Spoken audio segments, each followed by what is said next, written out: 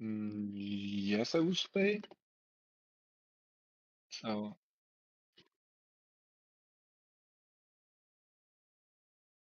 yeah. Yeah,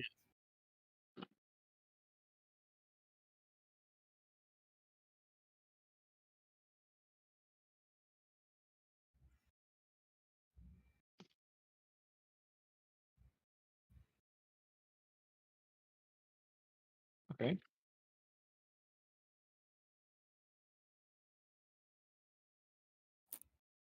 Yep.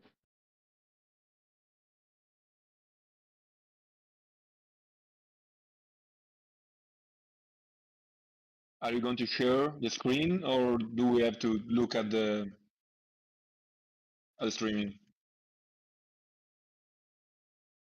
Yeah.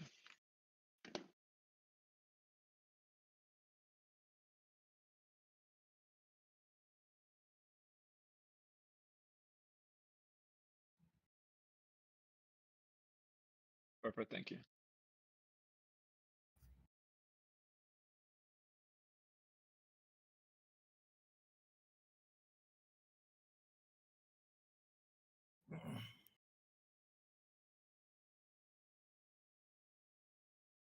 they're nice. Yeah. At the moment, the results are exactly the same for both of them.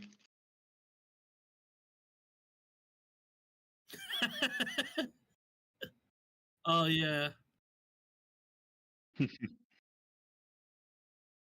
Yeah. Question. Are you sure that the results are correct? Because they did 217 first at Utrecht. Both of them is very strange. Yeah, but both of them have the same achievements. Yeah.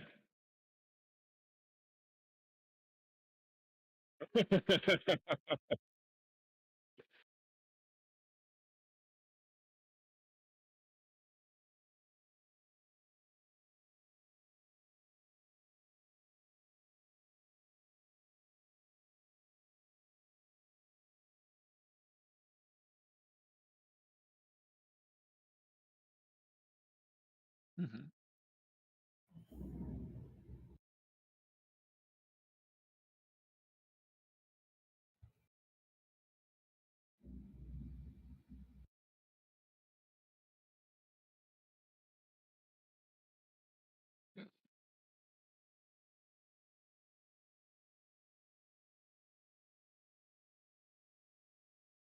Okay.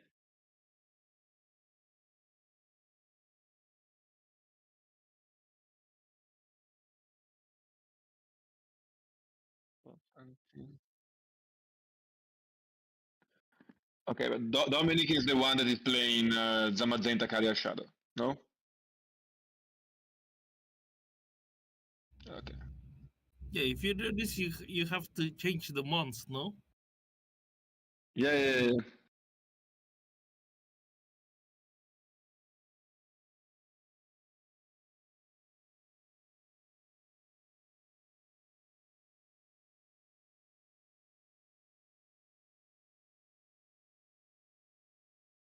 Dominic.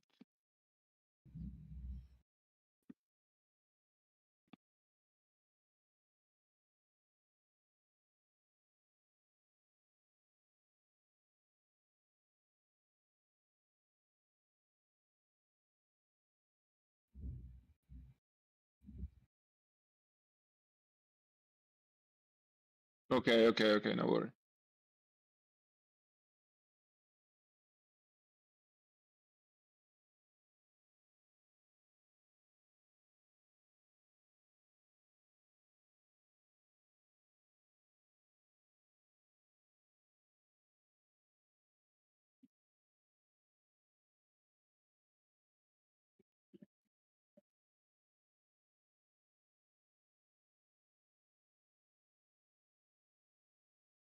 Yeah, you're correct. Yep.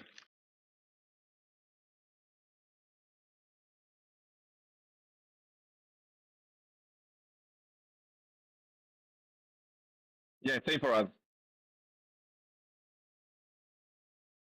Thank you. Wait, See you. wait, Same to wait. you. It's Nitera.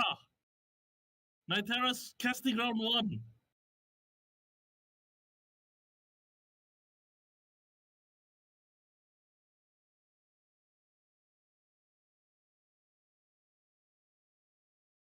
Let's go. Yeah.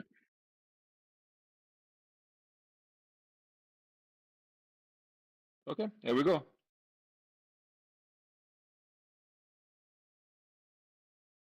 So I would say welcome to the Belgium Hall of Fame. This is round one, and good morning from me, Manabu, and from Aldrich here. Hello, hello. So first round is Dominic Melentin against Konstantin Klose. Sorry in advance if my pronunciation is not perfect. So we can see that both of them have some results from locals in Ghent, and then they did some top 264 in Utrecht, a good top in Stuttgart for Konstantin, and even a top 64 at Ewik for Konstantin. So we cannot see the teams from the video, but Dominic is playing Tyrex Shadows Magenta, the very standard team from the Japanese Nats. So with Smirgol, Tailwind, and stuff. But now we start with the team from Konstantin. Okay, so which is the double bike team by Eternal Snowman, right, Haldrik? Yeah, by dang, I forgot ESM's real name, but Michael Zhang, yeah. I think, Michael no? Jang, Michael Jang, yeah, Michael Jang. And yeah, we Very can cool see that team. is very unusual team, I would say. But yeah, nice to see at this in this tournament. I'm very curious to see how Konstantin is going to play this team because it's very difficult. No, it's this kind of team that only the creator, no, usually master. Yeah, maybe, but then like it seems good versus Dominic's team, unless the counteract shadow can get.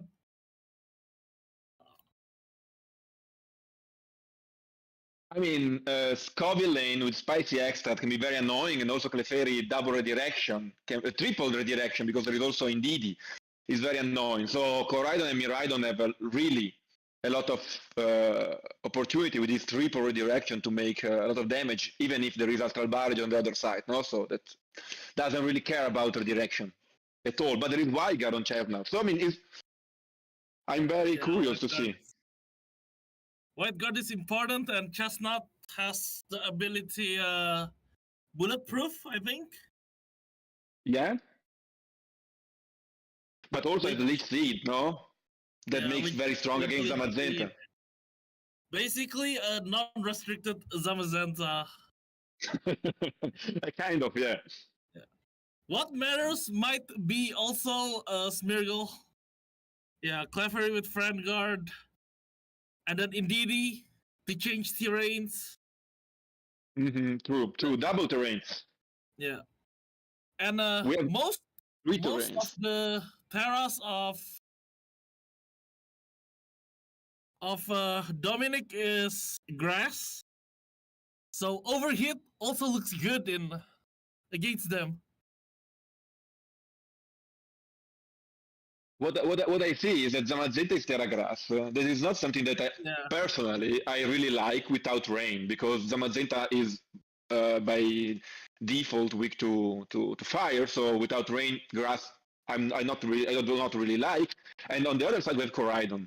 So this is something that Dominic for sure have to take into account. Yeah, the logic of Terra Grass Zamazenta is usually to block force or redirection. In this case, the Rage Powder of Scovillian. So yeah, sure.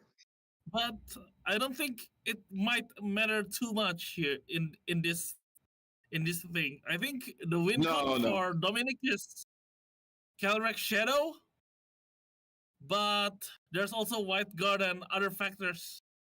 I think it's a 50-50, to be honest.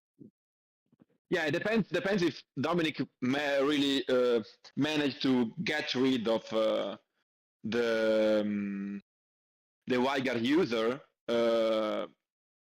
in the early game. If managed to do that, Carrier Shadow can win just doing Astral Barge probably.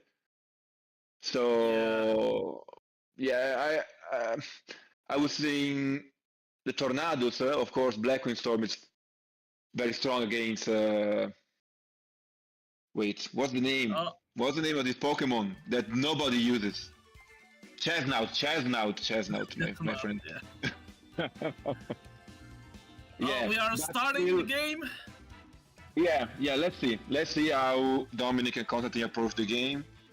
We can see from the perspective of Constantine.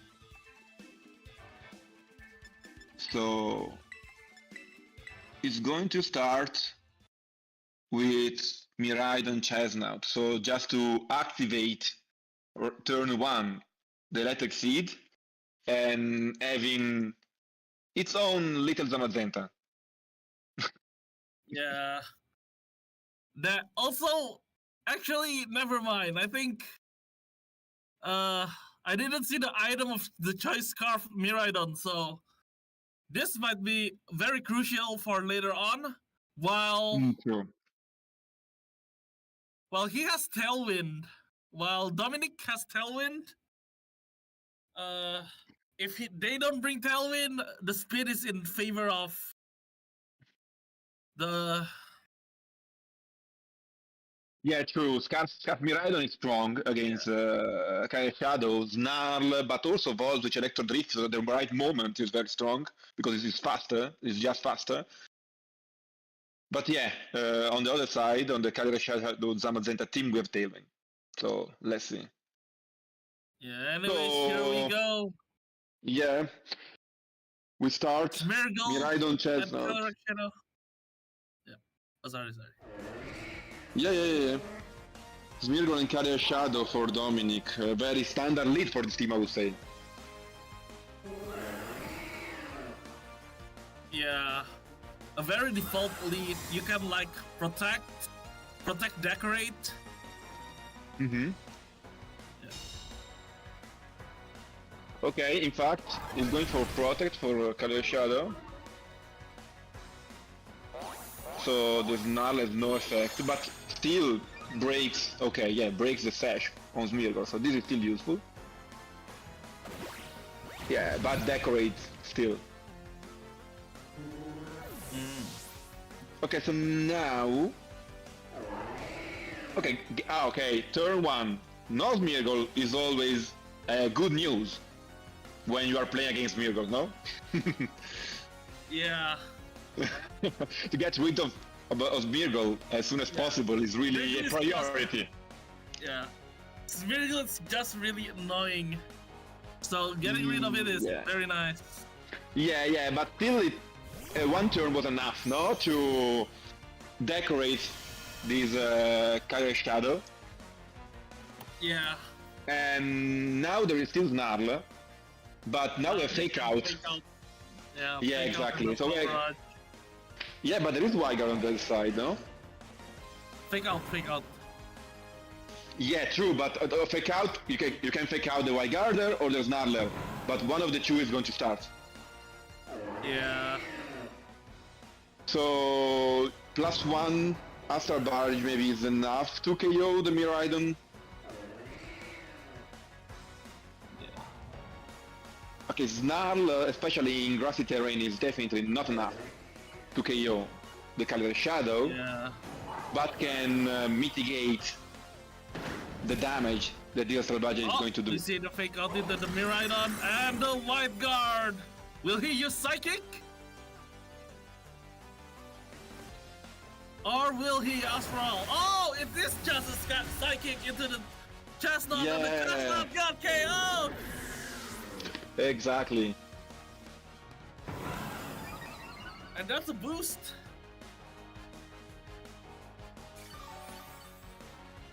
Yeah, this was not completely free in the sense that Chestnut had Protect, Spiky Shield, to be precise. But yeah, you cannot really protect here, no, because fake out Astrobari, fake out Psychic on Miraidon, otherwise was a threat.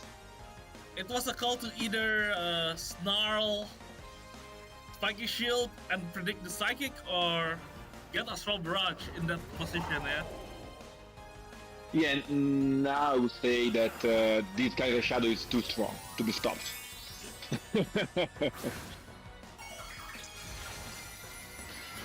Okay, unless the Koraidon can survive one Astral Barrage.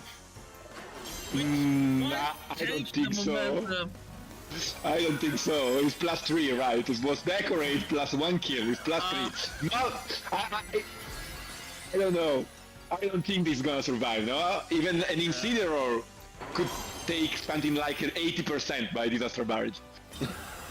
Oh, it's a Protect! Yeah. So, Snarl, Killua, and his partner gone. Flame charges into the Rillaboom, getting the spell, speed advantage. Oh, that's true. That's true. The speed advantage is very important here. So I think that this turn was too passive. There was no reason, I think, to protect. Okay, Snarl, but Snarl is not a KO here, no? Yeah, it's still super effective, I guess. Oh, it's still super effective for pair. Okay. Okay. It's makes sense if you have Tailwind, yeah. It's a freer to Tailwind and Astral Barrage now. But you follow me, no? If there was no Tailwind, if there was no Tailwind, no, giving a free turn here to set up the Flare Charge, now you have two Pokemon that are faster, no, than your Kyler Shadow. This was not a good move. Now, if you have Tornadus in the back, now makes sense because you can just Tailwind, Astral Barrage, everything. Yeah, and he's locked to Scarf, so there's only Snarl to click and Flare Blitz. And hope the opponent doesn't click the Tailwind button. Yeah, but I mean, hope is not really... I mean, every time that I hope something VC didn't really work in my life, so I wouldn't expect. Unfortunately, Tailwind is clicked, and now it's Calyrex Shadow's Nation just KOing everyone inside. This is the only thing that could happen. And a Calyrex Shadow +3 clicks Astral Barrage and attack first. Yeah, it looks like reps unless there's something we don't know. Alright, so I think that we can really start that Constantine can start to think about the next game, because at this point it's just Astral Barrage into Astral Barrage. Even just one Astral Barrage is enough to double KO. I guess he can protect Blickwind this turn. So that but there's no... Why you should protect Blackwind? So you can just Astral Barrage. Nah, because protect and then you Astral Barrage here. I think that Dominic can just click Astral Barrage and this one. Yeah, and then Constantine could overhit KO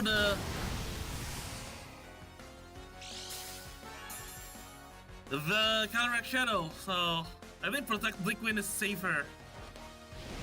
But I don't think it will matter. Oh! Okay, well, good enough. Oh, that just survives, I guess. Blickwind. Now we know that the Scovillion is faster than the Tornadus in speed because of this info. Yeah, true. Yeah. It might matter for game 2, but yeah, game 1 goes to the Astral Barrage machine. This was very important. I don't know if it was more important for Dominic or for Constantine, but from the Constantine point of view, the most important thing now is to collect ideas and try to think another strategy, because we saw that if Smeargle managed to decorate Calyrex Shadow, I mean, In Tailwind can be just an Astral Barrage gameplay. Yeah. Uh, yeah, the key is Chestnut. So the quote unquote 50-50 into psychic into the Chestnut or getting Astral Barrage would be the key. Which Dominic kind of called it right in the game one to seal the deal. Yeah, I agree. Let's see. But what else could you do? I mean, this time Constantine decided to go for a double restricted lead. Still bringing Chestnut, which is the white guarder, so that makes sense. And the last one was Scoville Lane again, right? Yep, it's another. Yeah. It's Miracle. Same lead for Dominic. There is not really a reason to change, no? Yeah. Snarl, Flame Charge. Yeah, Snarl Flame Charge, I think that is a good play here. Yeah. But, yeah. Then, the problem is then you Tailwind, right? Tornadus is at the back, pressuring. But Snarl Flame Charge is also true that if you want to set up and you are not going to decorate, you have to Nasty Plot. Nasty Plot means a free turn, and Kotatin can put a lot of pressure in this turn if you want to set up, no? With a lot of threats. So, exactly, Flame Charge, Terrafire. So, do you expect Fake Out from Smeargle this time, or...? The Smeargle or the Counter Shadow? It is also hard to click. I think that Smeargle... Oh, we just need a Terror now. Yeah. To resist the Snarl, of course. Yeah, to resist the Snarl. Very, very smart. True. On the other side, you have to be very careful, because then now, after the Flame Charge, Close Combat or Collision Course is super effective. Of course, there is Tailwind in the back, so... He just chooses to follow me. Okay, to follow me Nasty Plot, probably. Yeah, Nasty Plot. And then you click the button we all love. Yeah, Nasty Plot. This is what I was saying. So, if you Fake Out with Smeargle, you can stop one of the two Pokémon, but Nasty Plot is not that free. Because if Kotatin is gonna play Electro Drift or Flare Bullet for a reason, your Calyrex Shadow do Nasty Plot and explode. Yeah. Decorate wasn't free. It's a good follow me Nasty Plot. And now it's we +1. And here we go with Calyrex Shadow best friend. Yeah. What is better than a Tailwind Water Spout? Manabu. I remember Water Spout slightly different, but yes, it's the kind of same. It's called Tailwind Astral Barrage. Yeah. Let's see. I think that Koraidon is gonna die by Astral Barrage +1, but maybe there is a hope for Miraidon, don't think so. It's +1, it's not +2. Yup, here we go! Yeah, this was very easy to predict, but very hard to counter. Yeah. Thank you, Pokemon, for this move. No, yeah, but... okay. As I said, you can survive, so have some... Great Gnarl! Have some decent investments in special defense, so it can survive Astral Barrier +1 and Snarl. So now Calyrex Shadow is +0. Yeah. So no Nasty Plot. Now you can like Flame Charge again. Yeah, but still remember that Astral Barrier is going to start. Yeah, but it's as the first move, and then I think you'll survive. I think you'll survive and be faster than the Tornadus.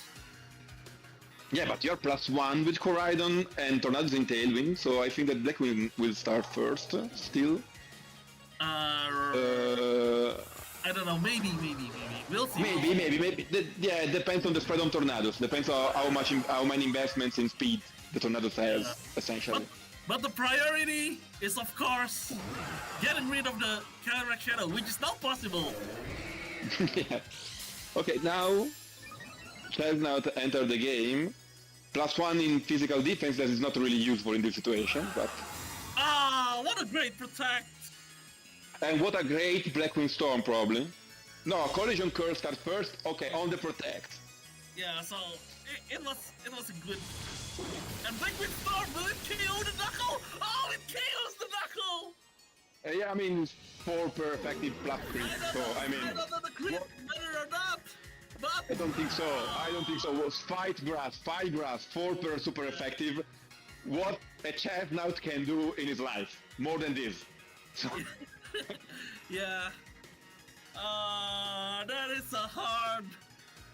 It's really hard to play against a Tailwind, a Storm Barrage, Blackwing Storm Protect all day, every day. Yeah, it's an hard task, and I would say is what you expect when you bring some team that is off meta.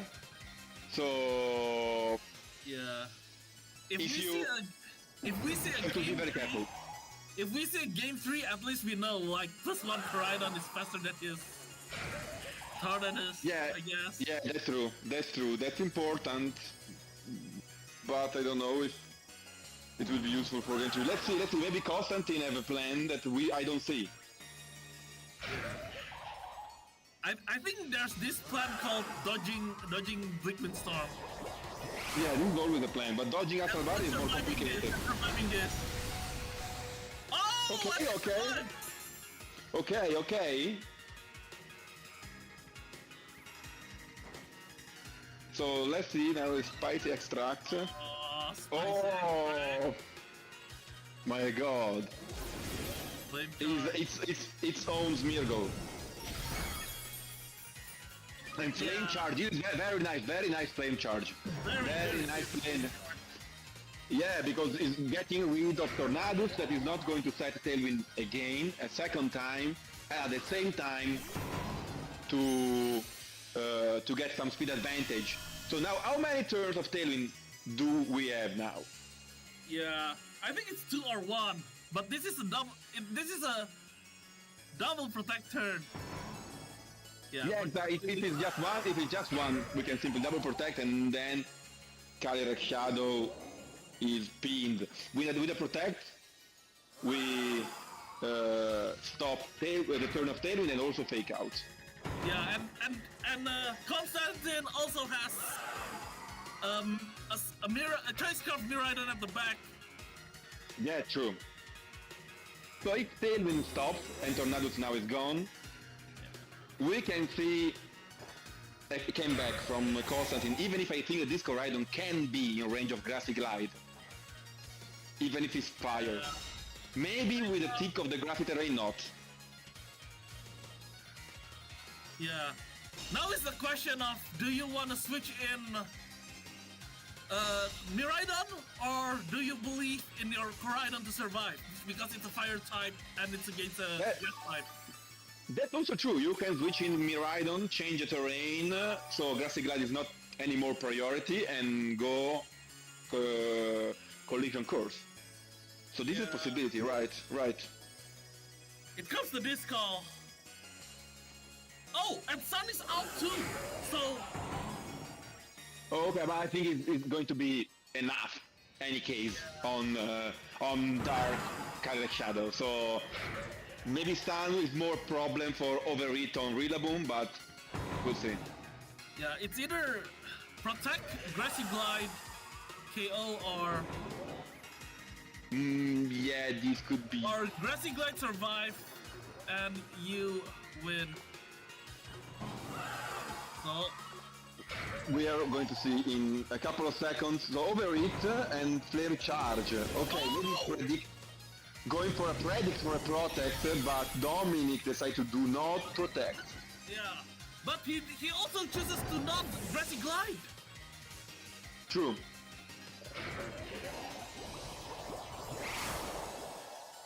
And this is a double KO, I would say.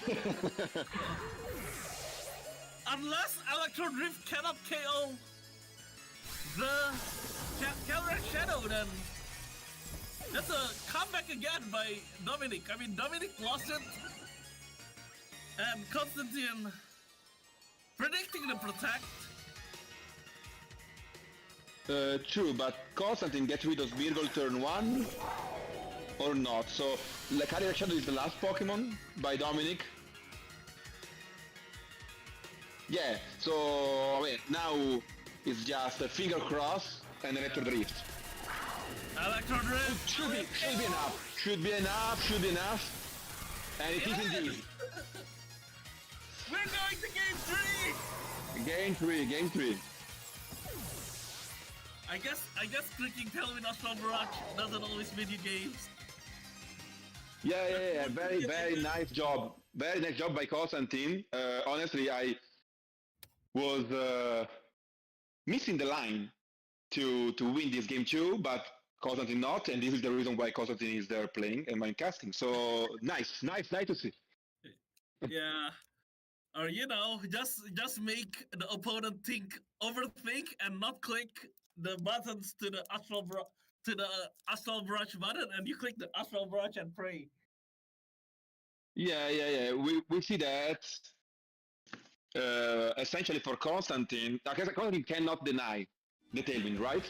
So, but still, if you manage to stall the tailwind and get rid of tornadoes before he set the second tailwind, then there is hope for win the game. Yeah. Yeah, because in order to set up the Kalido with nasty plot or decor, it doesn't really matter. But in order to do this, Dominic have to put a lot of resources, no? Like one Mon, Smeargle. One sacrifice. Yeah. And consider that this game, Constantine didn't use Chestnut at all, because Chestnut was switching on a Blackwing Storm. On a Blackwing that connected. Yeah. If this Blackwing Storm would have missed, probably the game was even easier, because then you have the... It's going to go to mind games. Yeah, so it's not completely free. So let's see now. Let's see. Okay, completely different. Delta turn this time. All different from Dominic, and then double restricted lead again for Constantine. You know what's good versus this, Manabu? Chestnut looks really good here. Chestnut looks really strong here, yeah. So in here, either you fake out the Koraidon or the Miraidon, so the Miraidon cannot fault switch, but Constantine can always flame charge and fault switch here. Yeah, if I was Constantine, I would never protect the Koraidon here. There is not really a reason, no? So yeah. Koraidon is not really under any pressure, and instead he's going to put a lot of pressure on both Rillaboom and Zamazenta, that as I said at the beginning, is Terra Grass. Yeah. And now we see the Terra. But fake out body press into the Koraidon is also the play for yeah. That's true. But then you can ball switch on Zamazenta. Yeah. And enter with Chestnut, I think, you know? Yep.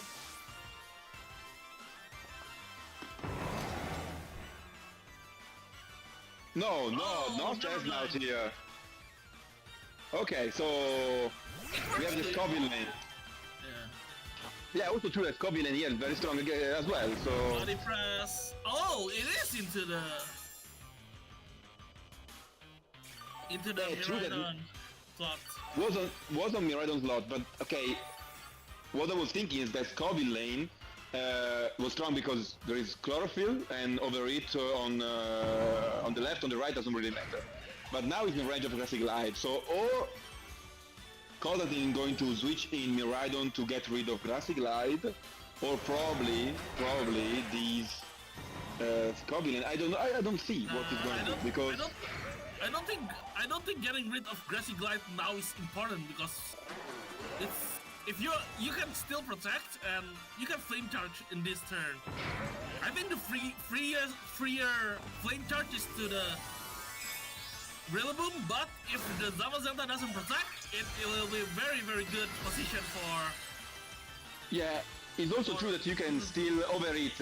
You can still overeat with Scoville lane, and if the Rillaboom is going to do Grassy Glide, this means that you waste one attack to get rid of Scoville lane, and Coridon is...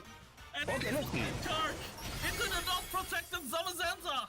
Oh, it survived! Okay, this +1 is important for late.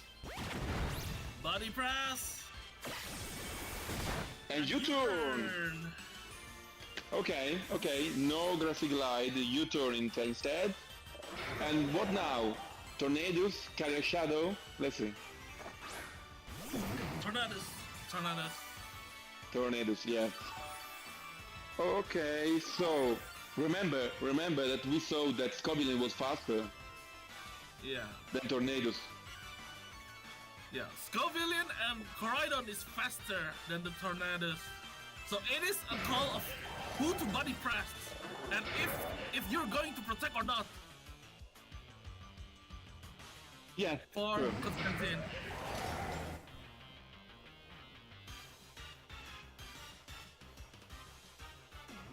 What you do? What would you do in this situation? I will click. Wait. I will click Rage Powder and Flame Charge, actually. Yeah, Flame Charge is enough. Okay, that is really risky. Tailwind, body press to who? Oh! Okay. Without any Rage Powder, no? There was no Rage Powder. No, it was... And Constantine clicks... Constantine clicks, what's the name? But yeah, but no repile. There was no repile powder, indeed. Okay, so... No, it's a good to Miraidon. And you can just flame charge again and full switch. Yeah, now, if I remember correctly, Coridon is +2. So it's in Tailwind, essentially. It's fast... And Miraidon is faster than Tornadus. Oh. And Miraidon is faster than Tornadus, so you can essentially Vol Switch or Electro Drift to get rid of the Tornadus. Even Snarl maybe is enough, I don't think so, maybe. Yeah. But if it was enough, then you can actually... Here, because... You can kill Tornadus. You can 100% KO the Zamazenta. Yeah, with Coridon. But then, with Miraidon, you can KO the Tornadus and avoiding a second Tailwind, which is important in the late game. Yeah, full switch to Tornadus is really important here. They need to sacrifice the Rillaboom here. Yeah, I would do Volt Switch because there is Rillaboom in the back. Yeah. So that is Terra Fire, right? Yeah, and Flame Charge to the to the Zamazenta to be faster than Tailwind. I would do. My take is that I would do Flame Charge in Zamazenta, even if it's a switch it's a potential switch in Rillaboom. Oh! Yeah. Okay, he decided to protect. He went for a protect. Okay, +3 Coridon. My point was, if Dominic is going to remove Zamazenta from the field for a Rillaboom, which is a play that was okay from my point of view, still is going to lose the +1 defense on Zamazenta, so it's not really that strong anymore. So I can stay with that. Yeah. Do you think Oh, that Dominic have got a Shadow Rider on the back or not? yeah, of course. There's no way you are not putting Counter Shadow at the back. But I agree, it seems I like agree, too but late. I don't know. It seems too late I agree. now. Exactly, exactly. That's my point. I got a Shadow in late game. I don't think is at this point very strong because Kaiser Shadow needs the supporting cast like Smeargle, Tornadoes, or Rillaboom, whatever. And now Chestnut is looking like a boss here. That looks like a restricted Pokemon here. Yeah. He's looking directly, he's staring directly to Zamazenta, saying who is the real Wild Guard body press Pokemon here. I'm the better body presser, and I also and I have Spiky Shield and Leech Seed. Yeah. Are you able to release Zamazenta? Take this. Yeah. You can just click Collision Course and Yeah. actually, do you click Collision Course or do you click Leech Seed? I don't know. I would go for Leech Seed on Rillaboom, which is fire now, no? Yeah. Why not? But it's really whatever you're clicking, you're gonna get KO'd. You need to force some defense here.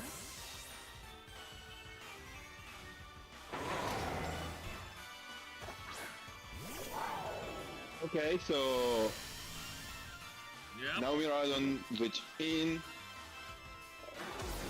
Flare Blitz. The Flare Blitz start on Zamazenta, and this is the KO, Yeah. I think. Gets It the is KO, and the recoil might be. Okay, the recoil might be. No, Oh, you still survive the YouTuber. mind.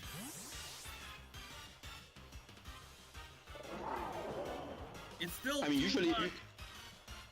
Koraidon is a very, very strong offensive threat, no? It puts a lot of pressure on the game, but still is going to suicide from a point of view, no? So Flare Blitz, close combat sometimes, so usually it lasts 1-2 turns on the field, and if it doesn't take the KO, it's useless. This game, we saw that Koraidon stay 3-4 turns, maybe more, on the field. Yep. So a lot of damage from this Koraidon. Yeah.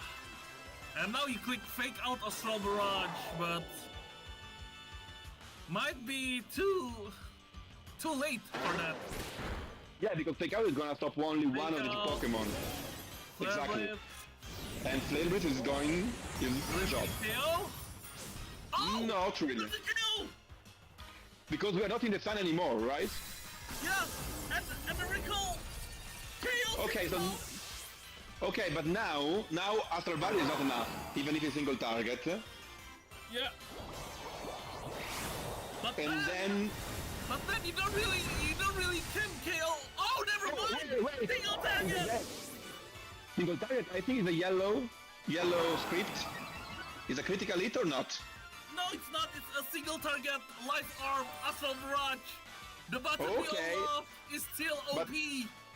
But Miraidon was full HP or not? And Dominic has came back. Yeah, it's full HP, I think. Okay. I guess it was a roll. Oh, This is wild, this is wild. this is a comeback. Just when we count him out, Astral Barrage is finding a way. Psychic U-turn. All day, every day. Now, a Woodhammer. Okay, very cool match. I thought it was completely done for Constantine, that his strategy starting with Zamazenta was bringing to not really to a good result for Dominic. Instead, after Barrage, solved the situation once again. Yeah, Psychic will knock out the Chestnut. Yeah, this is GG. Yeah, and Dominic will start this tournament 1-0. Uh, what a great game.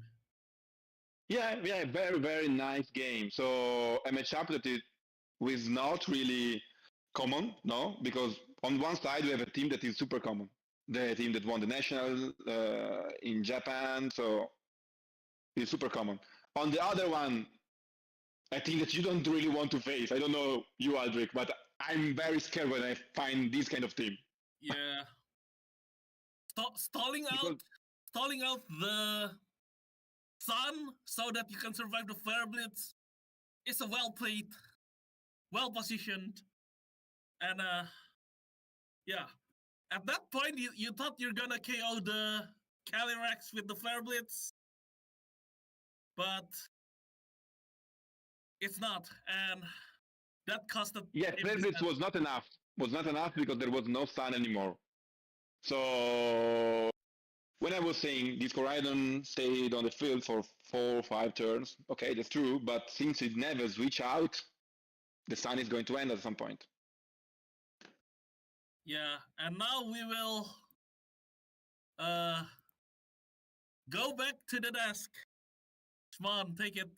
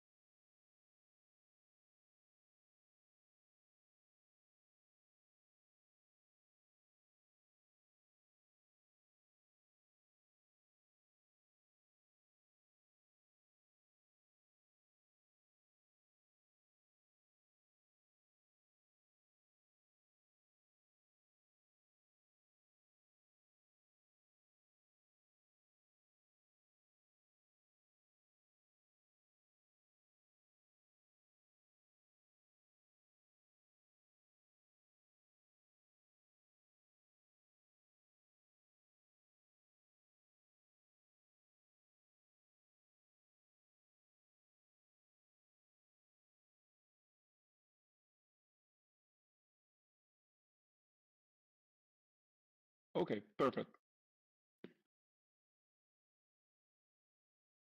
So I will go with round 2 with Matteo Bosmans and Apollo Eggman on the other side. Matteo is senior with some very, very Ooh. nice results. Yeah. Top 8 Yeah, we can Belgium, see. top 8 Lille, top 4 UIC, no cups, no challenges. Yeah. Just rush straight right I to guess the important turn. Important, no, I sorry, guess biggest tournament. he only played big tournaments like this tournament itself, Belgium Hall of Fame. Exactly. This gives the idea of how much is important this tournament, no? So it's very, Yeah. very. So, which kind of team they're gonna play? So Matteo is going to play a team that is very similar to the last one that we saw with Cagliari Shadow Zama, the Japanese Cagliari Shadow Zama with Tailwind. It's not exactly the same, but it's very similar concept. No decorate and triple grass Zamakali with Yeah, Tailwind. but still Tailwind, and still Smirgle. But yeah, not decorate is a huge difference. Then we have an anchor, which is another thing that is very annoying, and helping hand on Whimsicott that after a nasty pot can, erase everything on the field. Even in And Cinerone? even maybe not in one take, but Incineroar will not be happy to take it after barrage plus helping hand. And we also have 2 redirector, so a double follow me. So interesting team. Yeah. And On the other, Apollo. yeah. Look at the Kinda... Terra. Look at the Terra of Miraidon. Is it a bug? Oh, Terra Bug! Terra Blast! Terra Bug choice packs! Okay, so again, a more exotic team, but this is still is very interesting. So it's an heavy Trickroom team, no? Yeah, With some. that is new. Usually, Trick Room has Choice Scarf, Final Gambit, and Elia, but Yeah, right. we have Close Combat Shadow Claw Taunt, I guess. Yeah, usually this focus sash set on a Nilip was very popular in Regulation H, remember? When was Sash and Nilip with Town, Shadow Claw, no, maybe Rage Feast was, Close Combat, and Coaching, because Coaching was really, really strong in Reg H. In Reg I, we never seen, really, but maybe in this team, fits perfectly. Yeah, there's a reason. And we like to believe what they're cooking is good. Yeah. I believe that Apollo know what he cooked, and together with a Nilip, there is Choice Band or Shifu, which in Trick Room can be very, very strong. Yeah. And Edge's Button in Didi. Edge's Button in Didi is interesting to win the field, the terrain war, no? Yes. And Let's see. Okay. And you know what I don't see? Do you know what I don't see here? Tell me. An Astral Barrage immune immune mon. But you know what I see in the instead? Follow me and a Calyrex. This is the same. Different redirector, different Calyrex, doesn't matter. But they decided follow me plus a horse is a very strong leader. I cannot say that is not true. Yeah.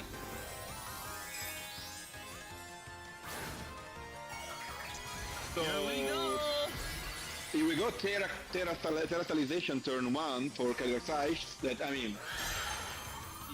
look at it, Terra Fire. Follow me. Wait. Yeah, because Eevee Cudgel.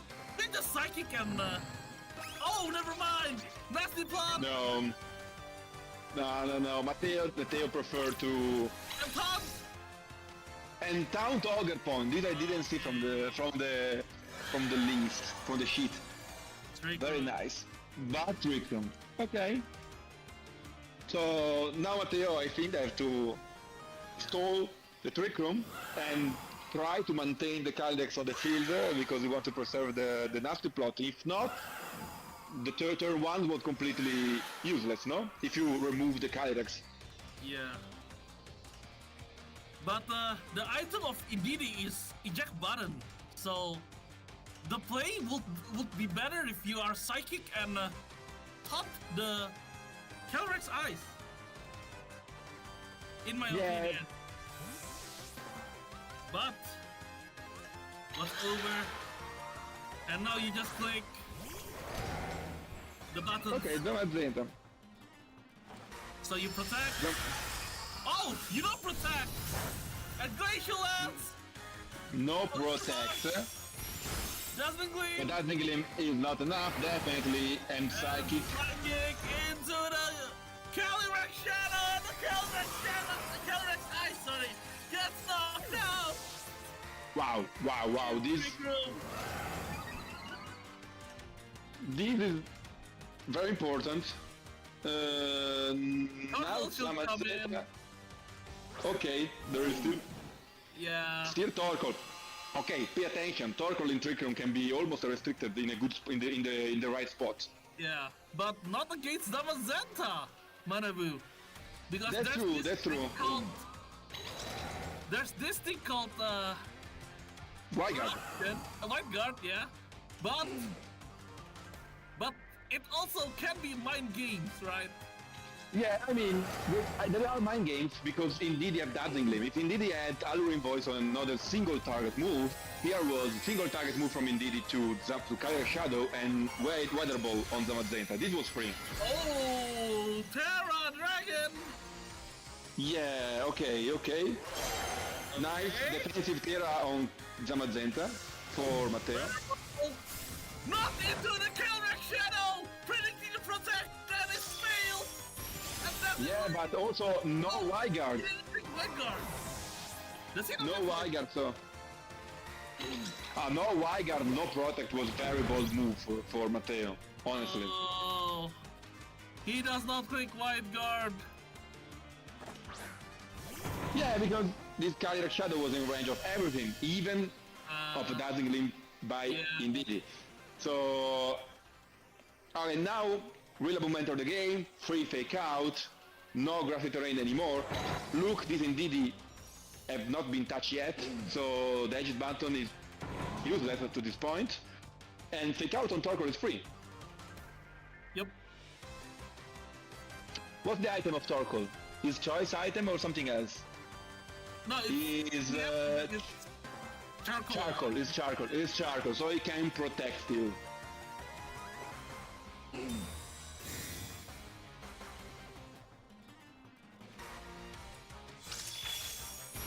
Oh, still doesn't gleam, still hits. Still Dazzling Gleam. And you turn. I mean, reject button will be on the fact.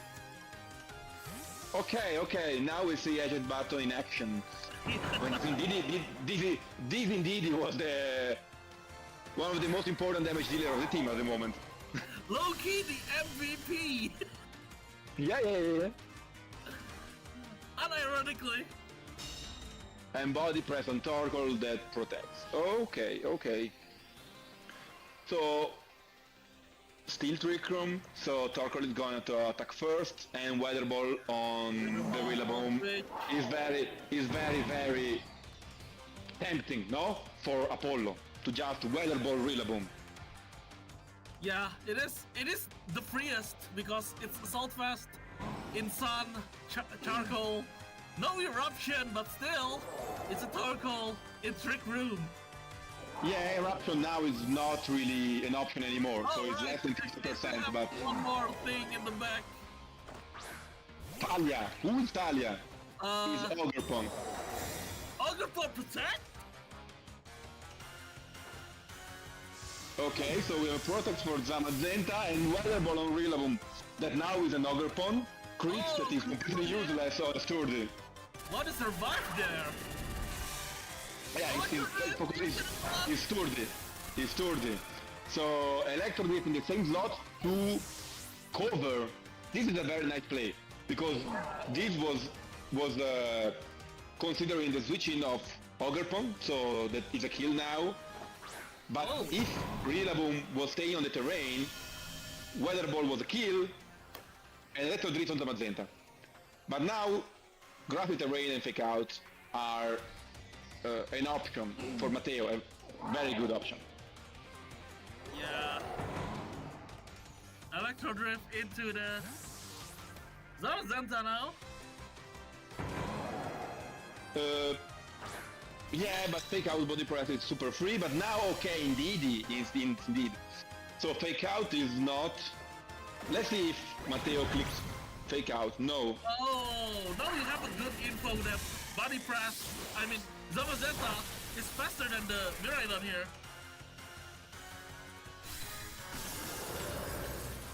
So it might also mean that the Ogerpon can be faster than the Miraidon. That's true. For the future. Oh, and Moonhammer! Critical hit! Whoa. But it's not enough. Was not enough. Yeah, and now you just click the follow me. Follow me, you can switch out, but just Electro Drift, I guess. Yeah, Electro Drift is not going to make a lot of damage. Oh, helping hand! Oh, let's see how much it is helping Electro Drift on Rillaboom Avu. Yeah, it won't KO, I think. Okay, still 40%, which is a good damage. Never. Plus the recoil. Oh, plus recoil. Will it bring itself to them or no?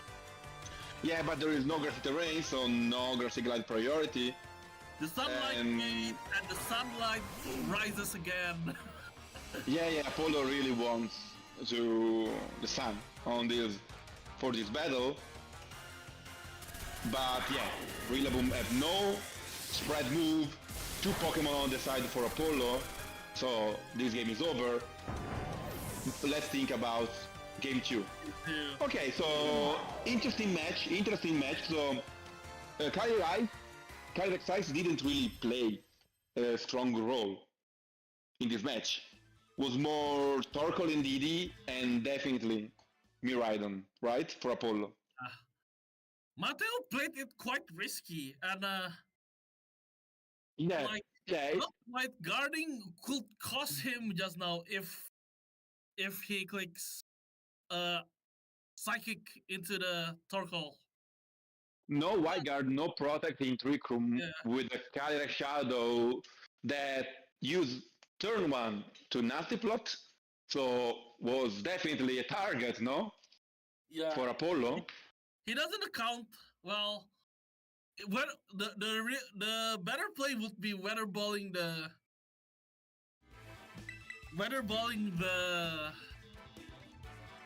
Kyrex Shadow and Dazzling Gleam, but still he chose to weatherball the Terror Dragon Zamazenta and doesn't get punished because of the no White Guard, I guess. Yeah, the Zamazenta Terra Dragon was relatively easy to predict. The weather was really was very important threat on Zamazenta if it doesn't Terra. So, and on the other side there was Kyrex Shadow +2. So I agree that maybe Weatherball on Kyrex Shadow was the most straightforward thing. Maybe Apollo decided to predict, and at the end he paid. So let's see what they are going to do this second game. So same lead for Apollo. I sneak peeked. And if you know eject button, why don't you just attack the Indeedee and then you just hit? But, yeah, the idea for Matteo, I think, was more to do not give Indeedee the pivotal role that you want to have, no? It's Shifu and no, okay, yeah. Okay, it's Urshifu Indeedee, not Kali Ice Indeedee. Good adjustment. Yeah, this is definitely different. But what will you do here? Okay, Apollo won the game on Trick Room. game 1. But Trick Room have been set by Kyrex. Now if you want the Trick Room, the only option is Indeed, you know? Yeah. So Indeed can set a Trick Room, because I don't think he's going to be knocked out by any double attack. So he can still set the Trick Room. If I were Matteo, I will Psychic. Oh! Nasty plot without follow me. Nasty plot in front of Choice Ben. Nasty plot, no Terra, no follow me. If this is a wicked blow, we can say goodbye.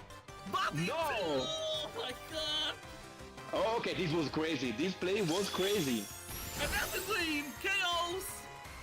Okay. Okay, Apollo definitely said, okay, Matteo is going to respect my wicked blow, so he's going to Terra, he's going to switch, he's going to do follow me, whatever. But no. But no. Matteo played very aggressive, no? We already saw, we already see. Now you get to Assault Barrage and Body Press. Okay, now Zamazenta entered the field, and okay, it can be a body press, but there is follow me. But Apollo decided to switch in Miraidon. Switch in Miraidon? Okay. And Trick Room, maybe? Nah, it's stunted, so... He's taunted, okay. It's a double switch. Oh my god, the double is my favorite move of the game! Click! This Yeah, but is really hard! Astral Barrage here is Astral Barrage double switch in front of a Carrier Shadow. It doesn't look good in front of Indeedee and Urshifu, but if you don't care about typing, it's the move called Astral Barrage. Oh, Yeah. he does care about the move. But it's still in a really good position now. Okay, to be honest, I do not really understand the psychic on Indeedee. In the sense, maybe it was a predict, probably was a predict. No. It is to pull out the eject button and then you click body press into the Urshifu, right? Yeah, but okay, body press in Urshifu is super safe. He's okay. He's super. Yeah. But It is a good thinking, but there's nothing stopping the Assault Rush button right now. True. I 100% agree. Yeah, like it's gonna be really hard, especially it's supposed to counter Shadow right now. And all of that just because Matteo decided to nasty plot in front of Urshifu single strike without any redirection. This turn was crazy and gave Matteo a lot of momentum, we can see. Risk plays gets rewarded at times, I guess. Yeah, true. Yeah. So Terra 5 for Kali Ice. Let's see if he's helped, but I don't think it will be enough. Of course it will not be enough because Kyrex is already 50% and Kali Ice. I think 0 attack, or maybe 1 attack. No, maybe 1 attack in 2 games. So there's a body press to eject you back out. Yeah.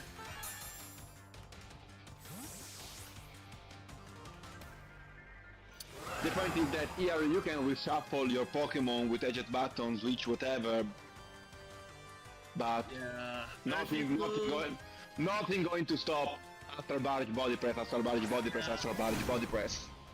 Well, in this case, Psychic body press. But I don't know. You can, yeah, Psychic body press. Yeah, you're right. But still, there's really nothing you can do though.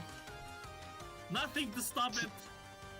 Yeah, helping gain Sucker Punch, but definitely is not enough on Terra Dark Carrier Shadow.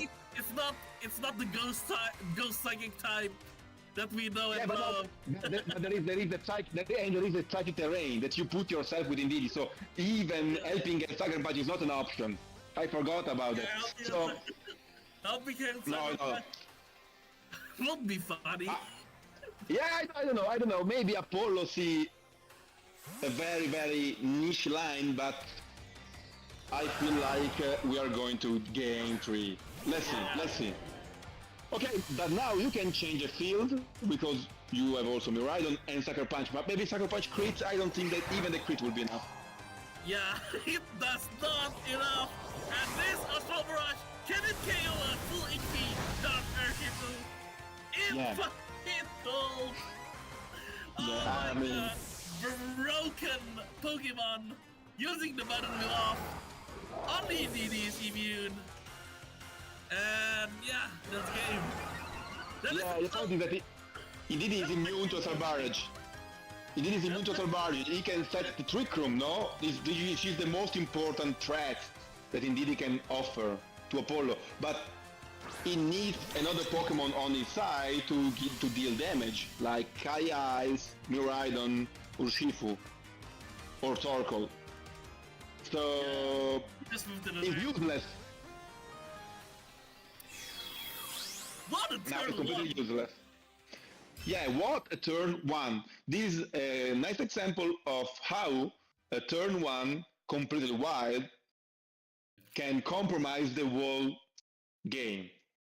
Yeah, If Apollo have click Wicked Blow, now we will tell a completely different story.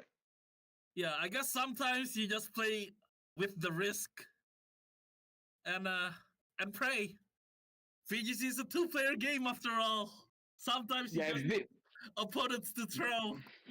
VGC is a game of mind game, so sometimes you have to take your risk. It's true.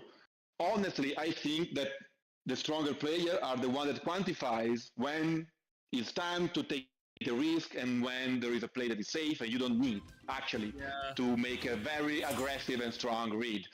I'm not completely sure that this was the case, but at the end of the day, it paid for Matteo. So let's see in game 3. They just instant click what they want to do. Oh, and it's a Virgil and Calyrex. Yeah, this demonic lead, Smeargle Calyrex. That we already see in round 1 by Dominic. And now Matteo is going to propose the same. Again, Redirector plus Calyrex on both sides of the field.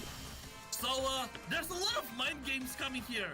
The first is like Psychic, Eject Button, Spore. The second one is to believe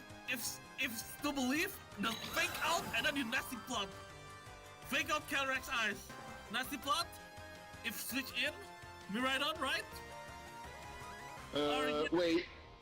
Okay, so you can hard. fake out Calyrex. You can fake out Calyrex Eyes only if you switch in Rillaboom.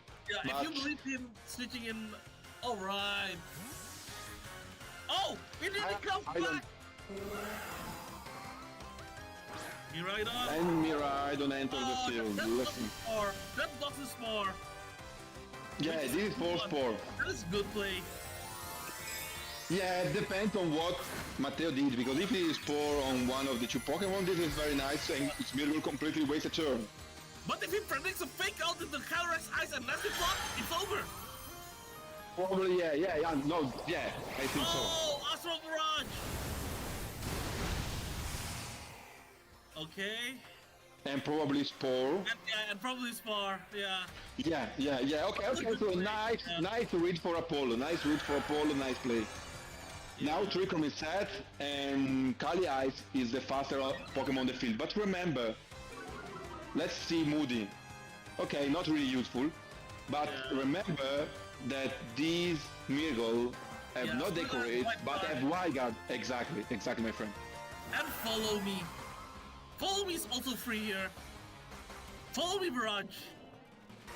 Yeah, also true that if you're going to make Wild Guard, so Calyrex attack first on Wild Guard, so nothing happened, but then there is Electro Drift or Volt which specs Miraidon on your Calyrex. And this is not really something that you would like to see.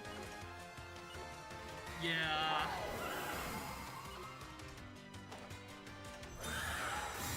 Oh! Okay, Protect for Kali Ice. And Follow Me. Okay, this is a good play. A good play because I think because the point is that even if you do Glass and Lens Electro Drift, Glass and Lens is not enough to get the KO. on Calyrex Shadow. Yes. No? And Electro Drift is going to be redirected. All right. So you sacrifice Mirgol, but you Astral Barrage at the end. Yep. But also this is a nice play, even if you waste, from some point of view, a turn of Trick Room. Let's pay attention to Moody, because it can be very dangerous. Yeah. Now you either click White Guard or follow me. I think a follow me is still okay, but yeah, okay, it's true that okay, follow me no, it's not okay here because Glacial Lens is going to start first. So kill Smeargle, and then there is Terra. So either you call the Terra or U-turn is nice. U-turn is actually nice. U-turn is a good. Wait. Oh, it got switched out. It is Zamazenta who wolfed them all.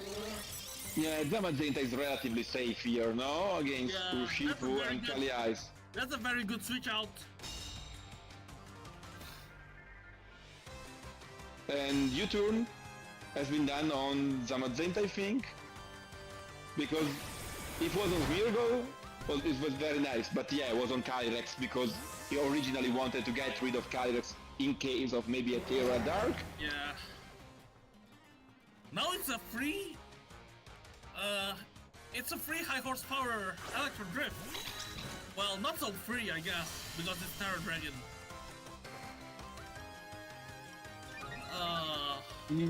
Yeah, that's true.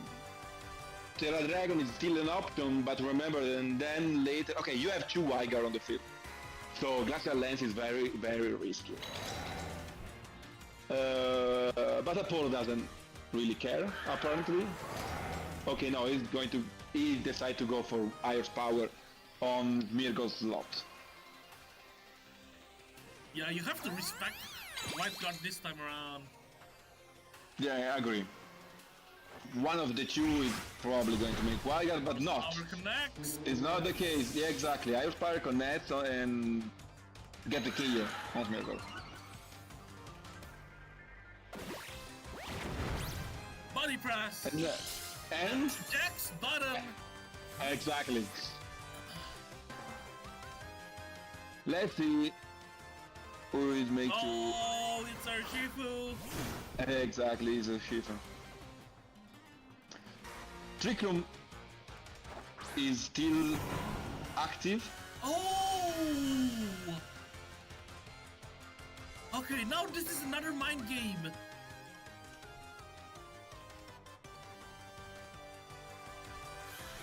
Okay. We have Actually, not Rillaboom. really a mind game, but like...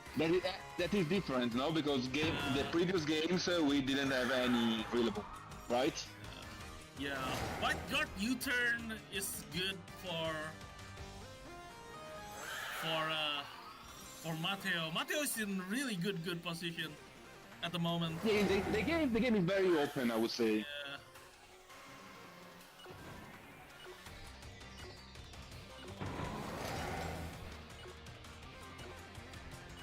There's only things to Yeah, and you can see that the big pressure there is, so the last seconds to decide the move. Yeah, indeed he's back. Okay, for fake out, of course. Yep. But then if you body press the Urshifu, then you look so hard now. But we still are in Trick Room, right? Or Trick Room is over?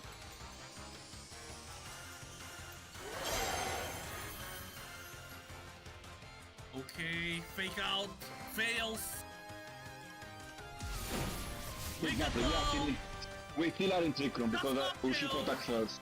And body press into the Urshifu.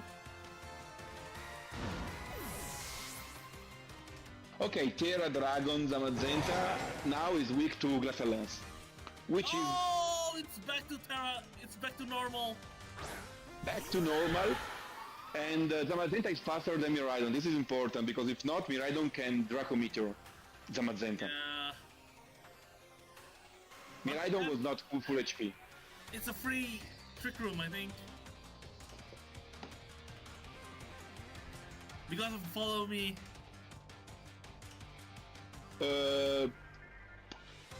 Let's see in defense. Okay, no, yeah, probably yes. It's a free trick room But then because Matteo can recycle fake out. Like body yeah, press. probably he can The great play. go for U-turn. Yeah, exactly, for U-turn. Maybe Glacial Lance would be Glacial Lance is also an option, but then you have all the Pokemon that are slower than Calyrex Shadow, and this is the problem. right. So that's the reason why Trick Room is very important here. And indeed, Trick Room Yeah, has been played. Still about the games here. Still about the mind games. Yeah, I mean, now Rillaboom can enter the field again, just to overwrite the electric field by Miraidon, no? Yes. But I think in here you have to cover with a Wide Guard, no? If not, that's a lens, and Rillaboom, boom, explodes. Yeah. White Guard, you need to Electro Drift or Draco Meteor. It's a choice. I probably would go for something like Draco Meteor in Zamazenta, I think. Just to get rid of Zamazenta. Zamazenta is so annoying here in Trick Room, because if there was no Zamazenta, Kali Ice was the MVP now. Yeah, it's still a hard position. Oh! He just uses the White Guard! And Glacial Lance connects! And enough because of a crit! This is very unfortunate. No, it's not unfortunate. Because, I think it was not enough. Electro Drift! If it survives... Oh, it does not survive. Never mind. If it survives, then Body Press KOs, and then you can recycle Fake Out, Body Press Protect, then White Guard, Mind Games. But why you said it's not too strong. But why you said it's not unfortunate? I think that was not enough, Glacial Lens. Or you think it was? Was almost full HP. This Calyrex was +0, right? Kali Ice? Yeah, I don't know, but it's like 50%, I guess. Okay. But now I think it's over. Yeah, but by the way, very nice play by Apollo that decided to go for Glacial Lens. Doesn't really matter, doesn't really care about Wyguard or not. Yeah. Matteo did not Wyguard. And Glacial Lens. Yeah. White Guard is still cover, but then Electro Drift into the slot is still going to cover it back. And Apollo wins the game too. Yeah, congratulations to Apollo, to him, because very nice game. Very cool team. Is something that is completely new, I would say. So we didn't really see this team in any other place. Yeah, and the match was very close.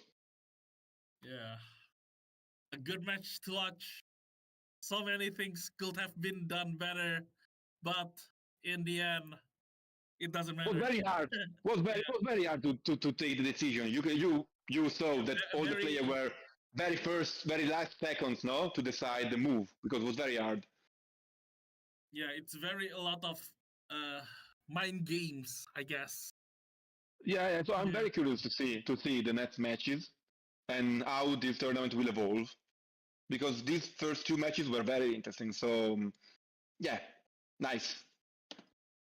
Yeah. All right. Okay.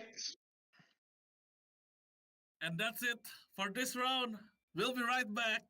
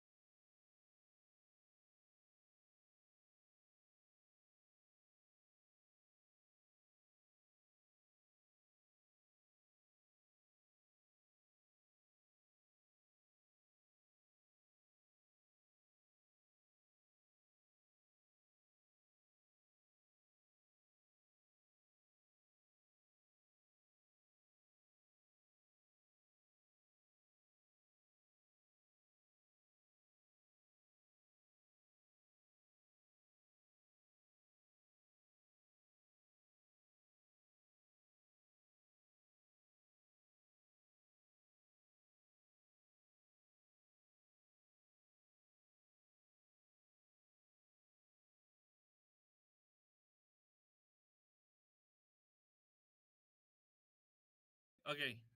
All right. Welcome back to Belgium Hall of Fame, round 3. This time around, I'm with Merit, top 8 in somewhere, regional, blah, blah, blah. Hello. So, in our round 3, we will have a Kyogre mirror in Pros versus Nick. Pros is a 6-3 in Stuttgart, 6-3 in Utrecht, and 6-3 in Dortmund.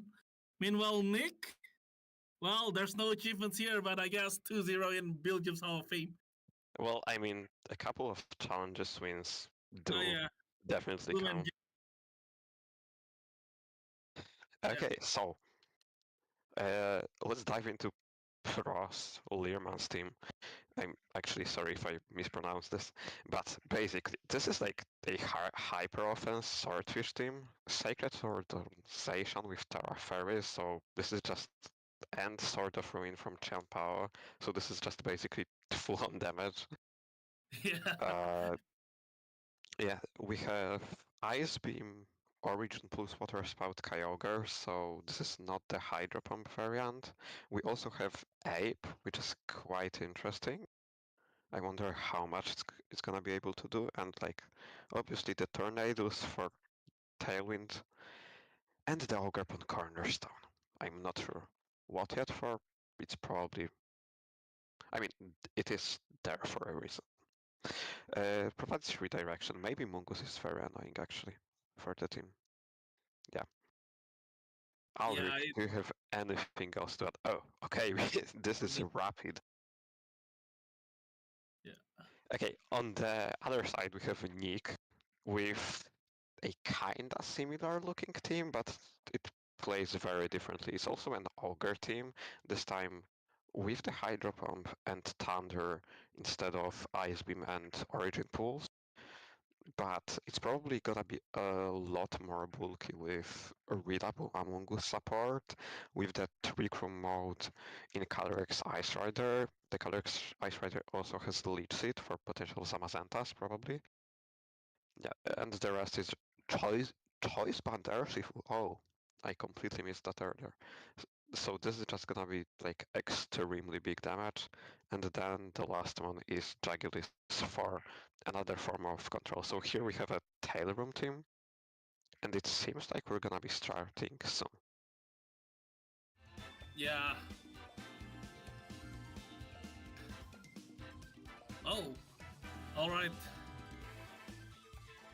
I think. Sorry. I didn't know. Okay, so what do we think is coming here from the side of Pros, right? I don't think Tornadoes is coming, right? Because like it doesn't want to tank a Glacial Lance or a Water Spout, to be fair. Yeah. And Pros team is already like faster than Nick's team, so maybe Nick will try to focus on the Trick Room mode, or will just try to outbulk the opposing team. Yeah, maybe Final Gambit Water Spout. Turn 1.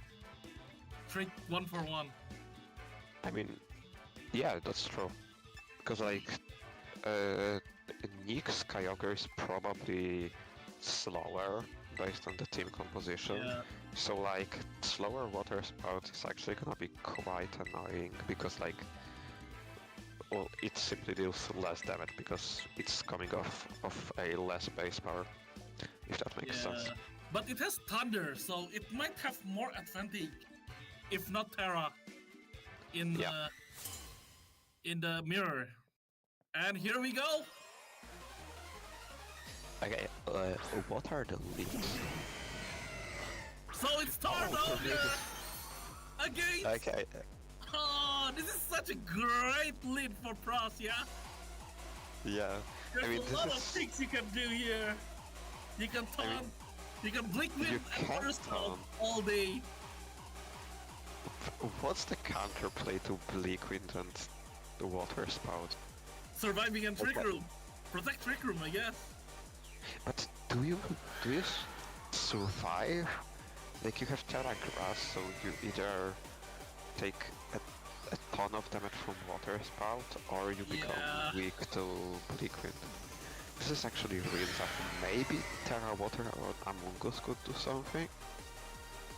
Nah, I But the think problem is if um, Cross calls it out with taunt, it's really it can bad. taunt water spout, it can liquid water spout, yeah. Decisions.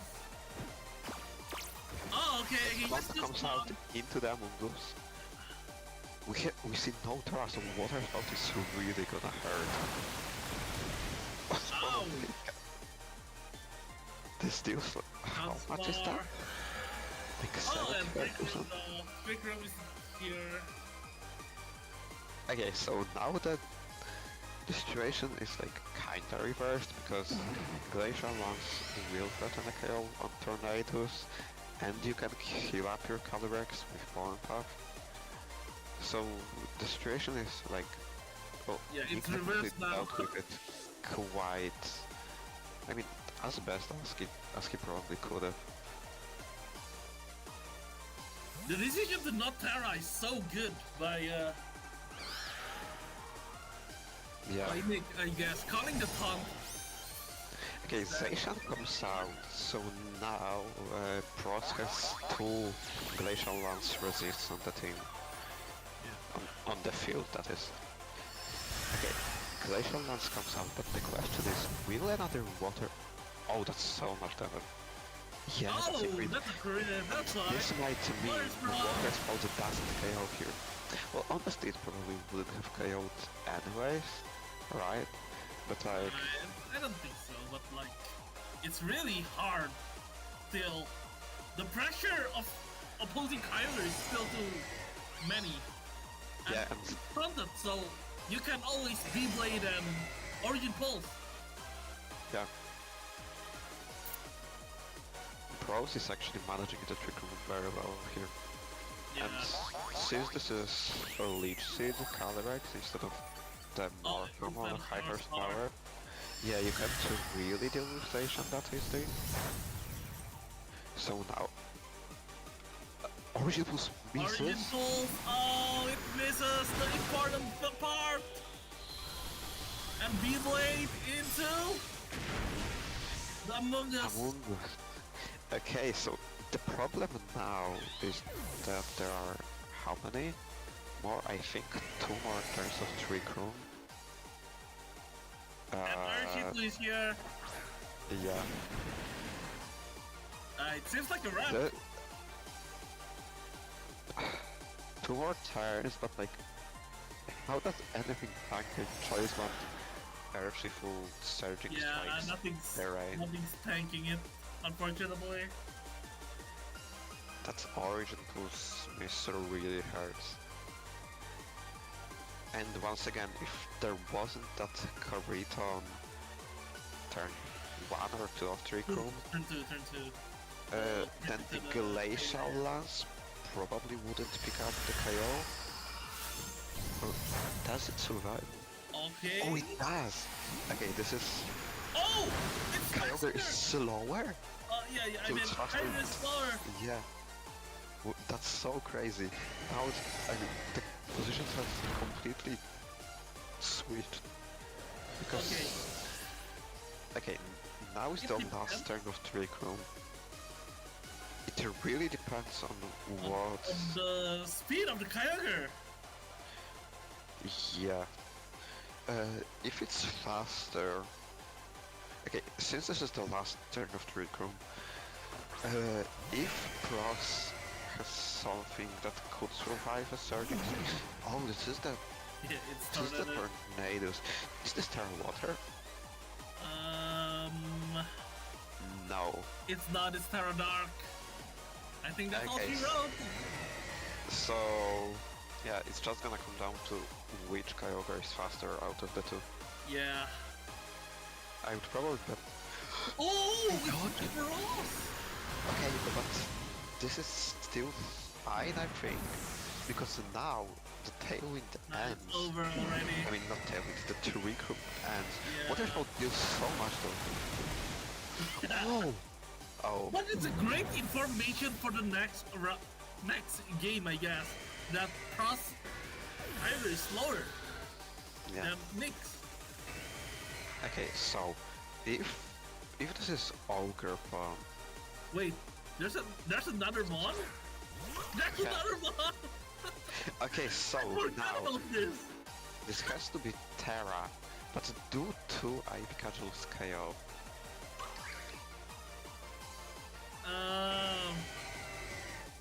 Things... I mean, with a crit, Nah, I don't think they so. definitely do. This is Terra. I mean, probably Spiker Shielding first, but doesn't hurt. But like, Yeah, Spiky you Shield. just call out the Terra, but you could also just Cudgel. This is power! Whoa! I think to But have it's a Hydro good Pump! KO. It connects. Hydro Pump the max! What would you do?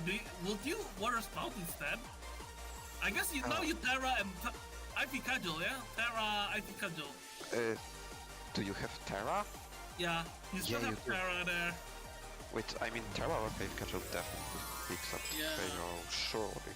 You hope about that crit, I guess. I mean Crit definitely picks up the KO.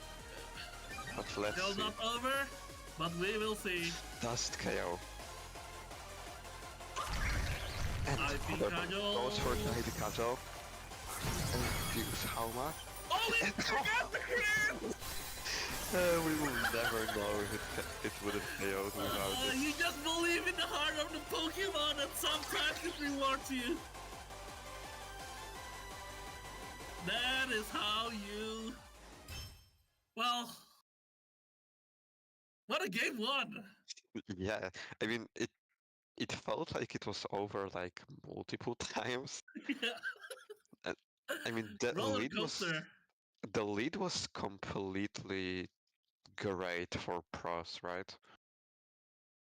Yeah, Yeah, but it's the mind games of Spore or Rage Powder, Blickwind, Water Spout, which I'm Terra. yeah, it's truthfully a 50-50 between Yeah, either Bleak Wind Water Spout, so that yeah, wins Earth Water Spout. into what Nick just did. And then you could also you also kinda have to cover for Protect Terra Water Spore. Yeah, Because Protect that Trick would Room be is very also an option, I guess. Yeah. But it's a great information for pros to know that the Kyogre is slower and he can survive in Trick Room. Yeah. I mean, what do they even Oh, do? good adjustment, I think. Yeah, that's a really interesting tip. Because now the the Kyogre is gonna be a really weird target to hit. Assuming this is gonna be the same weight from pros, Yeah. Bleakwind and Water Spout want to Unless... cut Oh! completely different lead. Now this is a very, very good lead by Pros. Annihilate will final gambit either one. And he just quick play rough into the... somewhere else, yeah? Yeah. Like... So like you could prevent Trick Room from ever going up. Yeah. Okay. I mean, this is a really interesting play, because basically this could just be a guessing game of which slot ape target, and then you could protect and do something else with the other slot. But Nick decides that like it's not worth the risk, and that he instead will switch in a boost protect, and if Final Gambit goes into the Calyrex slot, I think it will survive. Oh! Wow. That is a bold play! Yeah. Is he Beyblading? Oh, play rough. Okay, okay. But now there's a very big issue, because like, how do you deal with Rage Powder Water Spout? Yeah, you don't. The You, Among Us switching was protect- very smart. you protect and sack, I guess. Yeah. Not final gambiting is interesting, like for the coaching, I guess. But how can I mean, you? I see the idea because like after a defense boost, color Excite Rider will not do that much damage to your Zacian, and then you can KO Kyogre, and that's like most of the damage sources. We say protect, Okay. so pretty much expected. Yeah. Rage Powder does not redirect coaching, which is pretty weird honestly. I feel like it should. Maybe it should spar, but like it wants to protect the Kyogre. If in the case of the Kyogre, the Zacian wanna play rough the Kyogre, right? So Water Spout will knock out the Annihilate, but now you can switch in the The what? Ogre Pond. What's the... Yeah, if this is Auger Pond, then you could probably just go for Behemoth Blade and then like Ivy Cudgel, but there is another problem because Among Us can Terra if he Yeah. predicts the Behemoth Blade. This But could it's also a be plus smart, three. like, It's a +3 Zacian. Maybe you can play rough the slot, cover Terra, and then you power whip. but I think it would have to be Terra Fairy Play Rough to KO.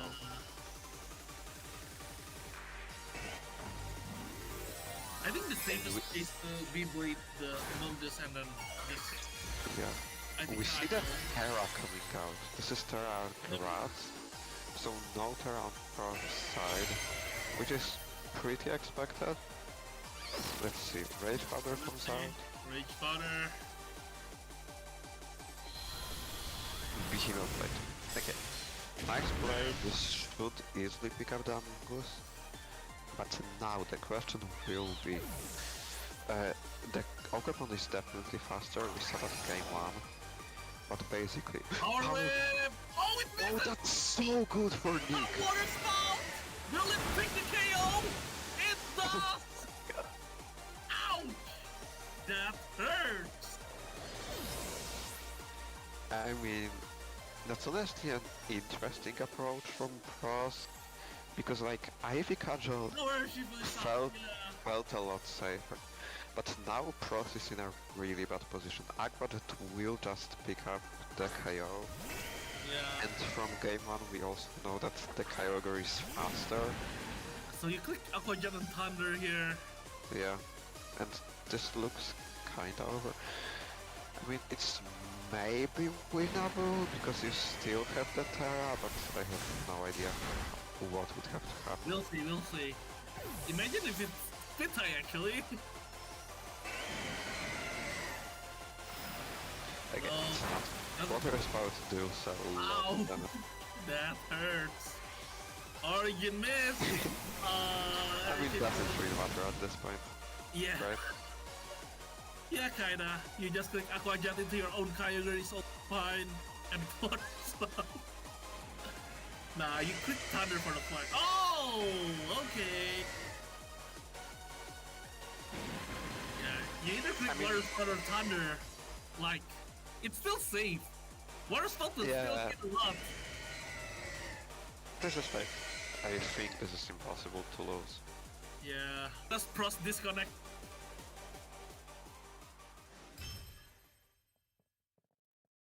Then, yep, it's a forfeit and we're going to game 3! Okay, so far, Frost has identified the lead correctly 2 times in a row. It felt like he had so much pressure on turn 1, but Yeah. Nick played very well around that. Yeah, it's a very well executed, like, protect coaching was made Among Us look so good, and then even if you final gambit right, you can just switch in Among Us again. Yeah, I think Among Us Kyogre is a good lead, or Kyogre Kali is a good lead, and then you see from there. Yeah.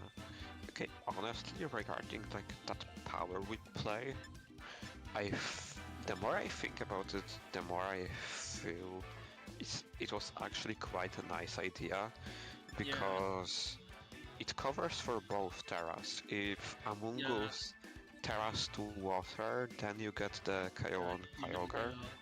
Yeah, but if it doesn't, well, then it's definitely just cost him the game there. I feel like if that Power Whip had hit, Zacian probably survives. Well, honestly, Zacian survives the water spout, but isn't it then in range of Aqua Jet from Merciful? Yeah, probably. No. Just now, what survives is the Ogerpon with Sturdy, right? I think if you're Nick, you also can have Jugglis, no?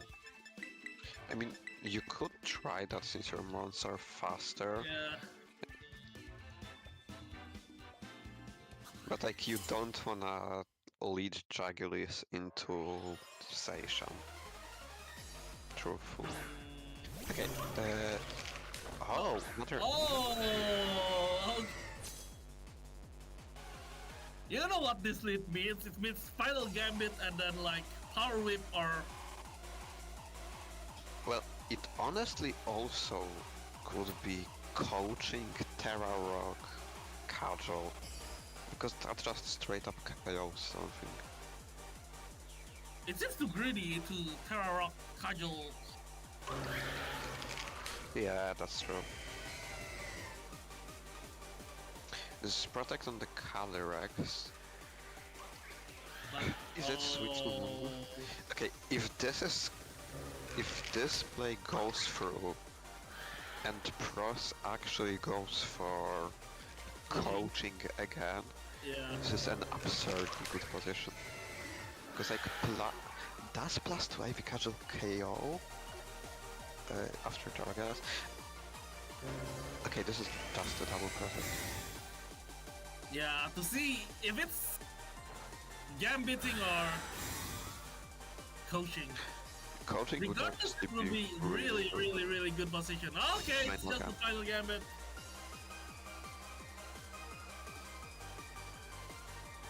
An IP Casual. Okay. Okay, but now the problem is for Nick, he can no longer protect, and both mons. Okay, I actually need to check the HP of Ape, but I think both ones drop to final Gambit.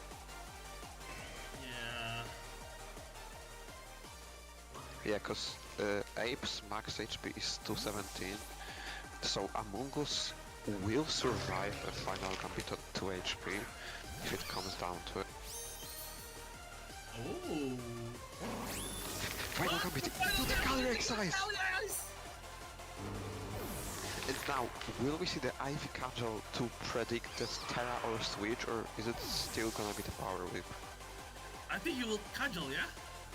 Cudgel. Double the... Oh, it's the Power Whip! That means the Rocky Helmet actually really hurts you. Now you can Terra, but you can now Terra the...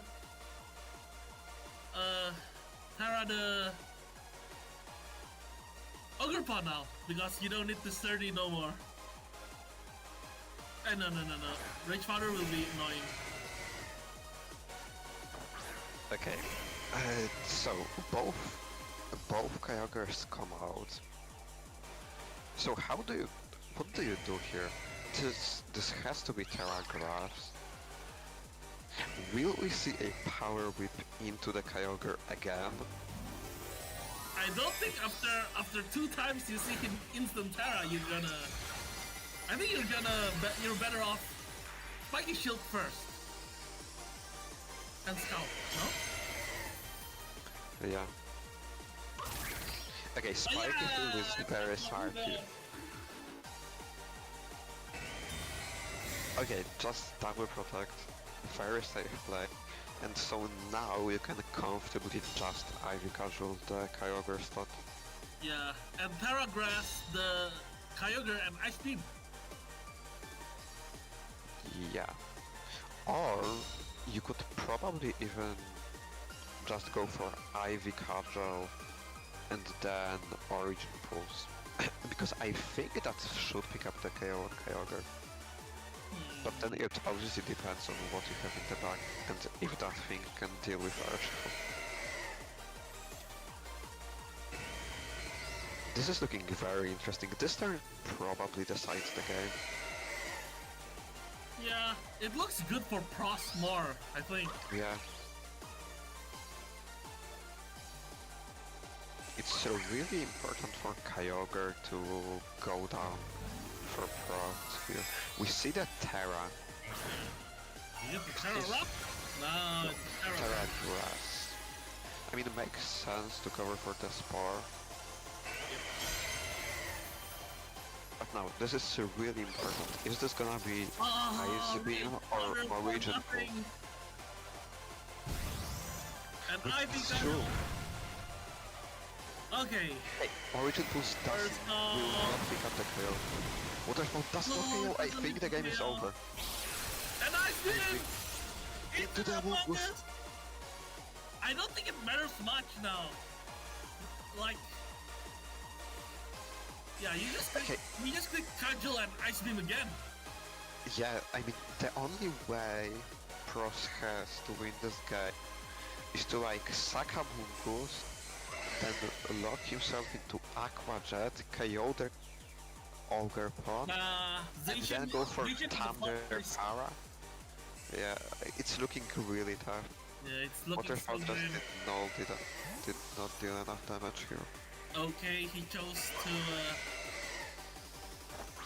switch into Urshifu. Spiky Shield! Spiky Shield!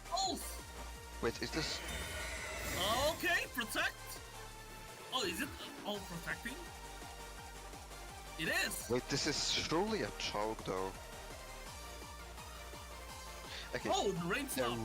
the rain ending is actually so good for Pros. Because now, I think... Nah, the Kyogre was never going down to a Hydro Pump. So this is probably just a double up into the Kyogre.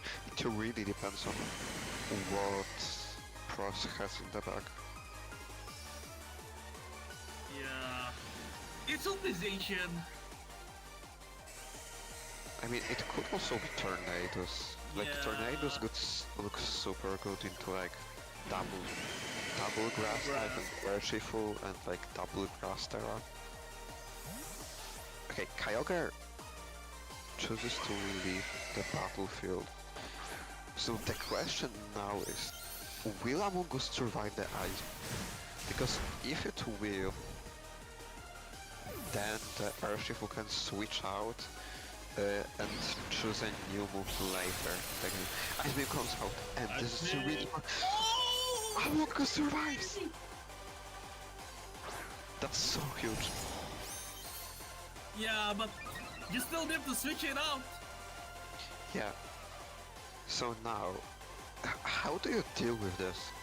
I mean, do you protect? Do you Rage Powder? So... Protect switching in. Maybe protect switching in. Because you really need one more Rage Powder, which is not this turn, right? Yeah, okay. Wait, how do you deal with this? I mean, you have to switch out the Urshifu. Yeah. For sure. You have to switch out, and I guess you pray for Origin Pulse miss. But Or not. wait, what Nick could do is go for Play Rough Ice Beam into the Kyogre, not Kyogre, Urshifu, to cover for the switch out. This actually does quite a lot. Play Rough. Wait. This is Rocky Helmet cheat. And the next Aqua Jet will be in. Water Spout! Waterfall. How much does this do? Ouch! Around 50. Okay, so the next one will KO because it's gonna be like Origin Pulse should KO. Yeah, now, but now you are in a position to rely on Origin Pulse. Okay, the real question is, will Pros... Okay, no, the real question is, Urshifu Choice Bound in raid has to somehow KO Station with the Aqua Jet. Nah, it will be next turn though. No way, right? Oh, Oh! what the crit! That's so massive! I mean, that's pretty much the only way to... When there is no way, crit will give, crit will take. Wait, but it's still not over. It's not over. Water's mouth. Okay, Oh, that's KO though. KO. It had to be something else. It had to be either Oh. like Origin. It had to be Origin. Aqua Jet. Hydro Pop of Destiny. Hydro Pop misses. It misses. Is this Origin Origin Pulse? Pulse. Misses. Misses Origin will be disconnected. Kyogre. It's 101. Another crit. This is incredible. Oh my god. What an ending. What's happening? A crit for a crit. It's roughly Aqua something Jet. that it what? Does it just KO? It's I surely. think it does KO. Yeah. Oh wow. Aqua Jet of Destiny. It does knock out the Kyogre. And Nick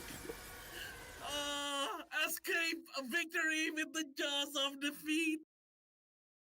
What a game! What a game! What a game! Yeah. I mean, that Urshifu really loved its trainer. You know, Grit what a has given and beautiful Grit way. has taken the games. Oh my. Prost stole Nick in game 1 with Ivy Cudgel crit. And then in game 3, Nick Yeah. returns back with an Aqua Jet in rain crit. Oh my. And then all the misses on top. And all the misses, man. Hydro Pump, Origin Pulse, it's all the same. They all miss. It's a give and take, I guess.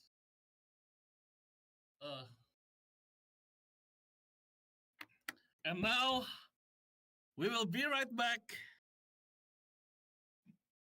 And see you later.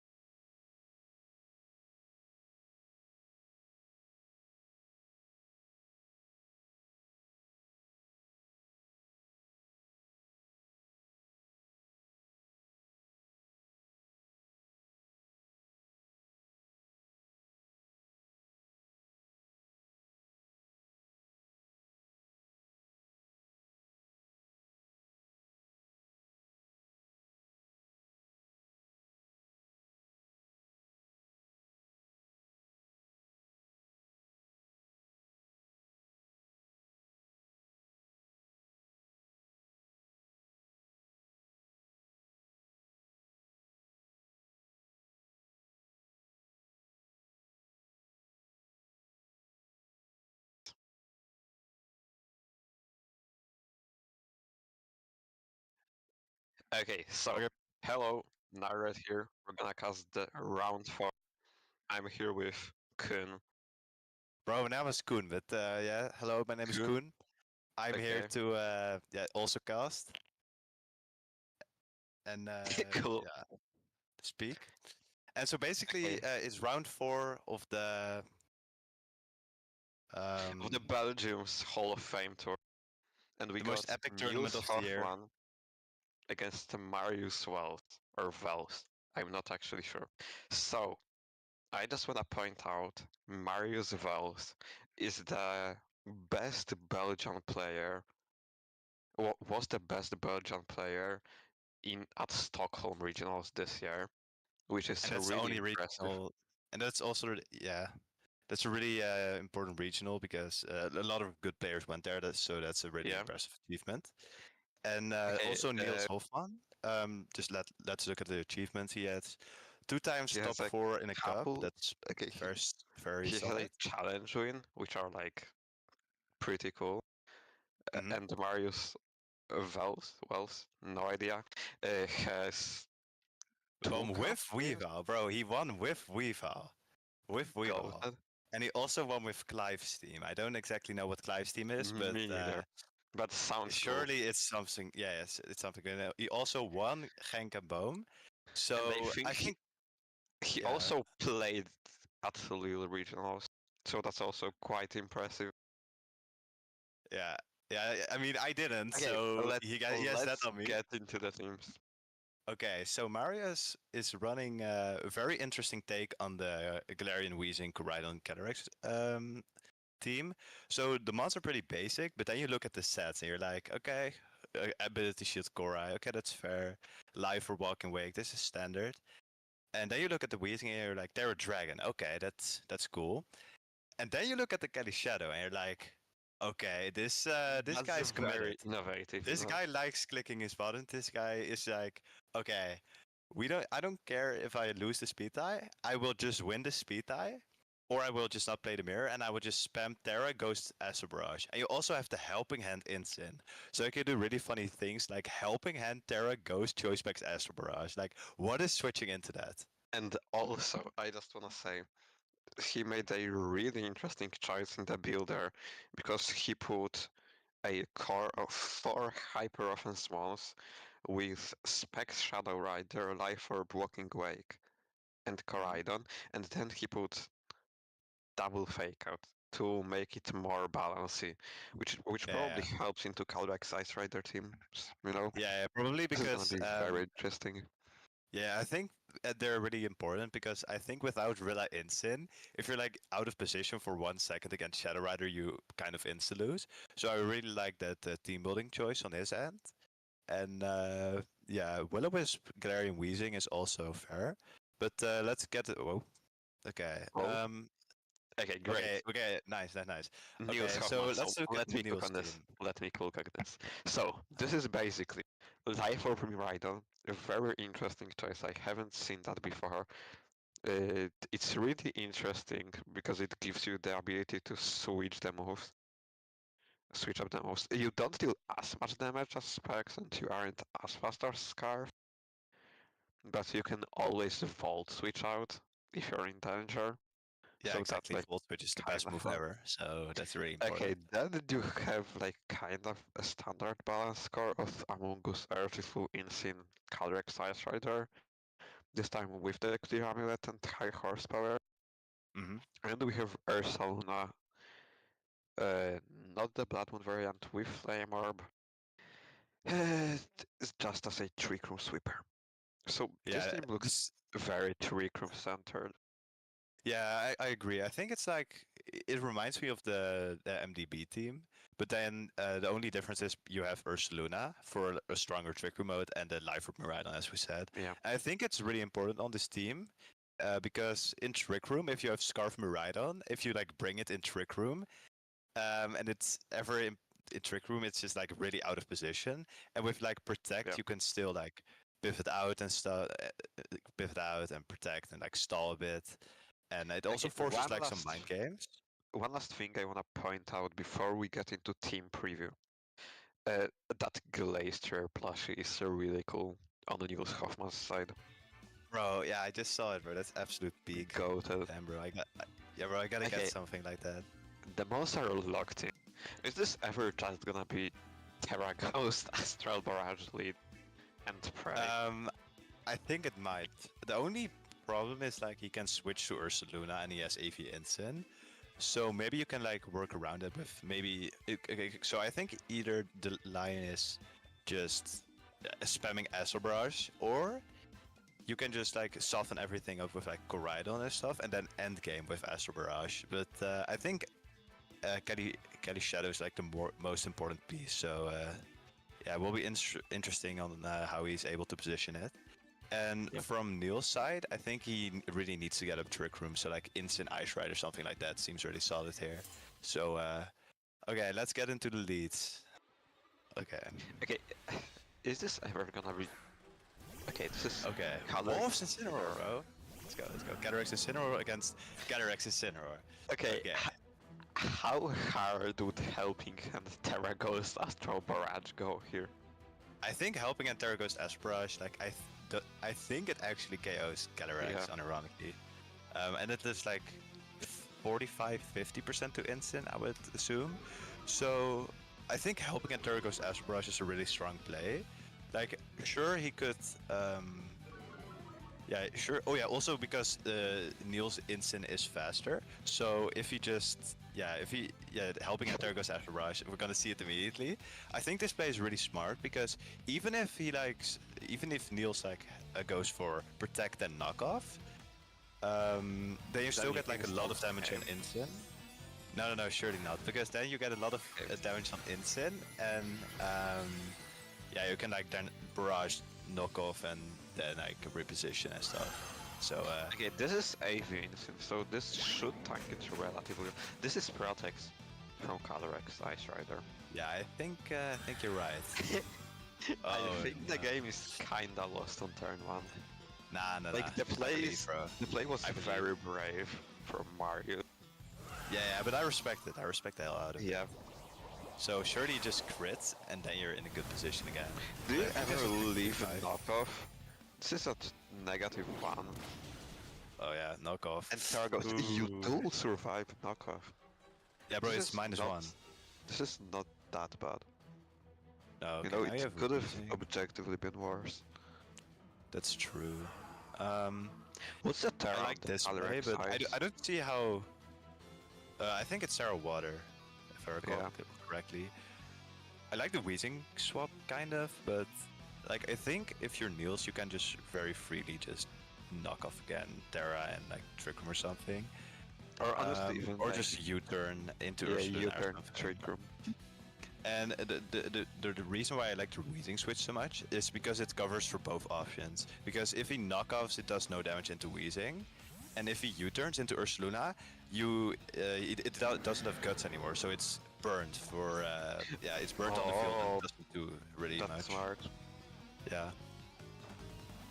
Okay, yeah, Terra Water. See that Terra Water, likely.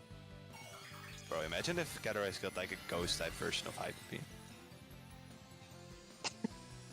But bro, they need to give it that in Gen 10, bro. And they should also buff it for no reason. We see the U-turn probably in reverse hollow now. Yep. The question is, does he know? He surely knows, right? It he definitely knows. Amoonguss. I think Amoonguss is okay. Mirai, okay, that's probably that indicates that this is a glacial lance. Yeah. Okay. Or it isn't. Wait, Okay, maybe it's min speed Miraidon, even though that's not even possible because you can't get min speed Miraidon. What's Tyran's team's side effect? Nah, it's surely just min speed Miraidon because he's a more skillful trainer. Oh yeah, exactly. He just skillfully hacks his mons in. I don't even think you can hack that in. Yeah, I don't think. I'm pretty sure the game just crashes if you try to do that, or it just refuses to trade or something. Okay, but, whatever. Let's not talk about that. So, okay. I missed the play. High horsepower. He went for knockoff Will-O-Wisp. Yeah. But Knock off knock into off the into Miraidon. Mirai. This is so no more life herb. So this Miraidon will not do that much damage. Well, okay, it Yeah, will do that much damage, but like because it's still a Miraidon. not that much. Okay, Drift. Well, Drift will probably let's do see. like 60, I guess. Okay. Meh, little. Miraidon is extremely fair, honestly. Yeah, exactly. It's not broken at all. The fact that Yeah, people call anyways. it a fraud at any point in time is crazy. Okay, so we can actually intimidate the Calyrex here, or go for like a protect parting shot. But the problem is, I don't. it's interesting to parting shot the Miraidon, because I think it's more likely to protect, but like, I guess that's also valid. Yeah. But what do you get here? I think it has to be Koraidon, surely? Yeah, probably, because the thing is, you just gotta preserve your Calyrex for the end game. So this is probably like a Korai switch, and then you'll have like a free collision course into the left slot. So I really like this from Marius. Okay, Korai. Okay, Well, so but we like- see that the Koraidon is actually fast, so that could be really big in this matchup. Because a lot of Koraidons actually run a lot of bulk on these type of teams. I don't understand why, but they do. So being fast here could actually be detrimental to Marius because he can't really take advantage of Trick Yeah. at all. So you could go to incident like collision course or something, but then the problem is the Miraidon gets terrain back up. Yeah, and also this is like glacial Insect soul can just- sweep. This is very yeah. hard. Yeah, I think he tried to cover for everything, sort of, but he just ends up making just a pay that doesn't achieve as much as he maybe would have liked. So I don't know. And also I don't know. I think you live Glacial Lands with Weezing, Yeah. and now you also give him terrain. I don't know. How many turns of Trick Room are there left? Oh, this there are is like zero then. Do you ever survive? Surely not. Nah, this is looking rough for Marius, because this is just a free switch to like I think maybe Ursaluna is not even that bad, I think, but Instant is probably better just to get an Intimidate off. Yeah, I don't know if I like that Weezing switch because it puts him in a really awkward position. Yeah, Instant. Instant comes back in. Yeah. Intimidate activates, which is pretty annoying, all things considered. Like, Yeah. the one good thing for Marius is that all of the monsters are kinda chipped, and like, the Calyrex is burned, and that's -1 attack. Yeah, but the thing is, he needs to preserve both Koraidon and Calyrex because it's probably Ursaluna in the back, and because it's Choice Specs Calyrex. Yes, no wait, it's no longer it doesn't have Choice Specs anymore. Never mind. Oh, So it can actually switch moves. Yeah, I was just trying to talk about if he locks into Barrage at any point, he just automatically loses to Ursaluna in the endgame, but that's not actually true. So but like, yeah, okay, Weezing survives. This is kinda huge. Taunt goes into the Calyrex, mainly to prevent a second Trick Room. Knockoff is actually quite smart because now you don't get the Orical Compose boost. this may not even kill. I think it surely does. Okay, never mind. Okay, it It's up does. 50. Okay. Bro, I'm traumatized by Fist of Instance, bro. I don't know.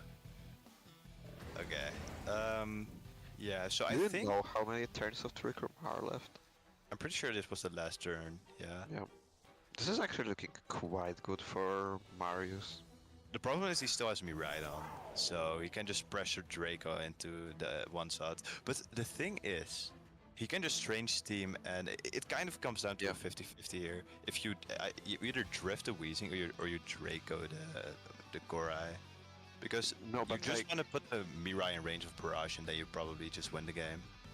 The thing is, even if Also, we wanna keep the mons alive here. yeah, but the thing is, So if even it if protects he the just Draco. drifts the Weezing, I still think he's in a good position because then Marius can just barrage Collision Course, and we saw that the Koraidon is fast.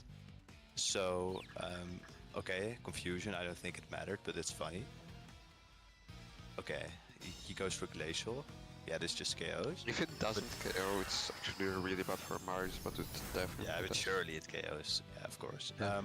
Yeah, I think Marius played really smartly and positioned Calyrex basically perfectly, like I said earlier. Like just bringing everything in range of Barrage just to snowball with Collision Course and Barrage. So really well played from him. And also Niels, like it's a 50-50 there. I don't blame him for going for Draco Meteor, but yeah, it was just a tricky position. So yeah, do you ever think there's any chance for Niels to come back?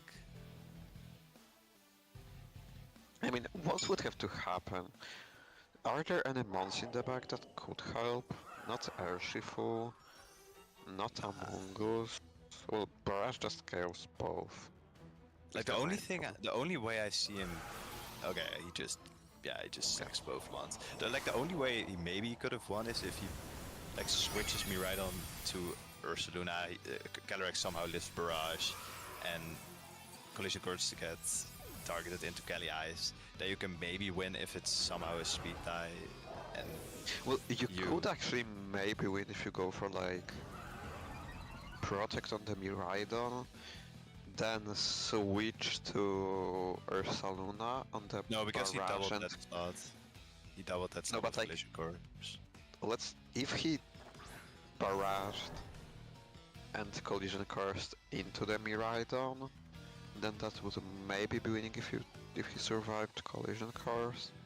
Yeah, and the interesting part now is also the knockoff from earlier may have looked really good for Niels, but actually now it's to his detriment because now Calyrex can switch moves and you don't have free lock. So yeah, I think a really well played game from both players, but Marius was able to get out on top because of that 50-50 call. So really well played from both, and yeah, looking forward to game 2. Okay, how do you think would Niels adapt here? Because like the Calyrex lost the 50-50 on turn 1 of like fake out or helping Enter Ghost Barrage, and the position was still pretty annoying with the Weezing being able to stall out the Trick Room in the back. Yeah, that's true. I think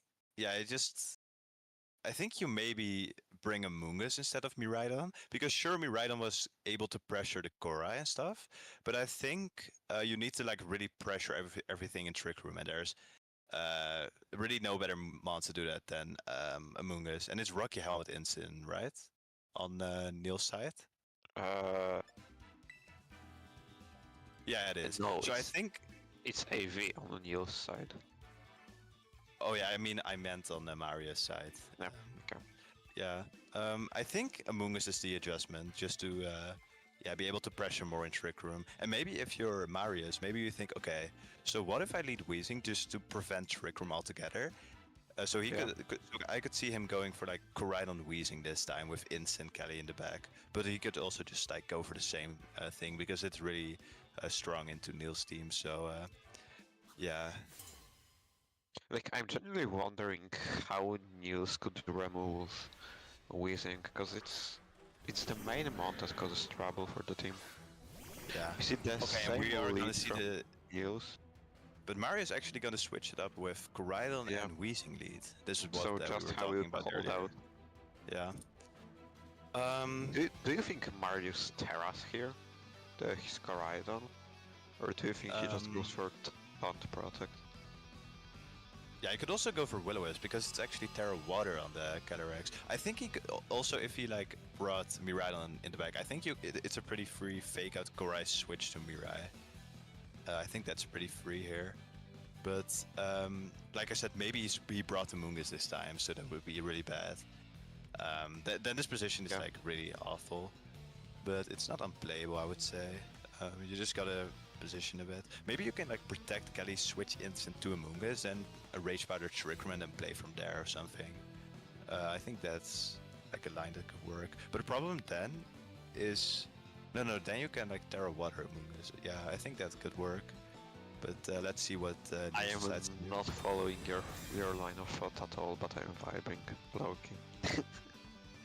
Basically, this position is really good for Marius, right? Fake out goes into the Corrida.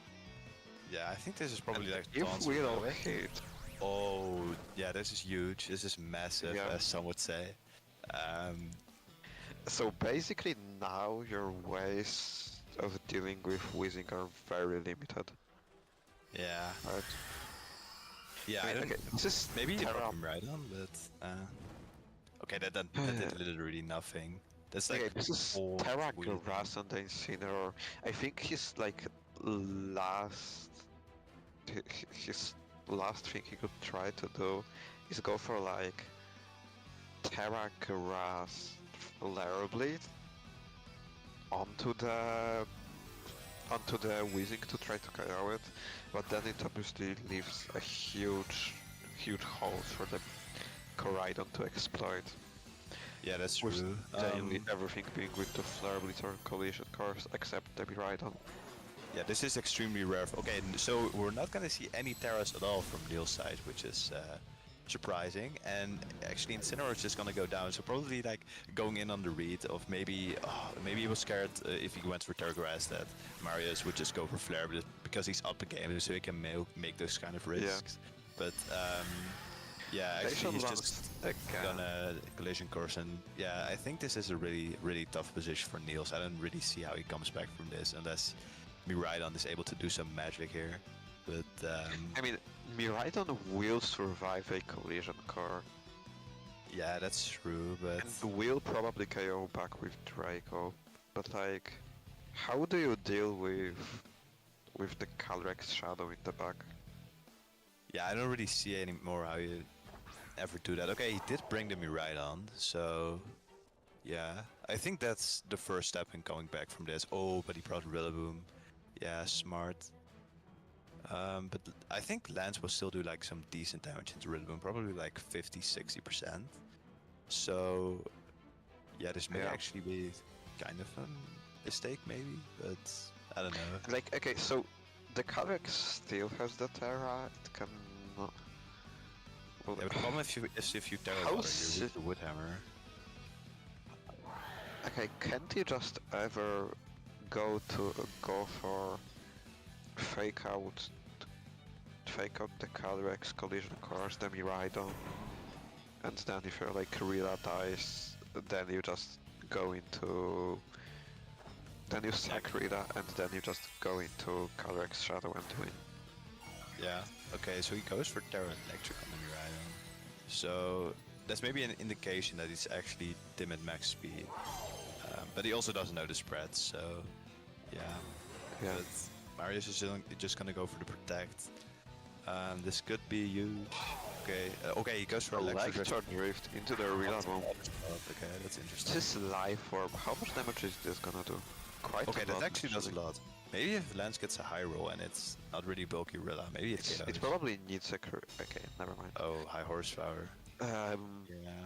So what you could just do, since the Calyrex is still taunted, is you could fake out the Miraidon and go for Flame Charge, and then you just outspeed and KO everything with Flare Blitz. Yeah, I think you're right. And also, like, Calyrex does no damage here to Korai ever. Yeah, you just flame charge and you're faster. Like, I don't see how Niels ever. Yeah, I mean, win Marius this. played this game really well. Yeah, that's We true. gotta give it to him. Yeah. Like, Niels didn't really make any mistake, but Marius was just able to put him in a really awkward position where there really weren't that many, like, right plays. And yeah, it was just really awkward. I mean, And the it's Weezing really a did mess. so much. Yeah, rare footage of Weezing actually doing something, unlike on our Rayquaza team where it did absolutely nothing. But yeah. Okay, he just goes for Fake Out and Flame Charge. And maybe this doesn't KO, and then maybe there's a chance, but I think it just KO'd. Oh, okay, oh, it actually this- doesn't. I'm wrong. Wait, maybe if Lance I didn't crit think the it would Rillaboom. KO. I mean, Lance even crit the Rillaboom. then, you just go into Calyrex Shadow and... No, yeah, shh, bro, I'm just Okay. keeping the viewers hopeful. This is I think this is actually just a free U-turn, and yeah, for U-turn Cali, Blitz, Mirai. But actually, the sun could be running out soon. Okay, we need to be more hype, you know. This is actually a very close game. Calyrex no longer taunted, so that could help quite a lot. Maybe if he manages to set Wait, two recon up. did the sun run out? Did the sun run out? I think didn't. so. Wait, did Okay, it? so he went for collision course, so I'm assuming it did.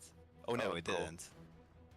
Maybe Protect wait, on the with Calyrex. collision course it could actually be massive for Niels, because if he's able to get an electro drift off, and yeah, maybe then it's possible because Okay, maybe if Marius...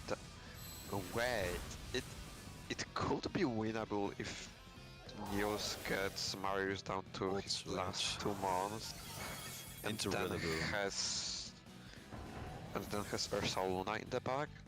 But the problem now is that like Ursaluna just drops to collision course surely, or Yeah, I maybe think it this is- survives. yeah, maybe it's without max the defense. sun. Maybe without the sun you could live, and then you could no, you can't earthquake. You can like headlong rush, and then maybe win against Calyrex, or maybe he didn't bring Calyrex for some reason. Who knows?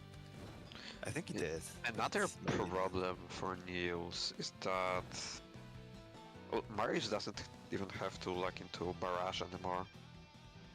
No, he can actually just look into like Psychic if he Yeah. wants. But Barrage is a better animation, so no. That's also what matters. Yeah, I think this is kind of curtained.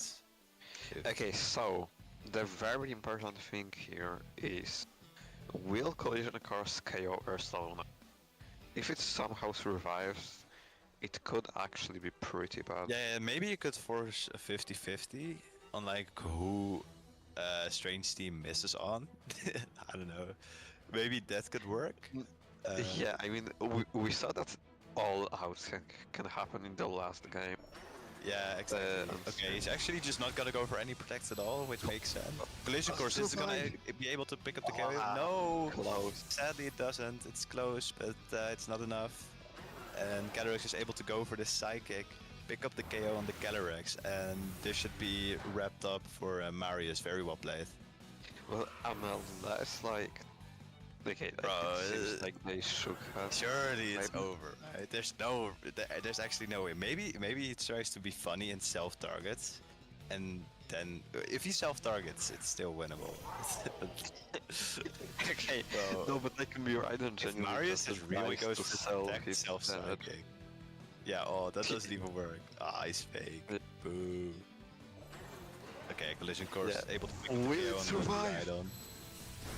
Oh, it close doesn't! one. Hacks, Close one, hacks, close one. hacks. Yeah. Well, anyways. Yeah, really well played from Marius and well-deserved win. And also Yeah. from Niels, of course, but Marius was able to come out on top by playing really well. Yeah, the matchup seemed really tough. The choice picks Yeah. Calyrex, one of the more interesting choices on his team. Seems like that it really paid off. Yeah, and the problem is like against Whis and Koraidon, you want to lead Miraidon, but if you lead Miraidon against the instant Calyrex lead, you just lose immediately. So, yeah. Well, anyways, Maybe you could... I think that's it for mine and yours casting for today. So Yeah, it was was a pleasure. Was Yeah. nice to cast this game, and thanks yeah. for watching, I guess. thanks for watching, guys. Or do we wanna have a debate on is Life or Clear Amulet better on Rayquaza? Wait, no. We can just talk about how good Rayquaza is into Marius' team. Like, just Okay, look at this so- team. There's no flying resist at all. Yeah. Rayquaza is extremely good against Sun. Everyone knows that. Dragon just- Ascent genuinely outcosts every single mon other than Insane if you have Life Orb. Yeah, but instant just drops to drift, so that's fine. And then also you Yeah. have Terra Normal for the Calyrex. So you actually beat just everything. So actually Rayquaza is the best one ever. Yeah. Yeah. But you have to run Life Orb or else. Yeah. Okay, so basically, sure, on your team, which is basically a Miraidon team with a random ass Rayquaza Yeah. on it. Okay, but like Rayquaza It's is actually better. like kind of absurd. Okay, we're supposed to end the round. Oh, Okay. well, hopefully Goodbye, you chat. guys, yeah, Goodbye. It's been a Rayquaza pleasure. has to go. Yeah, it's been a pleasure. Go to the Mew and I Sphinx.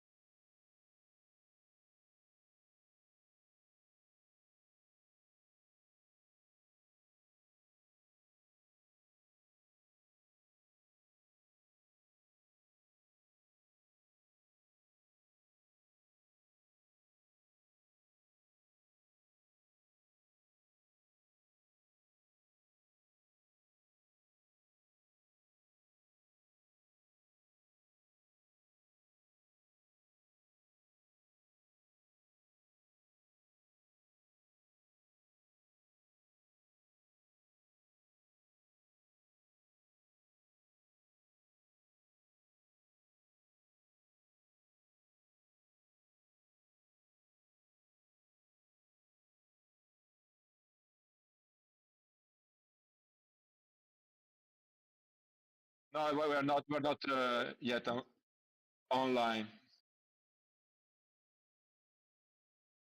Okay. Okay, so here we go with this match between Matteo Boschmans and Simon van der Bogt, that we all know, Schmon. So we can see on the left side, Matteo was already streaming, I think round 2, with Kaira Shadow and the Magenta team with Tailwind, but not the one that won the Japanese Nationals. And on the other side, there is Shimon with Lunala Miraidon. Yes, we see both these players have got some pretty impressive achievements under their belt. Matteo in the senior division with a top 8 in 2 regionals and a top 4 at EUIC. Simon, on the other hand, has got top 16 Barcelona, and then a couple of solid placements with top 64s in Bologna, and then top 128 in Gdansk and recently at NAIC, as well as a number of cup and challenge wins, whereas Matteo seemingly has played no cups or challenges. Yeah, Shimon is very active now on the local scene, as well at regionals. So, but we can see that Matteo has very, very nice results in the senior category, no, at regionals. Yeah. So, having a look at Matteo's team here, as you said, we've got the Zamazenta Calyrex Shadow Rider, which is a very, very common pairing. We've seen it a lot in the last few months of Regulation I. Pretty standard stuff on the Zamazenta and the Calyrex. Life Orb Nasty Plot. We've got Wide Guard Heavy Slam on the Zamazenta. But the backup cast is a little different than usual. We've seen the Smiggle Rillaboom variants before, but this one's running Whimsicott and Ogerpon Cornerstone, so 3 grass types on this team. Yeah, 3 grass type are a lot, but they do very different roles, no? So Whimsicott with the Prankster and Tailwind is an alternative to Tornadus. Rillaboom is Rillaboom, so is always a good pick. And Ogerpon is a second redirector in the team. Yeah, so we've got double redirection, we've got double fake out, we've got Spore, we've got 2 wide guard users. So it feels like this team is very much built around trying to get this Calyrex Shadow Rider set up with that nasty plot to fire off big Astral Barrages and Psychics. So it feels very much like that's going to be the primary game plan for Matteo. So I guess for Simon, it's going to be a case of trying to stop that Calyrex from getting too out of hand. So let's have a look at what tools Simon has at his disposal. Yes. The team from Matteo is very a lot of support for Kyra Shadow, while for Shmon we have Miraidon Lunala. Is a team that we already seen. For example, in Bologna, played by Matteo Ghisini and other people. So it's a balance, double fake out. There is a direction with Volcarona. Shmon is looking to the camera, eating something that looks like a minion, but doesn't really matter. Lunala setup and Miraidon Scarf. So notably, the new Lunala on this team isn't running Wide Guard, which means there's not really anything to stop Calyrex from firing off big Astral Barrages if it can get itself positioned. I presume that's meant to say Incineroar, as it says Iron Hands in the bottom right corner, but the picture is Incineroar, and all the moves are Incineroar's moves. I'm assuming that's Incineroar. Not running the usual Assault Vest item, that's instead on Rillaboom, which means this team, again, is a little bit weaker to that Astral Barrage. The one thing I think Simon may have to lean on in this matchup is the Choice Scarf Miraidon, the one thing he has on the team that is going to be able to outspeed and deal big damage to the Calyrex, but the Rillaboom on the opposing is going to potentially shut that down. I agree up to a certain point. I mean, Lunala is very strong against Calyrex Shadow Zama. Calmine can compensate for some boost in special attack or nasty plot.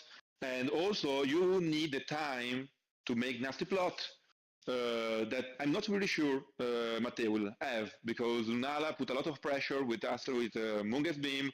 There is Incineroar with knockoff, and also Snarl from the Scarf Miraidon that attack first. So I think that it's true that there is no direct answer to Astral Barrage, but Lunala itself can be very scary for Kyra Shadow Rider. You agree? Yeah, absolutely. I think that's one of the things that the combination of Calyrex Shadow and Zamazenta is good at, is pinning that Terra Fairy, but if Simon can play around that, then potentially it can shut down that Calyrex. And we do see the Lunala on lead and the Calyrex from Matteo's end. Both players saying, I'm going to lead Rillaboom and my Ghost Psychic restricted. Obviously the speed advantage here on Matteo's side, but we'll have to see how Simon tries to navigate this early game. Yeah, I think that usually from the side of Simon, I would have bring with me Incineroar, Lunala, the other restricted, so Miraidon, and probably Volcarona. So these, since we have Rillaboom here, this means that we do not have one of these Pokemon. But let's see. You see the Protect come out from the Calyrex on Mateo's end, and I believe Simon locked in Protect as well. Both players really focusing on keeping their restricted Pokemon alive and healthy for now. But with the Whimsicott switching in here from Mateo, there's now the threat of Encore into that Lunala slot. So potentially there's a bit of a free Astral Barrage Encore coming out here from Mateo. Lunala can't stay in, otherwise it gets Encored into that Protect. But nothing in the back really wants to take this Astral Barrage. Yeah, this was very good because, I mean, Fake Out from Rillaboom or Calm Mind Protect from Lunala, one of the two were very easy, no? That so Anchor is very strong in this situation, and as you said, Anchor plus Astral Barrage, I mean, means that Astral Barrage is very, very free. Yeah, very well positioned from Mateo, leading Rillaboom as a bait, saying, okay, well, you're probably going to want to try and Fake Out, or you're going to want to try and Protect or Calm Mind, so I'm going to punish that. But instead, we see Calyrex switching out here, deciding not to take the Astral Barrage that he had. Instead, opting to go into Zamazenta, probably worried about a Wood Hammer coming out from Rillaboom, which is always going to do big damage into a Calyrex Shadow. We see a Terrestrialization coming out from the Lunala here. Has Mateo gone for the Encore now this turn is the big question.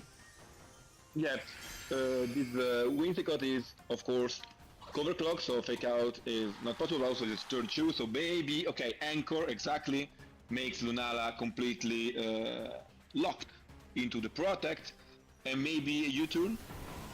No, Wood Hammer, you see the Wood Hammer and coming Shadow Rider. Yeah. So Mateo again getting the positioning correct there, saying, okay, well, if you're going to Wood Hammer into my Calyrex, I don't want to take that damage because that'll put it in range of a Grassy Glide or any hit from the Scarf Miraidon in the back. But now this Zamazenta is very well positioned. It's got a heavy slam into the Terra Fairy Lunala potentially, or a body press into the Rillaboom. But there is the Volcarona in back for Simon. So he does need to be careful about which slot he goes into to try and avoid the Flame Body. But did you see actually Volcarona, or is something that you think is in the back? Because another possibility is to stay with Lunala and switch in Incineroar, trying to avoid the body press and make the Steel type move from Zamazenta weaker and weaker with Intimidate. We do see the switch here from Rillaboom into, I believe it was the Volcarona here. Yep. Volcarona coming in. Let's see which target Mateo went after this turn.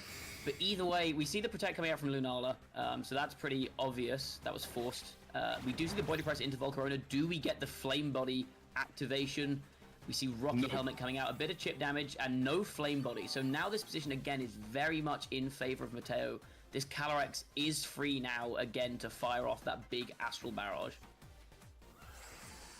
Yeah, I mean, here Volcarona need to reach out, because you don't really have the time to stall the Anchor and then making Calm Mind. Indeed, Lunala left the field and Rillaboom enter again. But this means we have a free Astral Barrage that is going to take some damage. Volcarona just about surviving, a little bit of HP left. Where does this heavy slam go into the Rillaboom? Rillaboom hanging on as well. You see the Struggle Bug coming out, a special attack drop on this Calyrex now. But you got to think that's maybe not that important with both Pokemon low enough that even a -1 Astral Barrage is going to be able to pick them both up. And as soon as this Calyrex gets a single KO, it's back up to neutral thanks to the Grim Neigh ability, giving it a special attack boost whenever it gets a knockout. So this position still not very good for Simon. Fake Out not on the table now because obviously Calyrex is a Ghost type. Grassy Glide is not going to be able to pick it up. Volcarona doesn't have a speed advantage. There's no Tailwind. So this is a tough position, I think. We do see the Grassy Glide come out, but Calyrex hanging on pretty comfortably there, and here's the Astral Barrage for a double KO. Yeah, the Struggle Bug putting it down to -1, and back up to +1 immediately. Crit obviously means nothing because Rillaboom was already in range. This is +2, and the -1 previously that we've seen means that this Calyrex is +1. +1, I mean, Lunala is still with the shield, if I remember correctly. So would take something like 30-40% maybe, probably 30, by Astral Barrage with a shield, but then Heavy Slam will be very strong. Yeah, there is the threat of the Scarf Miraidon here, but Mateo potentially, well, he definitely does still have that Rillaboom in the back. So you've got the option here to maybe switch the Zamazenta out into Rillaboom, get a Fake Out active next turn. But also, you could just double protect here and see what this Miraidon wants to lock into. Because if it tries to lock into a Snarl, for example, then you've just got Wide Guard on Zamazenta to block that. So the options more in favor of Mateo here, I think. I think I agree with you. Usually you don't really want to switch Zamazenta, no, because you lose the boost in defense, but this time maybe was an option. But Matteo decided to switch Kaleido instead for Rillaboom, obviously, as we were saying. This might be a prot for Zamazenta, I think. No. Now we just see the Electro Drift coming out, and it did target down the Calyrex slot. Matteo correctly calling that that was where Simon was going to throw his attack. You see the Body Press coming out from the Zamazenta, a lot of damage down on Miraidon. Moonblast coming out from Lunala here is going to take... Oh, sorry, Moongeist Beam coming out is going to take a big chunk out of this Zamazenta. Okay, this is a critical hit. Was that a crit? Yeah, this was a crit. The Moongeist Beam on Zamazenta. This means that probably another one is not enough without the crit. However, Zamazenta is going to attack first, I mean, because of the Fake Out, and get rid of Miraidon. So now it's just Lunala. Yeah, I think Lunala is a very, very good Pokemon, but I don't think it's got what it takes to get through all four of Mateo's Pokemon. We do see Zamazenta just about hanging on from that hit. We've got the option of maybe Heavy Slam, Wood Hammer, just to get damage down with the Calyrex in the back as well. And the Whimsicott. It can't even set up now. We see the Grassy Glide to break the Shadow Shield. Heavy Slam comes out. Lunala does just about hang on, but at this point the game is over. There's nothing. Yeah, you don't need to do anything fancy here. Just attack with your Pokemon, and later or soon you are gonna win. Now Shimon can think about the game 2. I think that the matchup is good for Shimon, so I think that with a different plan can still win the whole game. But it's also true that Whimsicott with Anchor is very, very tedious for Lunala that wanted to tap. Yeah, as you mentioned previously, like Calm Mind is a good way that Lunala can maybe get through this Calyrex Shadow, just so it can take its hits better, it can fire off those big boosted Moongeist Beams, but as you said, with Encore available, you can't really ever get set up, which I think makes it very, very difficult for Simon to position around this Calyrex. And we do see Mateo taking game 1, very much in the driver's seat for the whole of that game. Simon only just about managing to get rid of one of Mateo's Pokemon. So yeah, it's very much on Simon, I think, to change up the game plan here, try and maybe get around that early game positioning. We saw the Rillaboom and the Calyrex at multiple points in that game from Mateo being used as a bait, like the Rillaboom on lead, saying, okay, try and protect or Fake Out or Calm Mind and I get a free Encore, and then again with the Calyrex later in the game, switching that out even though it was at +1 to get the Rillaboom in for grassy terrain. So very well positioned for Mateo. Agree. I actually see more space for Volcarona in this game because the Pokemon that Matteo brought were the 2 restricted plus Whimsicott and Rillaboom, and these 4 cannot really do a lot of damage to Volcarona, if not the Astral Barrage, of course. So maybe a Volcarona lead trying to spam the bug move, the Scatter Bug, right? The most Splitter Bug. What's the name? Struggle Bug. Give me a second. Struggle Bug, thank you. To reduce the damage from Calyrex Shadow Rider from the very beginning. And even if Whimsicott is going to Anchor, this is not really a problem. You can keep doing Struggle Bug and you're happy with it. So maybe this is an idea. Indeed, we see that Shimon is going to lead with the Volcarona. Of course, on the other side, there is Rock Pond. There is Ogerpon or Cornerstone that can really easily eliminate Volcarona. So let's see if something is going to change or not. We do see a Smeagol lead this time. So Smeagol able to redirect any Moongeist beams coming out from Simon's Lunala, but Simon's Lunala isn't here. Instead, we see, as you said, that Volcarona lead and Miraidon. So Simon's saying, okay, if you want to lead Rillaboom again, I get really good positioning with my Volcarona, but I think Miraidon's even better now into this Smeagol, because it outspeeds it, it can stop it from going for Spore with its electric terrain, and Volcarona, like you said, putting on pressure with Struggle Bugs, or Tailwind as well is a good option, because if you get a Tailwind up, now suddenly Simon's Lunala is going to be faster, probably, than Mateo's Calyrex Shadow, and is able to put on a lot of damage. Yeah. I think so. The point is that exactly as you said, now Smeagol is still a pain, because Smeagol is always a pain, but a bit less because of the electric terrain. But remember that there's also an option to switch in Rillaboom and Spore. But this is not the case, so fake out for Smeagol on Miraidon and nasty plots. We see the nasty plot coming out now.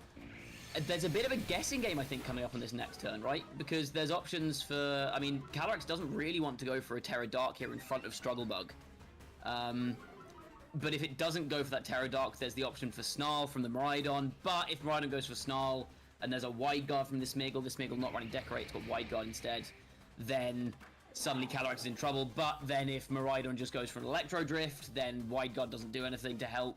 So it's a lot of mind games this turn, and we do see the Wide Guard come out. Now it's a case of what does this Miraidon lock into? This is a very, very important turn, and we see the Volt Switch come out. Is it going to be enough? It doesn't pick up the KO on the Calyrex. Yeah, I mean, this is a very important difference with respect to the team that won the Japanese Nats with Smeagol Decorate, because, I mean, you have the option to do Wide Guard in this position. Honestly, I think that maybe Electro Drift was better, because if you do Wide Guard, you're not going to do Follow Me. With Electro Drift, you can get completely rid of this Calyrex Shadow Rider, and then Volcarona will win the wall game against Zamazenta. But let's see how the game evolves. Now Incineroar is in the game, was not selected in game 1, so let's see. Speed boost on Smeagol is always the scariest one. With Electric Terrain up at the moment, it's not that relevant, but as soon as that Electric Terrain is gone, that speed boost could get very dangerous. And I agree with you that I think maybe if you're calling that the Calyrex Shadow is going to stay in there, you want to go for the Electro Drift just to get the KO, because now, again, this positioning is so difficult for Simon to get around. This is a free Astral Barrage again from Mateo. There's no Tailwind up on Simon's side. So Volcarona is going to go down. Incineroar, again, taking a lot of damage from this. It can't survive another one. And it can't hit back against this Calyrex now, because the Smeagol has gone for Follow Me. And another crit on a low health target there from Calyrex. Not really mattering. It's just seemingly very angry at Simon's Pokemon for some reason. Yeah. Calyrex really want to win this game, but for the moment he's needing to make a crit on the important target. Luckily for Shimon. Incineroar is Dark type, resists well the Astral Barrage, but you cannot really ask Incineroar to survive to 3 Astral Barrage in a row plus 2. So So now we have again Miraidon and probably Incineroar. Yeah, so there is the fake out pressure onto the Smeagol this turn, but again, you've got that question of, like, if Calyrex protects here, do you go after the Smeagol and call the Calyrex protecting? Because if you go after the Smeagol and catch the Calyrex's protect, then you can maybe try and bring this back. I think even with Rillaboom in the back, though, the fake out pressure is probably a bit too much. I'd say the lead is probably a bit too large for Simon here, because no matter what you lock into, I think if you click Protect with Calyrex here, I think it's always pretty safe, because if you Snarl, then there's just Wide Guard next turn from the Smeagol. Yeah, exactly. You just saw it get that special defense boost as well from Moody. And we just see the Smeagol switch out as well. This is probably Rillaboom coming in, I'm guessing. Probably yes, no. Okay. That also makes sense. Resisting all of Miraidon's hits, it can just set up Tailwind next turn, and now suddenly your Choice Scarf doesn't do anything because this Calyrex is going to be going way faster. Yeah, agree. I mean, and also this Incineroar, there is also no Flare Blitz, so also no hope for this. Maybe you predict, or you decide that Flare Blitz was enough on Smeagol, but no, it's not the case, and indeed, it's Tailwind Astral Barrage. If Miraidon holds on from this Astral Barrage, maybe there's a chance with Lunala in the back end. Is it going to survive? It does not. that is going to be game over at this point. Just Lunala left in the back. It's not going to be enough, I think, to get through probably what we're going to see Rillaboom and Zamazenta in the back end here. Because it can't ever really go for Calm Mind, so it doesn't have the option to set up to try and break through anything. So it's just going to be a lot of attacks going into this Lunala. It doesn't have any big spread moves like Astral Barrage, so it can only really pick Pokemon off one at a time. It's not one-shotting anything. There's just not enough for Simon to pull this back. This is a pretty locked-up game, I think. Yeah, this is the difference between playing something like Kaioshiro Rider, so very, very heavy offensive Pokemon, but a little bit more fragile, and something like Lunala that is a bit bulkier, but again, there is no spread move. So, unfortunately, in late game, Lunala alone, without the supporting cast, cannot do really something, so... The special attack drop, really a bit of salt in the wound. The game was already over. You didn't need that one. We do see the Moongeist Beam come out. Maybe if there's 5 crits in a row, but no, Winter's got hanging on there, and the combination of Moonblast and Heavy Slam looks like it's going to pick up the Lunala again this turn, now that Shadow Shield is down. Yeah. Okay, so I think this is just a matter of time. And also Helping Hand, we forgot about Helping Hand because also Helping Hand was an option. Helping Hand Star Barrier, Helping Hand Heavy Slam like in this case, but it's still not enough. But I mean, it's just a matter of next turn, probably. Yeah, no, this is just dragging out. The Winter's got does go down, but I imagine we're going to see a Rillaboom in the back here. Maybe if Simon gets 3 protects in a row and gets enough healing and then crits something. So I respect him trying to play it out because there is a very, very, very slim chance that maybe he wins it, but it's not even Rillaboom, is it? It's Sniggle. Okay, never mind. No, it's over. Okay. Yeah, exactly. You actually want to try to find the most small percentage of win condition, which is the right way to play Pokemon, but I think that this time is really over, and indeed is the case. So Matteo win game 2 and win the whole game. So well played for Matteo. Yeah, I think the key there was Matteo just positioned very well. We saw in game 1, again, getting the Whimsicott in on turn 1 to stop the Lunala setting up. Again, making sure the Rillaboom came in on the Calyrex slot to take the Electro Drift, making sure that Calyrex never went down. And in game 2 as well, like the turn where he switches out the Smeargle to get the Whimsicott in, it was just a case of managing the Calyrex and its positioning very well. I think Simon could have played a bit more aggressively in game 2. I think we identified the Volt Switch instead of Electro Drift there, maybe cost him that game. Electro Drift probably would have been enough to take out the Calyrex, given how much damage the Volt Switch did. So I think maybe he could have done with being a bit more aggressive there instead of trying to reposition the Miraidon. But other than that, I think Matteo did a very good job of positioning his pieces very well, and with the threat of Zamazenta in the back, with the support from Whimsicott and Smeargle, even if Calyrex had gone down there, it's still possible for him to win that game. Yeah, I think it just needed to be a bit more focused on taking out the Calyrex in game 2 from Simon. Okay, so I think that now we can close for 5 minutes, 10 minutes, and see again with the next round. Very curious to see how far we can go. Yeah, well, this has been the last Swiss round, so our next round will be the start of our top 8 cut. So everything from this point on is knockout. If you lose, you're out. If you win, you're one step closer to taking the entire tournament. So definitely not one you want to miss. We are going to take a quick break now, but do not go anywhere because our top cut will be starting very shortly.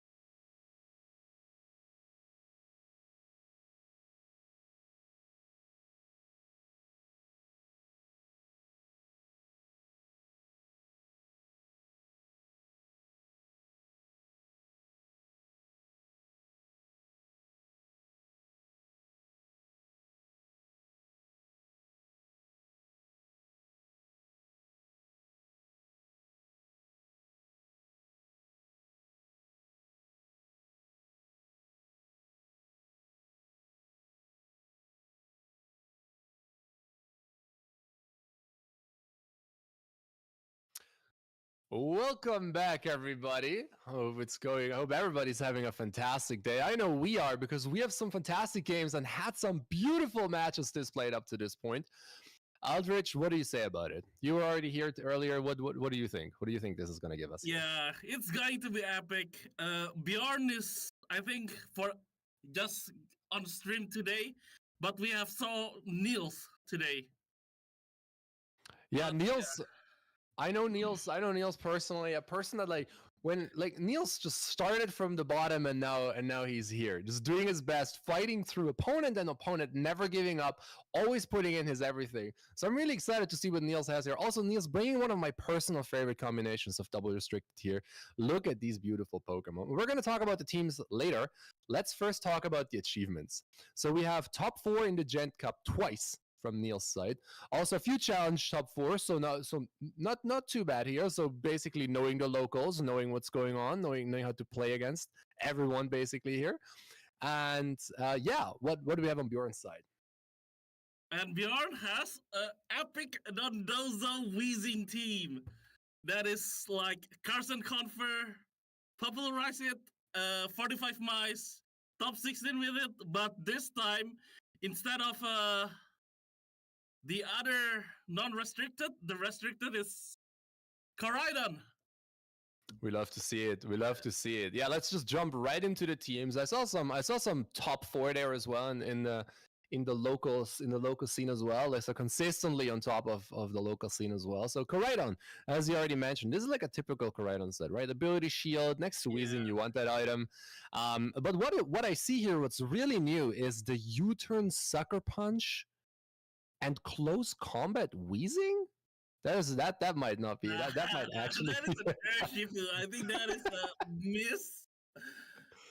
Yeah, I don't know. I feel like that's a team. I feel like that's a team sheet error, but I'm not sure. But it's okay. That is Shimon's problem.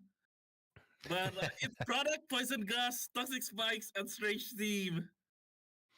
Okay, but like if that okay, I see. So this is actually a Weezing. Okay, just to clear up the confusion. So for everybody at home, this actually is a Weezing. It's good to know. Good to know. Okay, yeah. So we see the standard sets, right? We have Koraidon, Kali Shadow. Those are pretty standard. We have Weezing with the standard moves like just Disruption over and over again, and the Dondozo modes. But like the question is, because they're up against the Miraidon Kalias, right? So what is Niels gonna do against this Dondozo? What is like? There's not a lot that they can answer Terragrass Dondozo with Order Up. Yeah, turns out the Dondozo is not the usual body press version. So it's the wave crash earthquake. I think Dondozo is still strong, but it needs a great timing. If I were Bjorn, I think I would better go Chew, Kali Shadow, and Koraidon Weezing, I think. Which is better. Yeah, this team has a lot of options, right? There's a lot of different modes you can go, and I think let's also look at Niels' team to see what he can do against it, right? Because like, what do you do against the Koraidon, the Kali Shadow mode? Like, there's a lot, and like the one thing we can see here is you might actually just wanna you have an Urshifu, you can always do consistent damage into this Dondozo because it already resists your Surging Strike. So at least with Terra Stellar and like maybe a Terra Stellar Surging Strike and maybe a Draco Meteor, you might actually take it out because like as we all know, this is an unaware Dondozo. So the Draco Meteor drops do not matter. So if you can position Miraidon well, this might actually be a way through. Yeah. The good thing about this Miraidon, it's also a life orb, so it can also switch its move after Draco Meteor. You can fault switch again, and yeah, right. It's You can also. It's a good call for this one match. Yeah. I definitely am curious to see what's going on here. Also, the Rocky Helmet, the Mungus for disruption. If you can force the Terra early, you might be able to spore some things. Also the Ursaluna, right? This is a pretty cool team because it has like a fast mode in the Miraidon, but also a very slow mode. You can go Calyrex, Incin, Ursaluna, and Amoonguss and just like play through the Trick Room and maybe like counter one of the faster modes on Bjorn's side here. I'm really curious how both players are gonna approach this. And we can already see that they're already in team selection, so they're gonna be thinking about this. What do you think is gonna come out? Already. I think for Niels, Incineroar, Among Us, Miraidon, and Kali Ice is good. But Kali Ice, I think, feels like it can be replaced by Urshifu because Urshifu is fast. And I think it can be good. But we'll see. And we are going to game 1. Let's see what both of these players are gonna bring out. We see Wolf is Incineroar and the Kali is straight up against the Weezing and the Kali Shadow. Now, the Weezing can always... The Weezing usually in these teams carries Taunt to disrupt the Kali Eyes from basically going for Trick Room, but that is not an option here. That is not an option. So, how are you gonna stop that Trick Room mode? But I guess you let it Trick Room. It's really nothing you can do. I guess Astral Barrage crit and Prey are not terraing, pray for the opponent to not terra. And but you can also, it feels like you can also stall it with Toxic Spikes. I mean Poison Gas and Astral Barrage, and you can try stall the poison, stall the Trick Room, and then go back again. Yeah, we immediately see the Terra coming out here from the Kali, so definitely not wanting to take one of those Astral Barrages head on. This should do about 50% because there's not a boosting Terra on the Kali Shadow, but the Kali Shadow goes for a Protect here. Yeah, knock off, getting protected, and Poison Gas connects. Yeah, usually these Weezings carry Will-O-Wisp as well, so they can basically burn the Kali Ice here, and it will not do a lot of damage for the rest of the game. But seeing that this Weezing doesn't have the tools to properly play against Kali Ice, now you can't poison it, so you can't even half its damage. Now, how is this Kali Shadow going to survive a Flare Blitz and a Glacial Lens? Like, what do you want to switch into that? How do you want to resist that? Yeah. You have to force Terra for the knockoff, right? But then again, if you click Flare Blitz and Glacial Lance into any one of the targets, it looks like a free KO. Yeah, this is a good opportunity. This is a good opportunity for Niels to just go for the double up because the Kali Shadow just protect him. We also see the Terra coming out from Bjorn, hoping that Niels will go for the knockoff. But will he really go for it, Eldritch? Will he go for it? Yeah, I think knockoff is also safe. But we'll see. Flare Blitz would be safer, or U-turn even, to pivot. But the U-turn. Oh, we see the U-turn here. Stage team. The Weezing is faster, and it is! He did the U-turn, and knocks out the Terran Calyrex Shadow! That just means a huge resource from Bjorn's side is gone right now. Niels called the Terra, basically saying, I just want to get out of here, doing super effective damage with the U-turn, and you know what's happening now? You know what's happening now? It's a great into Among Us. Among Us or Ursa Luna, because despite the ability being turned off, this Ursa Luna still has a Headlong Rush ready for this Weezing, and I don't think this is going to survive both a Glacial Lance and a Headlong Rush. Nah, you use Facade because it's Guts didn't get activated, but now it's in awkward position. Do you switch out the Weezing and get Facaded, or do you double protect? That is a good question. Yeah, I mean, it's a really hard position now because it's in Trick Room.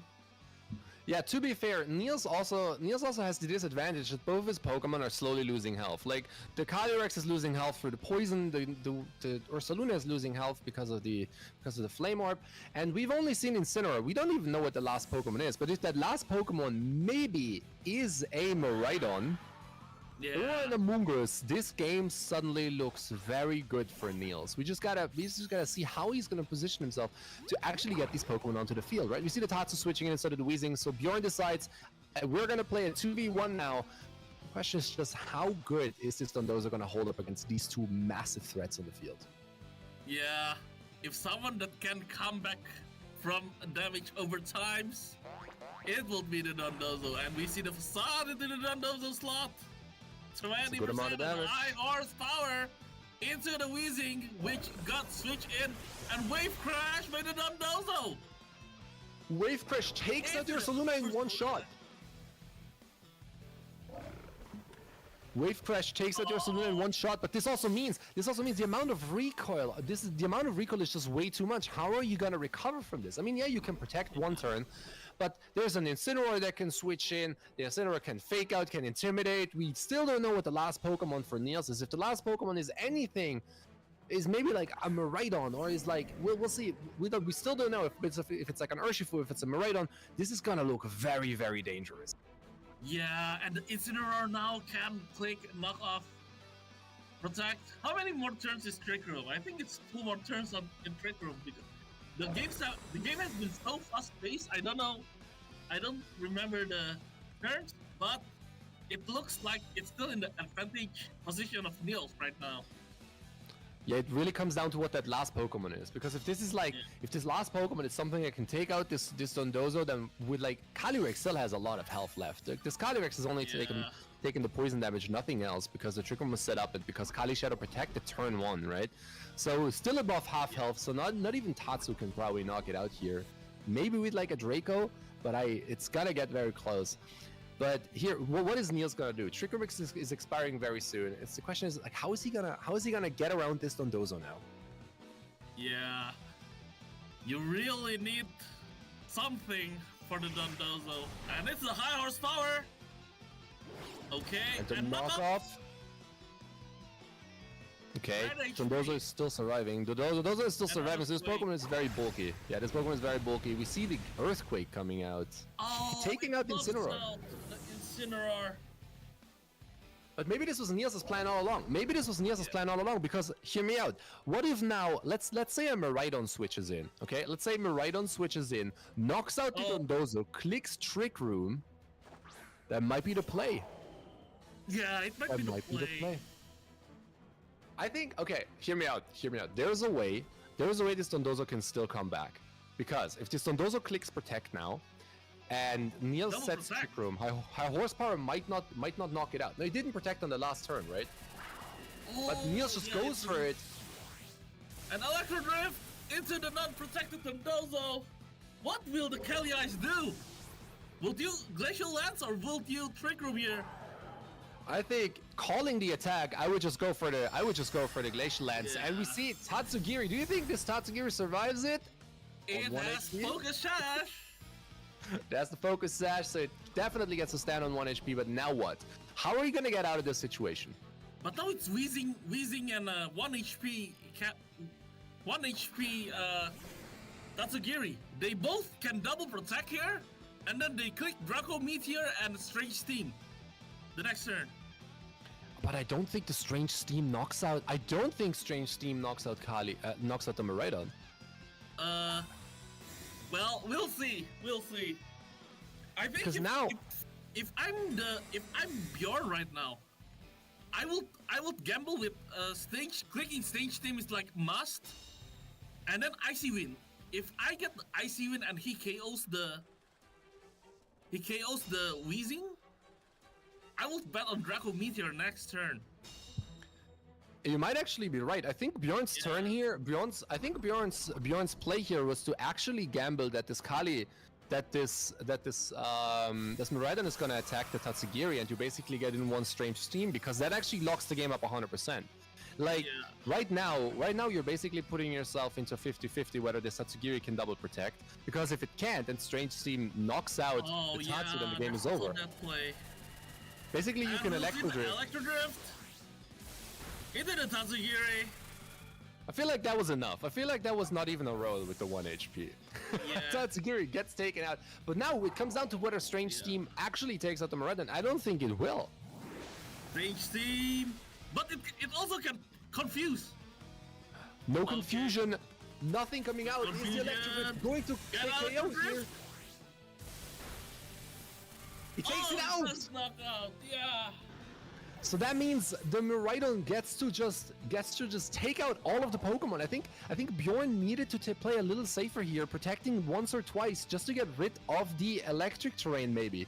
Because once the electric terrain is over, maybe you actually survive. Like maybe your play here is to go for a protect, or to maybe play a little bit more aggressive earlier with the Weezing and not protect in front of these 2 Pokemon. Yeah. I think maybe you aggressive Terra turn 1 could be the play in the Cataract Shadow. Because Bjorn Terra too late. And it got punished by Niels. Yeah, the Terra came out in the Trick Room, right? In the Trick Room where basically Kali Shadow was just a sitting duck. Like it protected turn 1 and it protected turn 1, which means like, you're suddenly in Trick Room, you get outsped by everything, and that just means your Terra and your restricted is gone. And so the Dondozo couldn't even Terra maybe like bait a Terra, or like the Tatsugiri could have maybe baited a Terra to like resist, or not resist, but like to maybe like KO something here and there. But it just wasn't meant to be here. Yeah. How would you adjust? If you're Bjorn, how would you adjust? How would I adjust? I think I go Chiyu and Cataract Shadow and go for broke, honestly. Chiyu, Kali Shadow, and just go for damage. But then Incineroar Kali Ice Lead is still very annoying. Like if you Terra the Chiyu, you still cannot touch the Incineroar, so it can still knock off for free. You're right. Yeah, The it's knockoff, really hard. You have to get used. It's a great lead. You have to basically get use of your Kali Shadow more, but we see something very similar to what you called earlier. Namely, we see the Koraidon Chiyu coming out, just raw damage on the board immediately. Yeah, raw damage on the board, but the Koraidon is getting intimidated. This is the downside to having ability shield, right? Usually Koraidons are carrying the clear amulet or a life orb, which means the intimidate doesn't really matter that much because no matter what, close combat always knocks out. I mean, the life orb now, so this Koraidon is running close combat, but it doesn't have the life orb, so it doesn't get there on the Incineroar. So unfortunately, it has to you have to make a call here. How do you basically prevent the Trick Room again? Because we don't know if Dondozo is in the back, but if these two Pokemon are gone, Dondozo has to be on the field. Well, the only thing that I can think about is pray for a Dark Pulse Flinch, which I don't think Bjorn is doing. There's always one way to win here with RNG. But we see the Terra from Kali Ice coming out just to be safe. Better be safe than sorry. We see Fake Out coming into Koraidon and Heat Wave. Heatwave burn is actually coming out. Oh my god, he gets the burn. This means this Climax is not doing any damage for the rest of the game. That is one way to save your game right now. You were talking about the Dark Pulse flinch, but hey, this might actually be even better. Because if the Dark Pulse flinched, then there was another option to maybe like reposition themselves. But now we're in Trick Room, but this Kali Ice cannot use it as much as it wants to. Yeah, Bro's forgetting he's using Choice Scarf. But now it's a really looking like a free Dondozo switch in. Yeah, if the Dondozo is in the back, we can already see that. Yeah, it is in the back. But now, how does Niels get through this? Right, no Terra was used yet, so Bjorn didn't use this Terra a little bit safer this time. That's not KO. And Flare Blitz. Oh, this is a good Flare Blitz. Because if you turn into a Ursaluna, it will still get close combat in that slot. Yeah, basically what Niels is doing here is he's removing pieces. He's slowly removing the pieces. So the Dondozo has to come onto the field because as soon as there is a KO, you don't want Dondozo on the field alone and you don't want Tatsu on the field alone, right? So taking any KO really just means, hey, now we're playing the Dondozo mode, and maybe that's what Niels exactly wants. Maybe Niels just wants to bait that out and then slowly pivot around, get Miraidon on the field, and then with Miraidon clear up with the Draco Meteors. Yeah. You know what's good with Kali Ice getting burned? You can just Terra Grass the Dondozo now, because you're not really afraid of the Glacial Lances. That is true. The Glacial Lances won't really do anything anymore. I mean, do you really have to Terra? I mean, you want to Terra out of the... Yeah, maybe. You don't really need to Terra now. I meant about the future route, future turns with Miraidon. But yeah. That makes sense. That makes sense. The question now is, this Ursaluna isn't burned yet, so it will not do as much. It will not do as much damage as it did before. Yeah. But if Dondozo clicks Wave Crash into this slot regardless, it will probably do a lot of recoil again, and then bring it maybe into range for Yeah. Draco Meteor. So But this do is you really this is wanna, dangerous. But do you really want to wave crash in Sun? That is also a good question. Sun is up. Sun really doesn't. I guess you, the Sun I guess you doesn't click help. order up into the Kali Eyes. If you We'll want see. to call the Protect, yeah. As we can see, the Protect is under Ursaluna and Glacial Glacial Lance. Yeah, Glacial Lance comes out. This is a burned Kali Ouch, Ice. that's This hurt. Glacial Lance doesn't really do and he anything. does wave crash.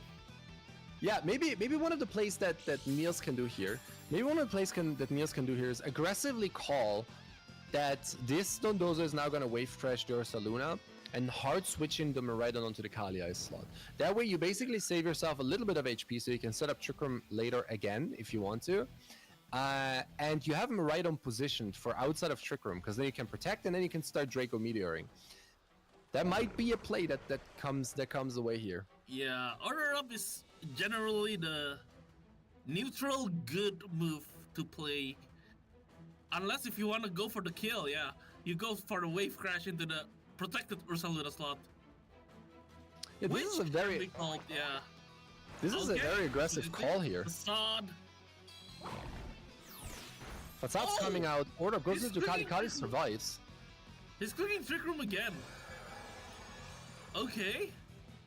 Is he clicking? He might be clicking Trick Room, so he can click Trick Room now and basically have Miraidon on the field to be ready to attack, right? Because if Trick Room is up and Yeah. Miraidon is on the field, then you cannot do that anymore. But now, in this constellation, Miraidon can basically come in, and you have to choose what you want to KO. Do you want to KO the Calyrex, or do you Yeah. want to take another?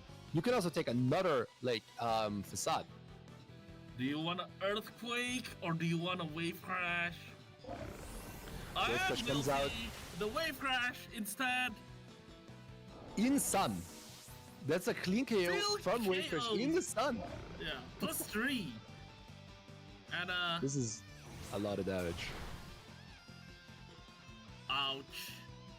Now the horsepower comes out. Those also doesn't really take a lot of damage, but like this basically gets recovered from the leftovers again. And now it really comes down to how this Miraidon is gonna win this, like 1v3, I think it is.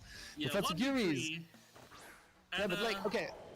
So there's a correct- Calyrex is not gonna go down through the burn though. So Miraidon can basically always knock out the Dondozo on one of the next 2 turns, and then Calyrex can always go for at least 1 Glacial Lance, which means this game is gonna come down to a 50-50 whether the Koraidon or the Tatsugiri is gonna protect, because you can always break the Focus Sash, right? Yeah.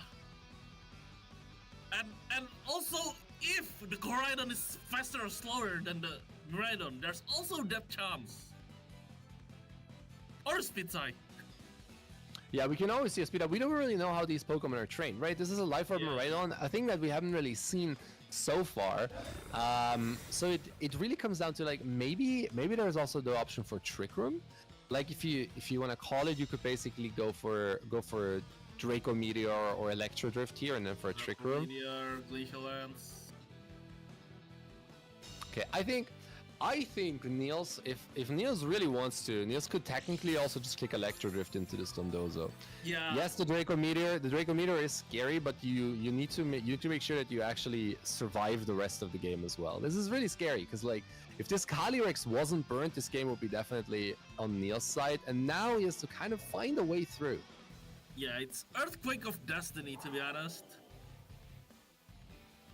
I mean, if the Miraidon does not go down, if the Miraidon outspeeds the Dondozo, which I think we've seen earlier it does, this is gonna look really good. We see the Terra Grass coming out for the Dondozo. Now it comes down to whether the Electro Drift is selected or the Draco Meteor, but I think will Niels goes Niels for the safe get play. tempted to click the Electro Drift button?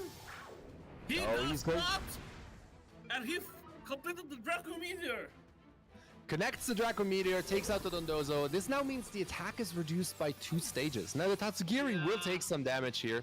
Tatsugiri will take some damage. He won't go down to Focus Sash most likely because his Calyrex is burned. But Yeah, but all it Focus has to do is Sash. break the Sash. Yeah, ooh, this is a lot of damage. Whew. There's a good amount of damage here. Oh, do you see it? It's I s- it's another tick, and Kali Ice will be gone. I think you double protect here, no? You double protect, but then you put yourself into the 50-50, right? You put yourself into the 50-50 Yeah. because if you double protect in this moment, if you double protect right now, Can you survive? basically- Can you survive Draco Meteor -2? It is a good question. It is a very good question. I mean, the Calyrex is gonna go down here, but Yeah. Niels also played himself into a very good position considering that this Pokemon, like one of his main strategies was main restricted got burned turn 1. So double protect comes out. You cannot deny this. And now Respectfully, you gotta figure it out. I don't think that's a strategy, but that is a hope. Wait, there's a Trick Room coming out. Trick Room coming out. Wait, 20% tick. Oh, it still survives. it Oh, doesn't. never mind, Kali it Ice doesn't. goes down. Oh, This now means that Miraidon has to go up against Tatsugiri in Trick yeah, Room, which is Tatsugiri faster. going to Draco Meteor. I think we call this a game. Yep. No, I no, think the no. player- There's also the chance called miss. Oh, that's true. Yeah. Draco Meteor could miss here. The question is, what is the play for Niels now? Nah, the Draco place Meteor is connects, close that's combating good. and Draco Meteor connects. Unfortunately, the tick of Trick Room is that is such unfortunate. But it is still you need to call the things right. The burn really affected the gameplay, which Bjorn I feel like Bjorn got lucky, but yeah. That's a well played think- strategy, I guess, after he capitalized it. I think the game is actually on Niels' side, Yeah. but Niels has to make sure to not get RNG too much. That's pretty much the idea here. Yeah, the idea of trick rooming and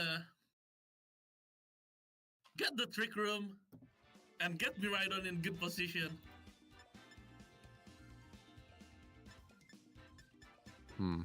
Okay, let me see.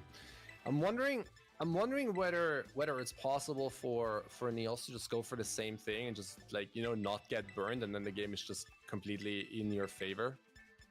And we already see Bjorn trying to set up Koraidon Chiyu, or choosing to maybe go for the Koraidon Chiyu, but now opts to go for the Weezing instead. Like instead of burning, maybe going for the poison.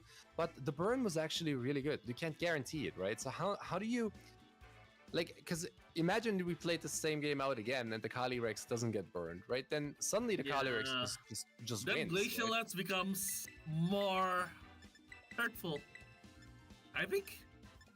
I don't know why, but I think leading the Dozo can be something, you know?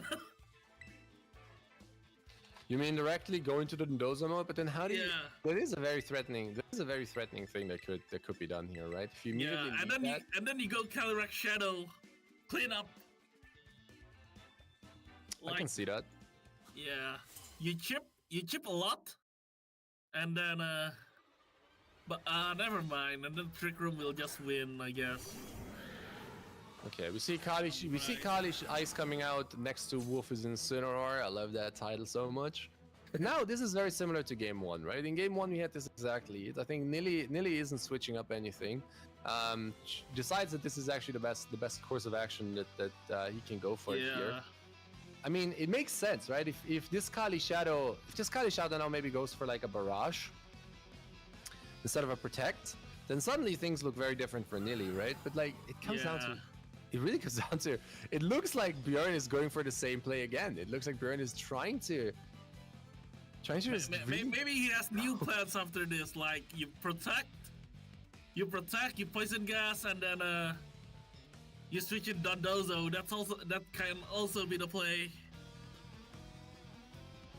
So yeah, maybe switching to Dondozo hard on the next turn. That's also a thing that Dondozo players can always do, right? They can always switch in They can always hard switch the Dondozo onto Tatsu on different slots, and then suddenly your attack's going to nothing. But we see the Kali Ice coming out with the Terra Water as always, just being safe, better safe than sorry here. And we see Kali Shadow protecting once again. Poison gas. Oh, instant flare blades into the wheezing. Doesn't really hurt. But that means it's still Neely. damage. Yeah, that means Neely is not even going for any of those shenanigans with fake out or not. Like it doesn't make any sense, right? Because like, Nah, what are you can't gonna fake out? at all? Exactly, Oh, yeah, and if you want to call the Terra into the Calyrex Shadow, I guess, but too risky, I think.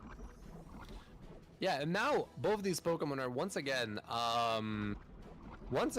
this is an easy double up into the Kali Shadow. You could maybe this time go for a knockoff if you really wanted to, just in case to call the Dondozo, but like, no matter what, I think this is gonna be very dangerous for Bjorn. He has to play really careful here.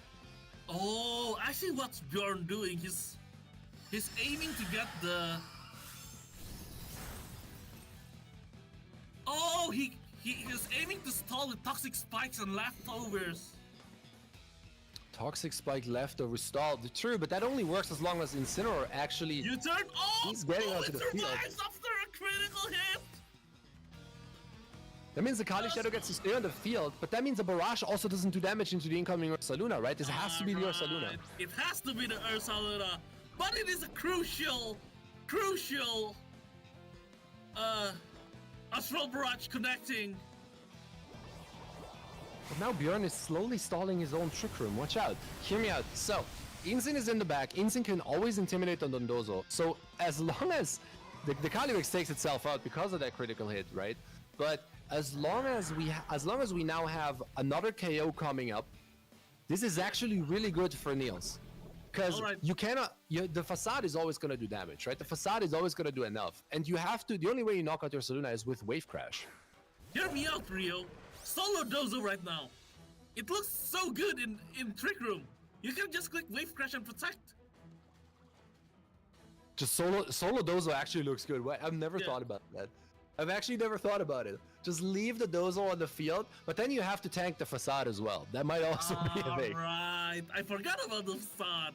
The Facade actually does damage, because this Ursaluna is not burned. It is poisoned thanks to the Toxic Spikes, which means it will... burned, maybe that would be the better play. Had it got Flame Orb, yeah. It Guts is active no matter what, so this is perfectly fine. The Facade will do double damage, and we know where this Facade is going, straight into this Dondozo. Let's see. Tatsu comes in, so basically Bjorn decides this Weezing has to still be alive, wants to keep it around for a little bit.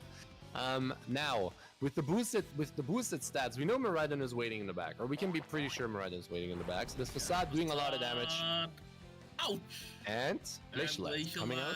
Not so ouch, but it's still cheap. 50%, I think. Yep. And the Wave Crash to help recoil.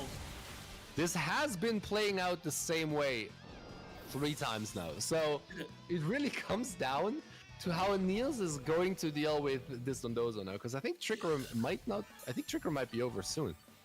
Yeah, I think it's 2 turns left for Trick Room. Wait, but this Calyrex is going down. Poison, yeah. Wait.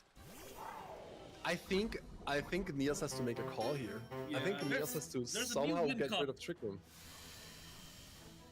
Oh, he chooses Miraidon over the Incineroar. That is the free Earthquake. Wait. Is it? Because Incineroar can come in now. Incineroar can switch in onto the Kali slot. Miraidon can protect. Right. You can do that, and then on the next turn. I forgot the and then on the next turn, you can then wait. Hear me out.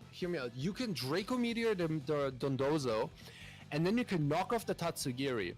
And then what's going to happen is Miraidon is always faster. Miraidon kills both Pokemon, and the game is over. So you don't really need your Kali Shadow here. Your Kali Ice. You can let Kali Ice go down here if you want to. Yeah, you just got the Trick Room back up again. I mean, back to normal. Back to your normal. Yeah, and that is just what Niels is going to do. It comes down, does the poison kill here? If the poison tick does not KO this Kali Ice, then Draco Meteor Glacial Lance is just a straight up win for Niels. It really comes down to how much will this poison tick do? It probably doesn't KO, right? Ah, It's alive! But you can just Draco Meteor and Glacial Lance for the chip, and then it looks good. Yeah, that's it, because there's a whole Incineroar in the back, right? There's an entire Incineroar in the back, just waiting to fake out. So I think the play is pretty obvious here. The double protect has to come out. If the double protect or the Draco connect, if the Draco doesn't connect, then the game suddenly looks very different, because this Dondozo went for an Earthquake. But we see the Tower Grass coming out. The question is, will this Draco Meteor connect? Or even can Electro Drift just KO? We see the Draco coming out. A great connect! This means this Kali Ice can just click Glacial Lance into this Tatsugiri, and then there's nothing to stop this Miraidon. You cannot stop this Miraidon anymore, because this also gives Incineroar a free switch. Yeah. Down to the Focus Sash. I mean, even if it was burned like in game 1, this now basically means that Kali Ice goes down, Incin comes in. You cannot, like, even if you double protect, it doesn't matter, because like you can just Electro Drift and knock off, like that's it. Or Electro Drift and Flare Blitz. There's no way that Weezing can 1v1 the Incineroar. And electric terrain is still so long, like 3 or 2 more turns, which is hard to stall. And nah, never mind. The HP of all the things are too low to survive anything, even to a -2. Yeah, Weezing comes in. It's just too little too late for this Weezing. It switched out earlier, maybe trying to preserve the abilities a little bit, but like, it doesn't matter. There's no protect from the Tatsu. We're gonna fake out into the Tatsu, and it's just Electro Drift to seal the deal. And Niels is going to top 8. Niels actually winning with such an impressive game, because this is such a hard matchup, right? The opponent has so many tools, has Dondozo. You don't really want to deal with Dondozo, because like, how are you gonna get rid of it fast enough? But this Ursaluna did so much damage, and every single time it was not only the facade, it was also the wave crash that it took to take it out. And so like, the Dondozo just takes more than 50% HP in recall every single time.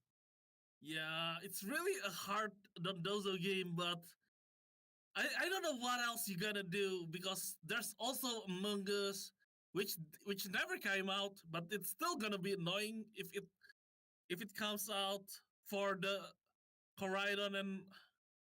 And yeah, being able to safely Trick Room almost all the time makes the matchup quite hard for Bjorn. And then outside of Trick Room, you still have Miraidon to deal with, which is also annoying. Yeah, it's really hard to do something there with Incineroar and Incineroar, Kali Ice, Miraidon.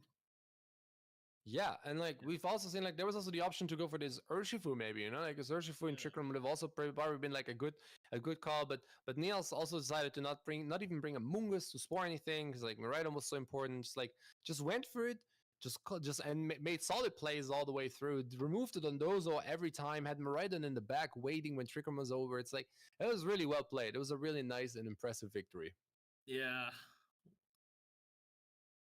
But yeah, with that, I think we're going to go to a short break, and we're going to be back with, I think, the top 8 matches next, right?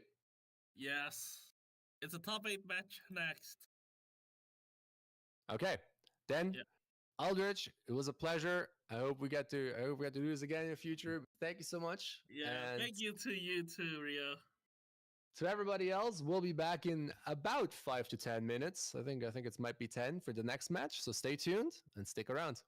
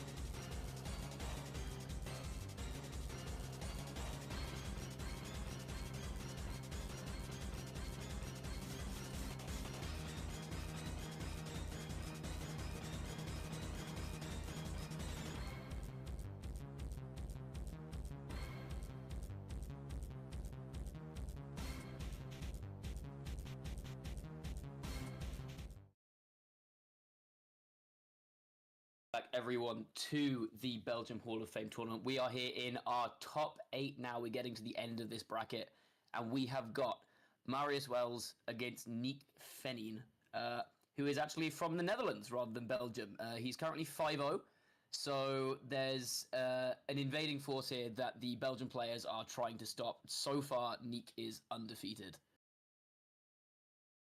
Yeah, and this turn is for Marius to try to stop Nick. And we can see that Marius has some results from the local scene here in Belgium, and also a result in the regional in Lille, even if it's not really clear what he did. But yeah, also for Nick, some tournaments in Ghent, for example. Yeah, no big regional results for Nick, but clearly a very, very strong player. He's managed to get to 5-0 in a field of Belgium's best. So obviously no slouch. And we have a look at his team here. A pairing that we've seen a couple of times, not one that's too common, but it's that pairing of Kyogre and Calyrex Ice Rider, alongside Iron Jugulus, which I think has picked up a fair amount of usage recently, just because it's a fast Dark type, it's got Tailwind, and it's got Snarl. So into, for example, Calyrex Shadow, which is the bane of the format at the moment. Very, very strong pick. Yeah, it's very interesting. This team is not the first time that you see, as you said, with Choice Band, I think, Ushifo, which is, I mean, usually I'm used to seeing Choice Scarf maybe, or maybe just Slash or whatever. Choice Band is, I mean, you really like damages, no? Yeah, we've seen a lot of Choice Band should come up recently, actually, on a lot of teams. We've seen it sometimes on the Lunala Miraidon variants. We've seen it on Miraidon Calyrex Ice Rider variants. But here with the Rain Boost from Kyogre and the Terra Water, the damage output from Choice Banded Urshifu is very, very scary. And you've got that redirection with Amoonguss, the Tailwind with Iron Jugulus to try and position it so that it's moving first. You can't protect against it. You can't stall out the Tailwind or the Trick Room. It's just going to hit you for big damage if you give it a chance to swing at you. Yeah, it's very nice. And this double Trick Room and Tailwind double mode is very nice. And I like the Terra Grass on Calyrex that usually keep the weaknesses to fire, but in rain is not such a big problem. So very nice team, let's say, and I'm sure that Nick will play it very well. And now it's turn for Marius. This is a fun matchup. We've got Rain versus Sun, a bit of a classic matchup. Normally, historically, it's been Groudon, but now Koraidon is the Sun second choice. And we've got, particularly in this matchup, Ability Shield Koraidon next to that Neutralizing Gas Weezing, which is going to be very, very difficult, I think, for Neep, because that means that Marius, if he can keep his Weezing alive, will always have weather control, because Koraidon's Orichalcum Pulse will go off, because the Ability Shield will protect it from Weezing's Neutralizing Gas, but Kyogre won't have its Drizzle ability. Yeah, what I see the biggest difference between the more standard comps with Koraidon Weezing is Rillaboom. No, usually we don't really see Rillaboom, more often Brute Bonnet. But at the same time, and as you said, the Sun with Weezing can be a problem for Kyogre. But also true that Kali Ice is really, really strong against this composition if in the right spot, especially in Trick Room.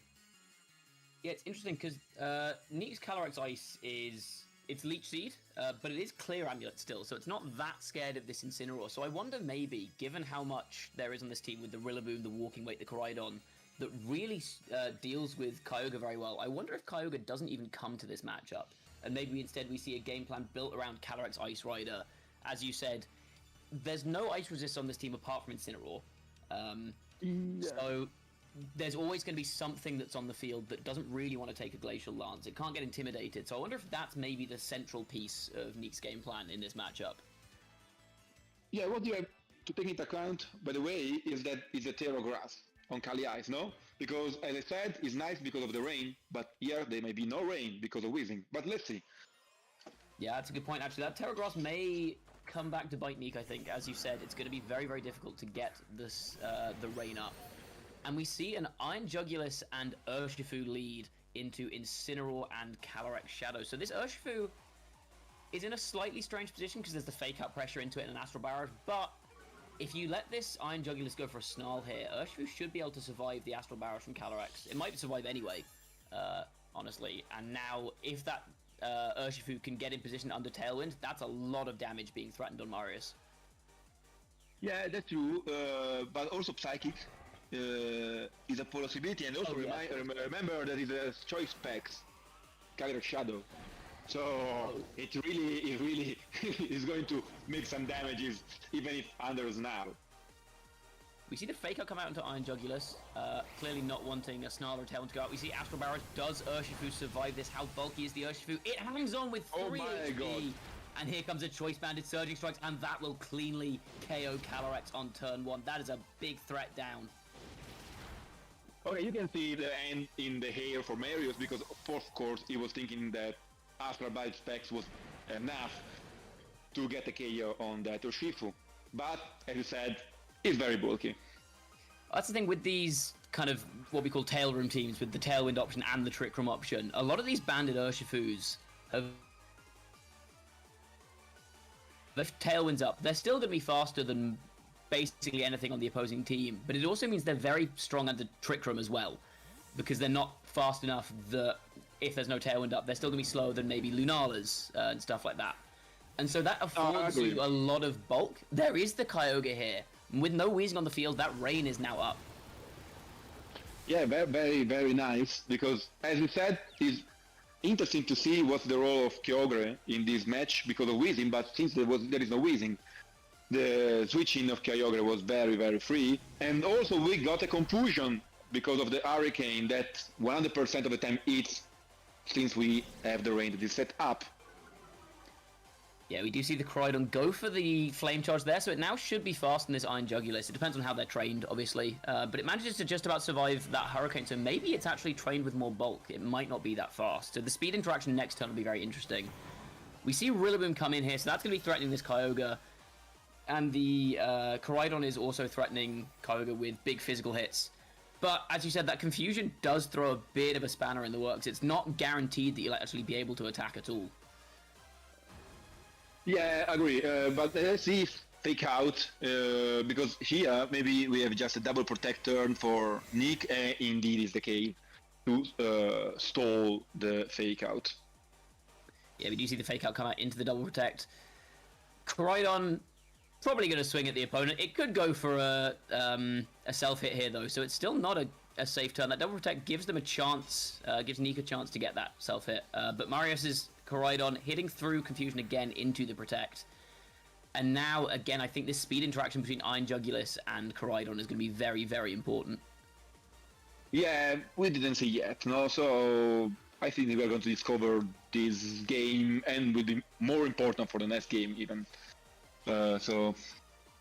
Yeah, this Kyogre is still under threat from Rillaboom as well with those Grassy Glides, but we've got Terra Grass on the Kyogre on Neek's side, so it can protect itself from that somewhat, and I think Terra Grass is a very solid option here with the Rillaboom on the field, and we are going to see, I think this was the Terra Grass locked in by Neek here.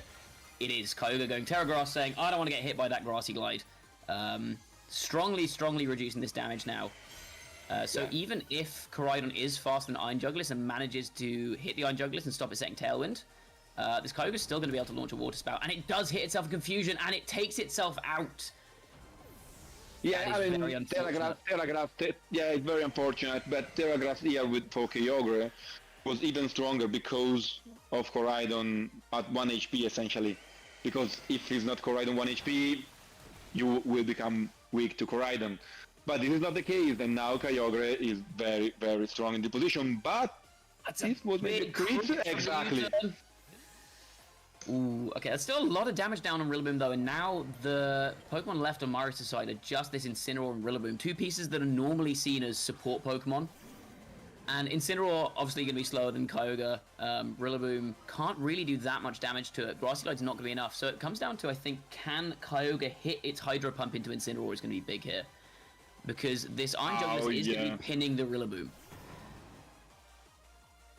Yeah, sometimes with the Kyogre, this is the gameplay that you're gonna play. So you really need to land an Hydro Pump, an Origin Pulse, or the Water Move, essentially, that you pick. Yeah, that second Water It is Move not Water always Spout.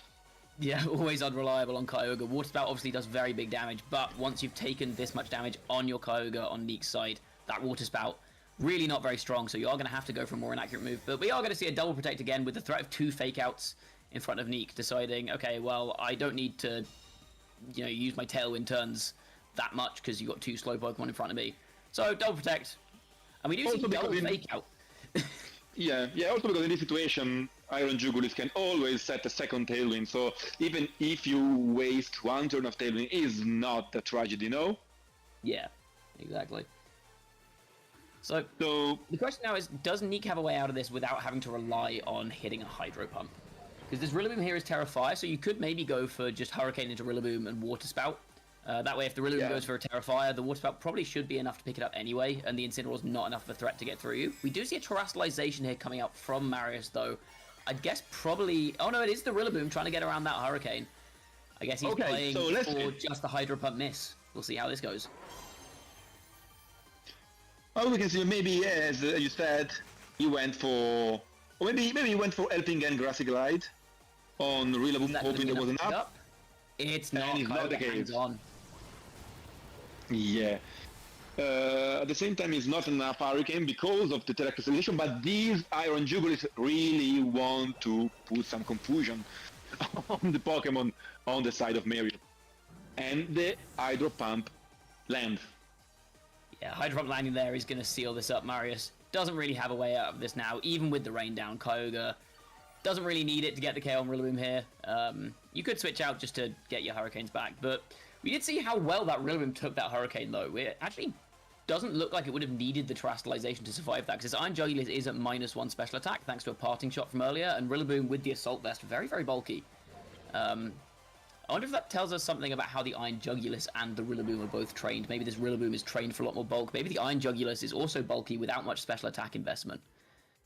Yeah, this can be the case. Probably yes. But we see the forfeit for Marius, and this game 1 is for Nick. So let's see what can be different in game 2. What would you adjust on the side of Marius to win game 2? I think for me, it was as soon as that rain went up that it suddenly became very, very difficult for Marius. He was immediately caught out of position. So I wonder if maybe the Wheezing comes to this game too.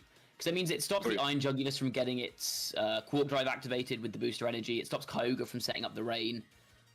Even something as simple as allowing Urshifu to... allowing you to protect in front of Urshifu could be quite nice. So I wonder if maybe Wheezing is a mix-up here. I agree. I think that Wheezing is important in this matchup, or at least I would try in a game 2. Also because, as I said at the very beginning, with Wheezing, you deny the possibility to switch in Kyogre and change the weather. And this may be very important maybe for Kali Ice, because with the Flare Blitz you can completely destroy Kali Ice with or without the Terra.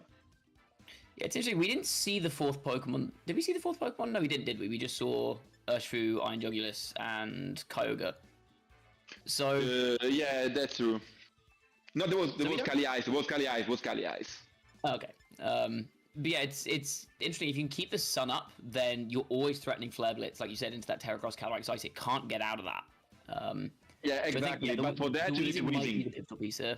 I feel like maybe you could leave behind Incineroar. I think Incineroar is very nice into Calyrex, but with the Clear Amulet, I think it's still not that great. And you can cover Calyrex Ice, like you said, with the sun-boosted Flare Blitz. It's always going to KO that. So I wonder if maybe you leave Incineroar behind and bring the Wheezing instead.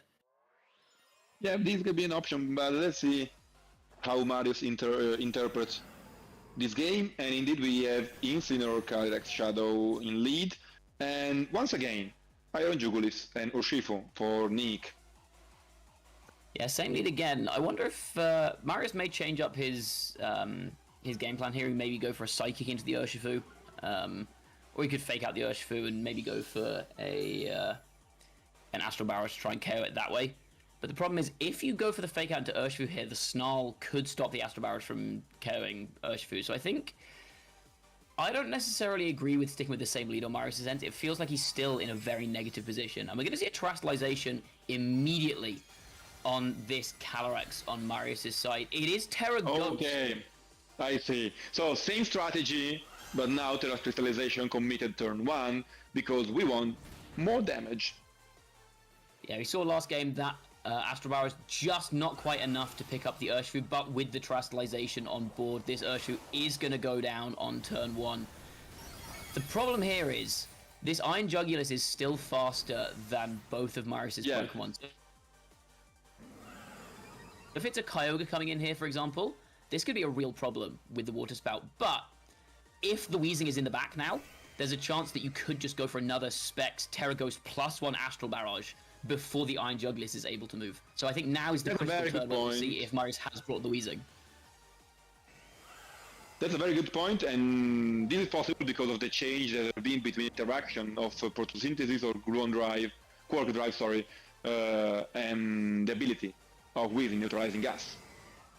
Yeah, exactly. Neutralizing gas, turning off Iron Jugulus quark drive, meaning it doesn't have the speed boost anymore. Yeah, exactly, because the rain has been set. And another possibility is to switch in Koraidon and change the weather to mitigate the damage from this Kyogre. I think that we are going to see one of the two, but one of the two Pokemon have to switch out, and indeed is Incineroar. We see who's coming in here. It is Weezing. Weezing coming to this game too, so now this Iron Jugulus under so much pressure. It's no longer faster than Calyrex. This is a +1 Terra Ghost Choice Specs boosted Astral Barrage. Is it enough to pick up the Kyogre? Kyogre's got a lot of special defense, but it doesn't matter. It goes down anyway with the critical hit! Do you think it's method? Possibly. I mean, Kyogre's a very, very specially bulky Pokemon. That's true, but was Choice Specs Terra Ghost +1? I mean... Maybe, maybe not. We'll never know. But now it is just a poor Calyrex in the back by itself. And I'll tell you, Calyrex definitely doesn't take, was it +3 Terra Ghost Choice Specs single target Astral Barrage? Yeah, exactly. And in case you want to put some Trick Room with I don't know how much, what's the HP can be left, there is also Taunt. So, 1-1. Yeah, very interesting there. We saw Marius looked like he'd gone for the same game plan. It felt like he was kind of trying to bait the same line from Neek, because Neek saw the same lead, thought, okay, well, what I did in game 1 worked, let's do it again in game 2. And Marius brought the right Pokemon in the back to punish that. And I wonder if maybe the Incineroar was brought not because he thought it was the best Pokemon for the matchup, but just because he wanted to have that same bluff of, okay, well, you're going to think I have the same Pokemon in the back now, so you're going to play the same. Yeah, there was no real reason for Nick to change completely the plan, no? As you said, it worked pretty well, so why not go for the same? But Marius played very, very, very aggressive, and it paid off. So let's see what's the idea of the two players for game 3. I think that we are going to see different lead this time, because it's the kind of situation in which, okay, same lead, but I changed the plan. Now, game 3, I really need to make something different. I'm expecting different leads from both, actually. We just see Climax and Incineroar again from Marius, and now we see Iron Jugulus and Rillaboom from Neek. Interesting lead for Neek. Is not really a standard lead of the team, I would say. But it looks like he wants to fake out the other Incineroar with a faster fake outer like Rillaboom and Snarl or set the Tailwind. Yeah, I think you're probably right that it's this is for the fake out onto the opposing Incineroar. But at the same time, Calyrex doesn't have to stay on the field here, right? So this could potentially be a switch into, if there's a Weezing in the back end, for example, there's not really any pressure on that Weezing from a Rillaboom Iron Jugulus board state. So I don't think you necessarily need to keep Calyrex on the field here. I do like the idea of going for the fake out here to stop the Incineroar, but Marius could potentially capitalize on this.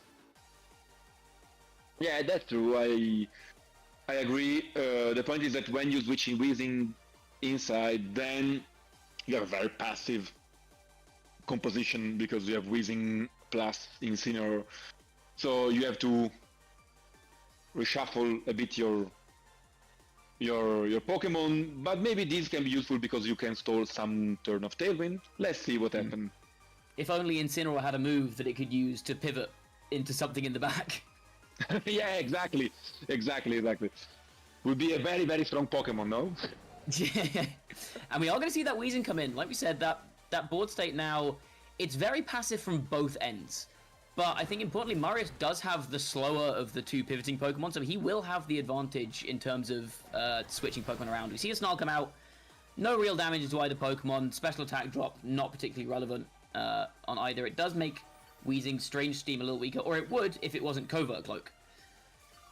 Yeah, this Weezing is Strange Steam, Will-O-Wisp, Town Protect, so there is no Poison Gas, so it's a move that can take advantage of passive turns, no? Still Yeah, can Will-O-Wisp with the Rillaboom. Yeah, Will-O-Wisp into Rillaboom, like maybe Will-O-Wisp and Parting Shot into Rillaboom could be useful here, just to pin anything that really wants to come in. You either drop a Kyogre's special attack, for example, or you Will-O-Wisp a Calyrex that might want to come in and block the Parting Shot with a Clear Amulet. We do see the U-turn coming out from Rillaboom. Who comes in on this slot? This is going to be a very important call for both players. And we see no Calyrex in that. Ice. Exactly. This is what I wanted to say. Here. And it is the Will-O-Wisp into it connects. I mean, we could play this game. So now Urshifu is okay. Parting Shot doesn't really matter because Surging Strike crits always, but Will-O-Wisp it does. So this Urshifu is not really. I mean, is less a threat than it was at the beginning. Yeah, so and let's it's see. interesting as well. I'm sorry. No. They're now under the sun, so Surging Strike is even less effective. But please go. I was just going to say, like, with the sun up, Urshifu is probably the biggest threat into the opposing Calyrex, right? Like, and now with the burn and the sun, suddenly that threat is gone. Kyogre, if Marius can keep the sun up, is not that much of a threat either. The Iron Jugulus now doesn't have its speed boost, so it's obviously with Tailwind up, it doesn't really matter that much. But once Tailwind goes down, Yeah, I agree. I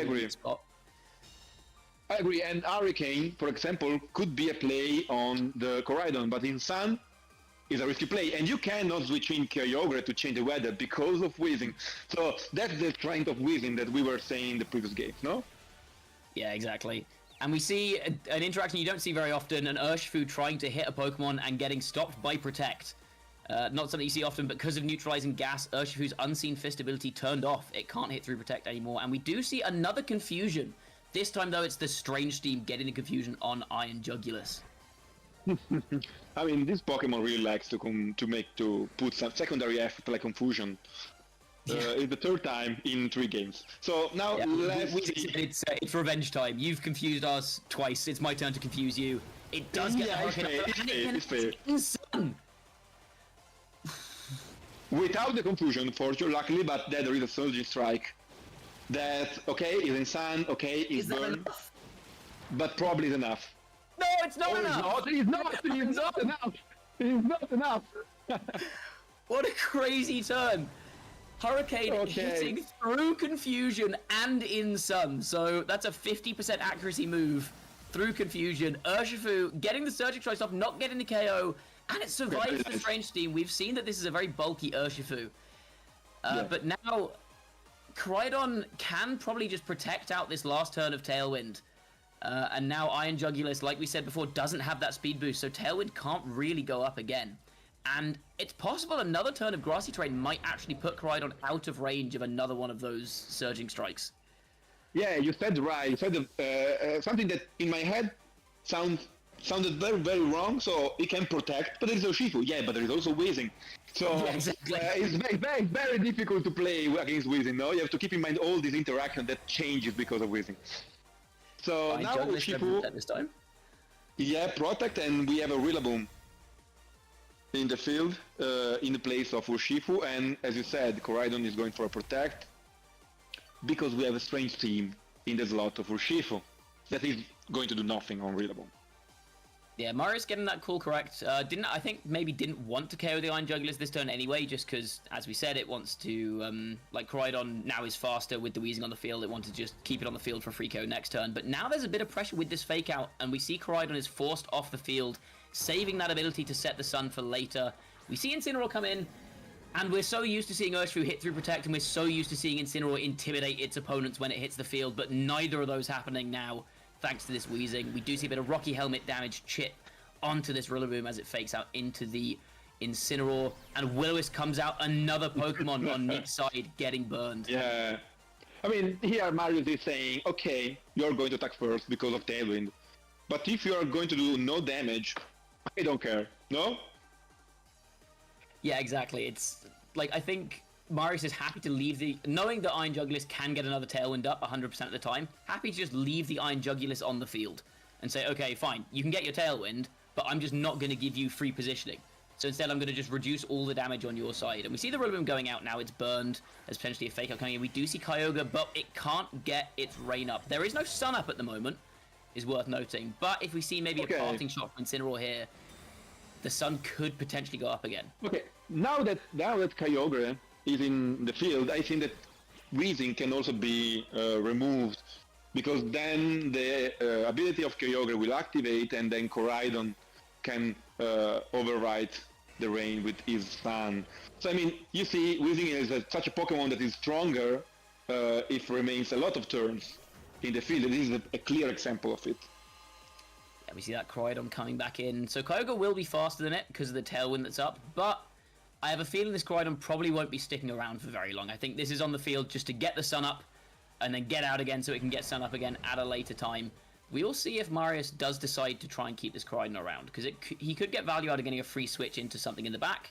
Instead, we just see the Koraidon switching out now into probably the Incineroar. I'd guess it is. I think Marius is now playing to try and position this Calyrex once the Tailwind goes down. I think that's the long-term game plan. Yeah, makes perfect sense.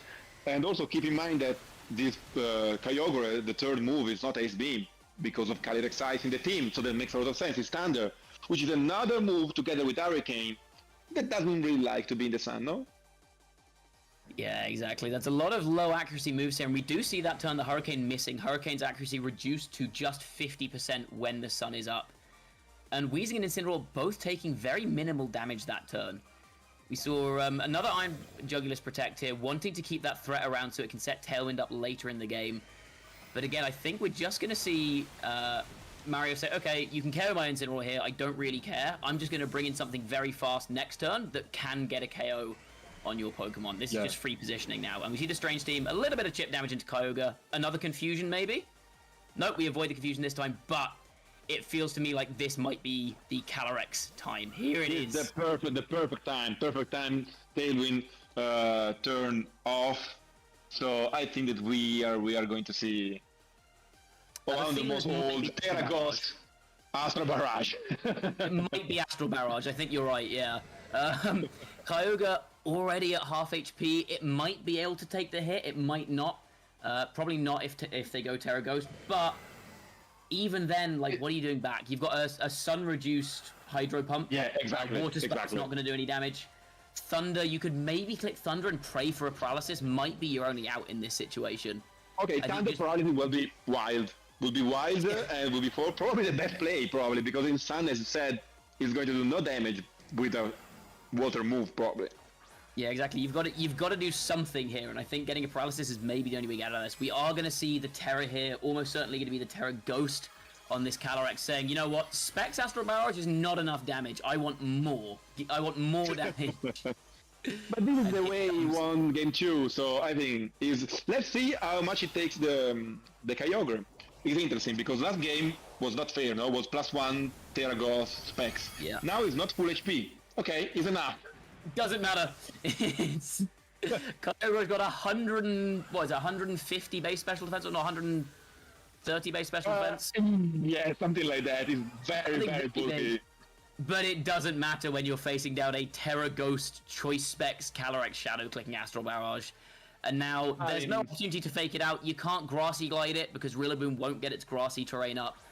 There's no booster energy or Quark Drive on this Iron Jugulus left. So it's just two very slow Pokemon sat in front of a very, very powerful attack. That is game over. And that is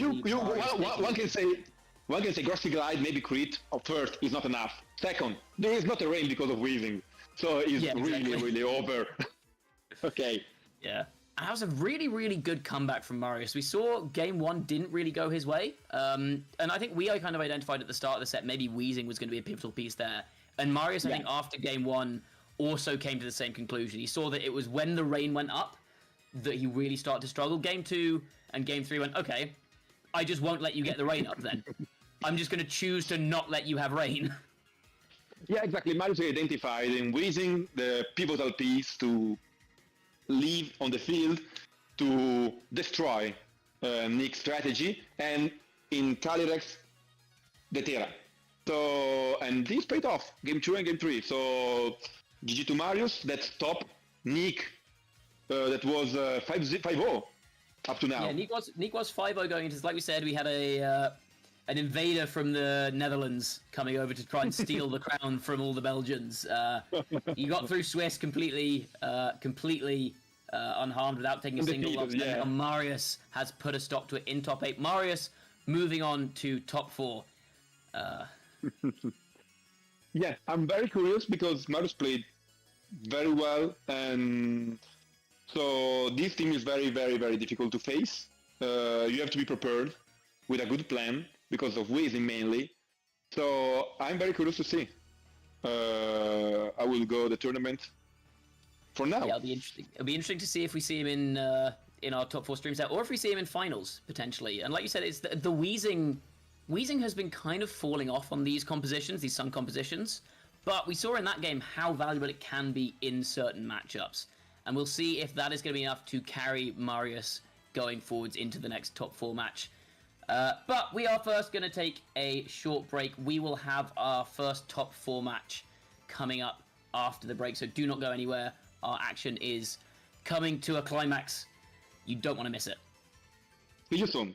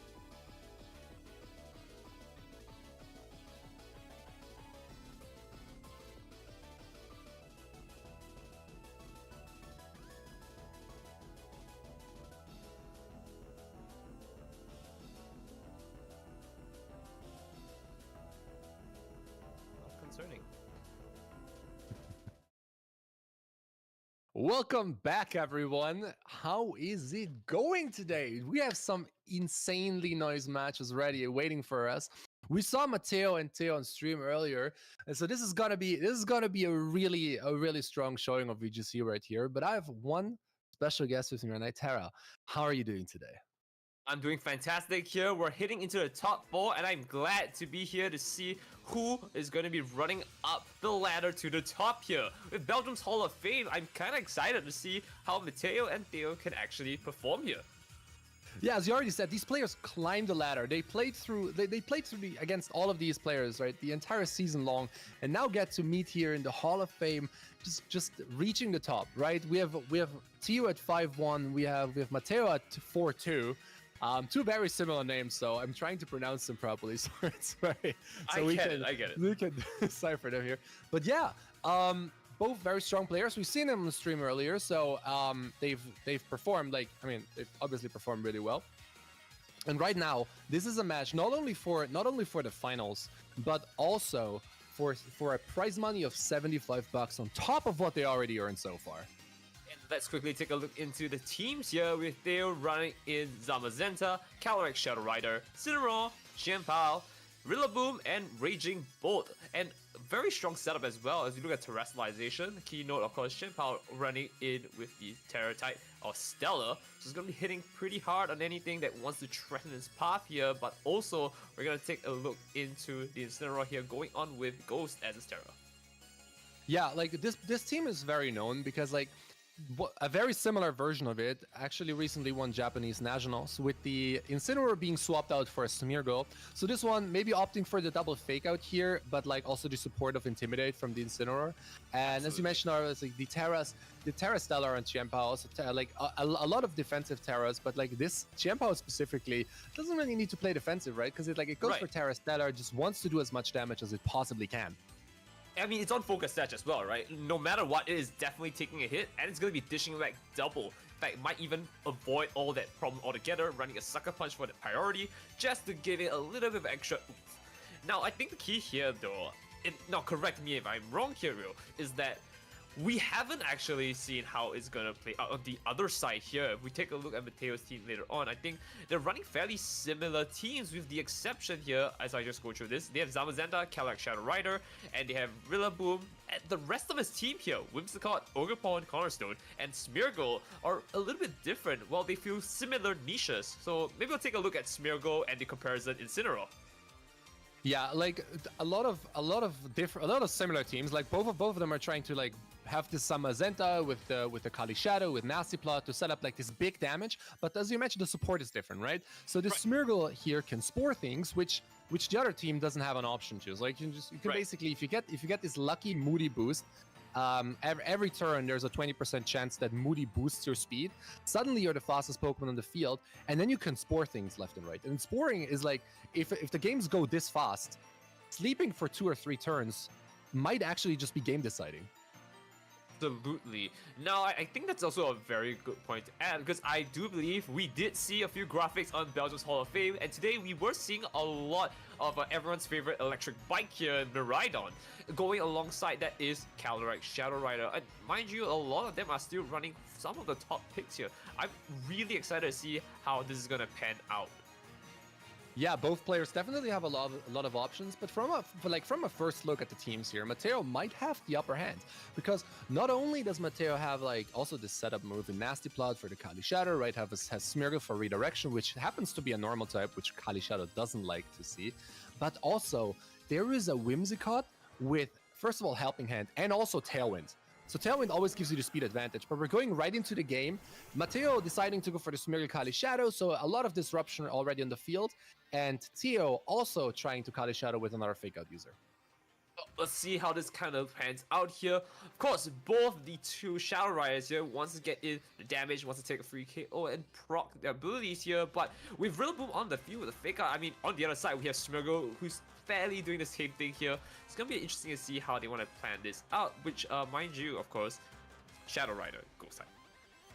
Yeah, a lot of players want to just go ahead and just fake out the Kali Shadow in the beginning of the turn like this, right? Because not tearing your Kali Shadow is a really risky play in turn 1, right? So going for the fake out into this Ghost Light might not seem as risky of a play as it is not as risky as a play You as it might commit, seem. right? Yeah. Because you can technically come over with the Astral Barrage, right? You can go Astral Barrage fake out. Suddenly you have a huge advantage. But both players can also just play it safe and go for Nasty Blood. But we do see the first switch out here. Moving into that, I do believe it is going to be the Incineroar. Going in for a nice Intimidate, giving it a check to them in case anything happens, but not seeing anything come off of it. In fact, might just be a nice switch just to keep them safe here, but the Terrestrialization is going to be popped here, and we're going to see onto, of course, our Calyrex. Yeah, Calyrex just keeping it safe, going for the Terra Dark to resist like the Astral Barrage in case one of the players, as I mentioned before, tries to like go for any risky plays. Faker comes out from the Smeargle. Is Mateo going for the Astral Barrage or is he going for the Nasty Blood? Psychic pops in here. We are going to see quite a lot of damage going in for a KO. And now we're in a beautiful position here. However, that Calyrex Shadow Rider is still stuck down there. They might have a +1 onto his special attack here, but it's gonna need to live this one. But no! Is this greed I'm seeing here, Rio? This is the Nasty Plot here is actually, like, with the Nasty Plot, you basically guarantee that your Calyrex is doing a lot more damage for the rest of the game. But one of the things I would like to point out here, Theo had an incredibly good turn 1, because knowing that his fake out is actually the slower one on Rillaboom, he switched in the Incineroar. So Smeargle would basically take the Rocky Helmet chip, and then Psychic would pick up the Smeargle. This was actually an incredibly smart setup, because that way you basically just get rid of the support that's super annoying right away. But now Whimsicott is on the field, ready to Tailwind. And Tailwind is not what Theo wants to see. Right, because we did see that, of course, when the Calyrex did Nasty Blood, he was the slower one, and so this Tailwind is going to change the tide of battle right away. The question remains, can he respond fast enough? Is there any way? And of course, the safe bet here is to go with the Protect here to just ensure that nothing happens, and I like the call here. Yeah, fake out really safe into this Kali Shadow because, like, I mean, it cannot really attack. It doesn't want to take any damage, but you basically also don't need to Terra your Kali Shadow on Theo's side again because, like, there is no threat, there is no damage coming in. But now this becomes a little trickier, right? Because if you think about it, first of all we see the Astral Barrage coming out, critting the Whimsicott through lights. Wait, this Whimsicott just got destroyed, knocked out. Yes, and this is now that a is very interesting. Yes, he's got a free +2 just like that, and he has actually advanced the board state here, which is insane because now, while they have the Tailwind up, yes, they're going to be able to hit a nasty Astral Barrage here. The question remains on how can they actually push through from here. It is the last 2 Pokemon for them, but Theo is in a really tight spot. I really wonder if this knockout didn't actually hurt Theo here, because if the Whimsicott stayed on the field, it basically doesn't do a lot. Like, yeah, you can always threaten it with a Moonblast, but now suddenly you have 2 damaging options on the opponent's side. Two heavy hitters. Rock Ogerpon also does a lot into both of these Pokemon here, and you have to Terra the Kali Shadow on Theo's side or switch it out because it is like threatened by Astral Barrage. It feels like a Protect angle here or a Terra, and as we do see the Protect come out here, you're absolutely right to say that 2 of these damaging options here definitely terrifying. Right, Astral Barrage comes in here. We're gonna see if Incineroar takes this one or we be sent back home here, as we do see damage coming in here, takes out to 53 HP here, and we're gonna see how they respond with the Ivy Cudgel. The Ivy Cudgel goes right into the Incineroar, so Mateo basically, yeah, it has the increased crit rate, so but it didn't really matter. This would have picked up anyway. But Mateo basically saying, no, you're going to protect your Kali Shadow here, and if you don't, I have 2 Pokemon that can survive Astral Barrage or whatever move you throw at them because of Ogerpon's sturdy ability. It basically has a Focus Sash built into its kit, so it wasn't gonna go down no matter what. Now here's the interesting thing, right? They're counting down the turns. We know that Theo has a faster Calyrex here, but Theo has the Tailwind, and so he has to turn the tide slowly here. A beautiful fake out to come in here, goes for the Protect. Looks like this Ivy Cudgel is coming in mix. Oh, Yeah, the very good. taunt. Very good play by Teo here, basically calling that the fake out is going into the Calyrex, taunt coming out, so Teo's Calyrex cannot protect anymore. So on the next turn, if the Tailwind doesn't run out, and I don't think it will, this Calyrex has to tank both hits.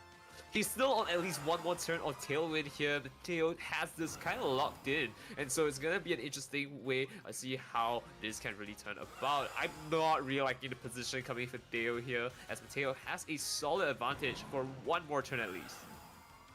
Yeah, and I think this now means that you have to either let your Kali Shadow go down, right? Or you have to give out your +2 boost and switch into Zamazenta, which might also take a lot more damage than you wanted to take in this position. And both options sound really bad, right? Taking a 2 out, he's gonna commit to it knowing that he doesn't want to lose his +2, and it's gonna come down to whether this Calyrex Shadow can hold on to another +2 on the other side. Yeah, the Bastor Barrage can come out, and it might be followed up with an Ivy Cudgel right away, just to make sure the KO is getting picked up. But then the Rillaboom still gets to move, so we also have to see what the Rillaboom's trying to do.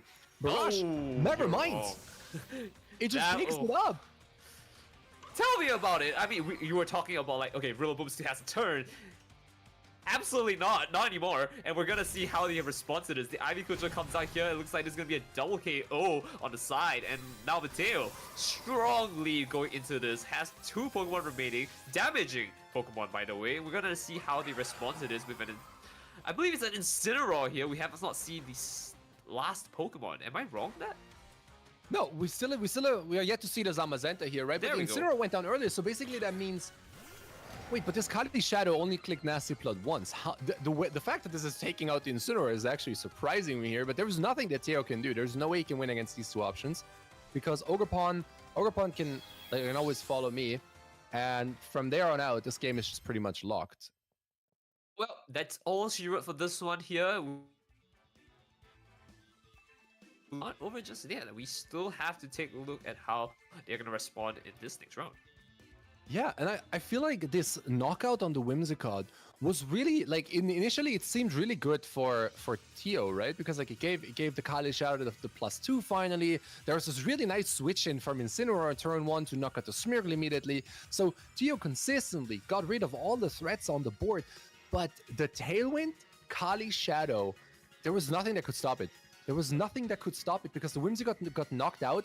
Ogerpon came in, and suddenly there was damage on the board for Mateo all over the place. Because now with that being said, though, do you kind of stick with what you have currently, or will you swap it out? Because I do believe that there's a precedence that, you know, technically the lineup here coming from Mateo and Theo is pretty strong. And it's kind of anyone's game here. I'm really liking how Whimsicott gives a strong setup going for it here. In fact, if it wasn't Tailwind, it could have been a helping hand to secure a double. And, you know, Calyrex Shadow Rider, it's just going to be riding home a victory here. But on the other side, we have a strong lineup as well, giving him a lot of options to kind of just stun them in place with Fake Out. Yeah, and we see the same leads from both players. So Teo is ready to commit to the same options. Maybe has figured out a different way to stall the Tailwind or to get rid of this Tailwind mode. But same Pokemon being on the board, so Fake Out is available for both players. The question is, how will they adjust now? How are they going to adjust in this turn 1? Absolutely agree here, but from what we see last time, it looks like it could be a double Fake Out here into a double tag as well, and we'll see how that turns out. One for each piece here. It's going to be a way to kind of see how they balance it out here. Oh, we see another greedy nasty plot coming in afterwards. Yeah, and also one thing that Mateo might note here is that Teo did not Terra the Kali Shadow the entire game. Like, only until it was almost too late in the end, where like there was no other option. But maybe Teo wants to decide, like, maybe Teo wants to switch it up a little bit. You know, maybe Terra the Kali Shadow this time around and put some more threat on the board. Yeah. Yeah, we'll see how it goes here. Time's ticking here, but they are going to be setting up for a single KO onto the side here. I like the Psychic Call onto, again, the Smeargle. And, is this a hard call? Now, I'm really liking how he's sweeping between the two. He thinks that maybe they'll force Terra out. We can go for it, but no. Commits to being the safe play here. Clears Smeargle out after a nice Terra. Yeah, we're definitely going to see a Terra Dark on one of the Kali Shadows at least. This might be... Like, if both players Terra, then this might be Teo's side, because we know Teo has the faster It's a faster Kali Shadow, but we see Terra from both sides, so both Kali Shadows going for the Terra Dark. Just keep it safe, just keep it, keep it fair, no hard reads, no plays. At least so far. Yeah, both Terras gone, now the game can play out like before. Oh, first Grassy Guy going in. We're gonna see the Psychic coming out here, and this is gonna proc Grenade. And this is a great start going into it. Has the +1 here, but they're not protected. So what's going to happen on the other side? We didn't see a protect coming out at all. Could be a nasty plot, or we're gonna see some heavy hitting moves here. Nope, calling the nasty plot here gives it a +2, and we have a strong lead coming in from Mateo again. So I think you know what time it is. This Whimsicott might be out to play. Yeah, Whimsicott can come in, and Whimsicott doesn't even have to go for Tailwind here. I mean, he can go for Tailwind, right? But he could also try to go for a Moonblast here. It really comes down to, or Helping Hand. It really, like, we know the Rillaboom can get knocked out by the +2 barrage, right? We've seen it before. So this Rillaboom isn't safe. Let's see how this turns out here. I have a U-turn locked in onto the Rillaboom here, wanting to call it in for a safe swap in potentially. I'm not too sure what the play is here.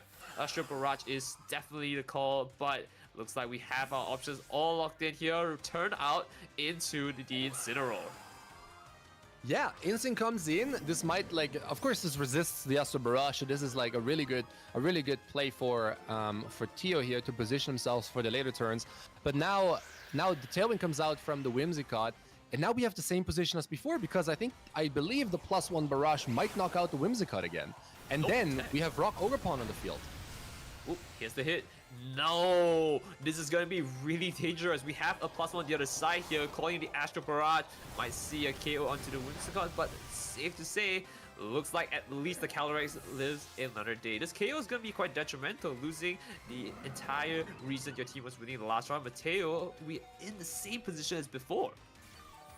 Yeah, if this is Rock Ogerpon in the back, or even Zamazenta, both of them would be really fine. I think Rock Ogerpon would be a little safer, but if this is the Pokemon in the back, how are you gonna stop it again? How are you gonna get through again? Here it is. I think you have your answer there, Rio. It's gonna be a battle of wits here, as they have to find a way to stop this Rock Ogerpon.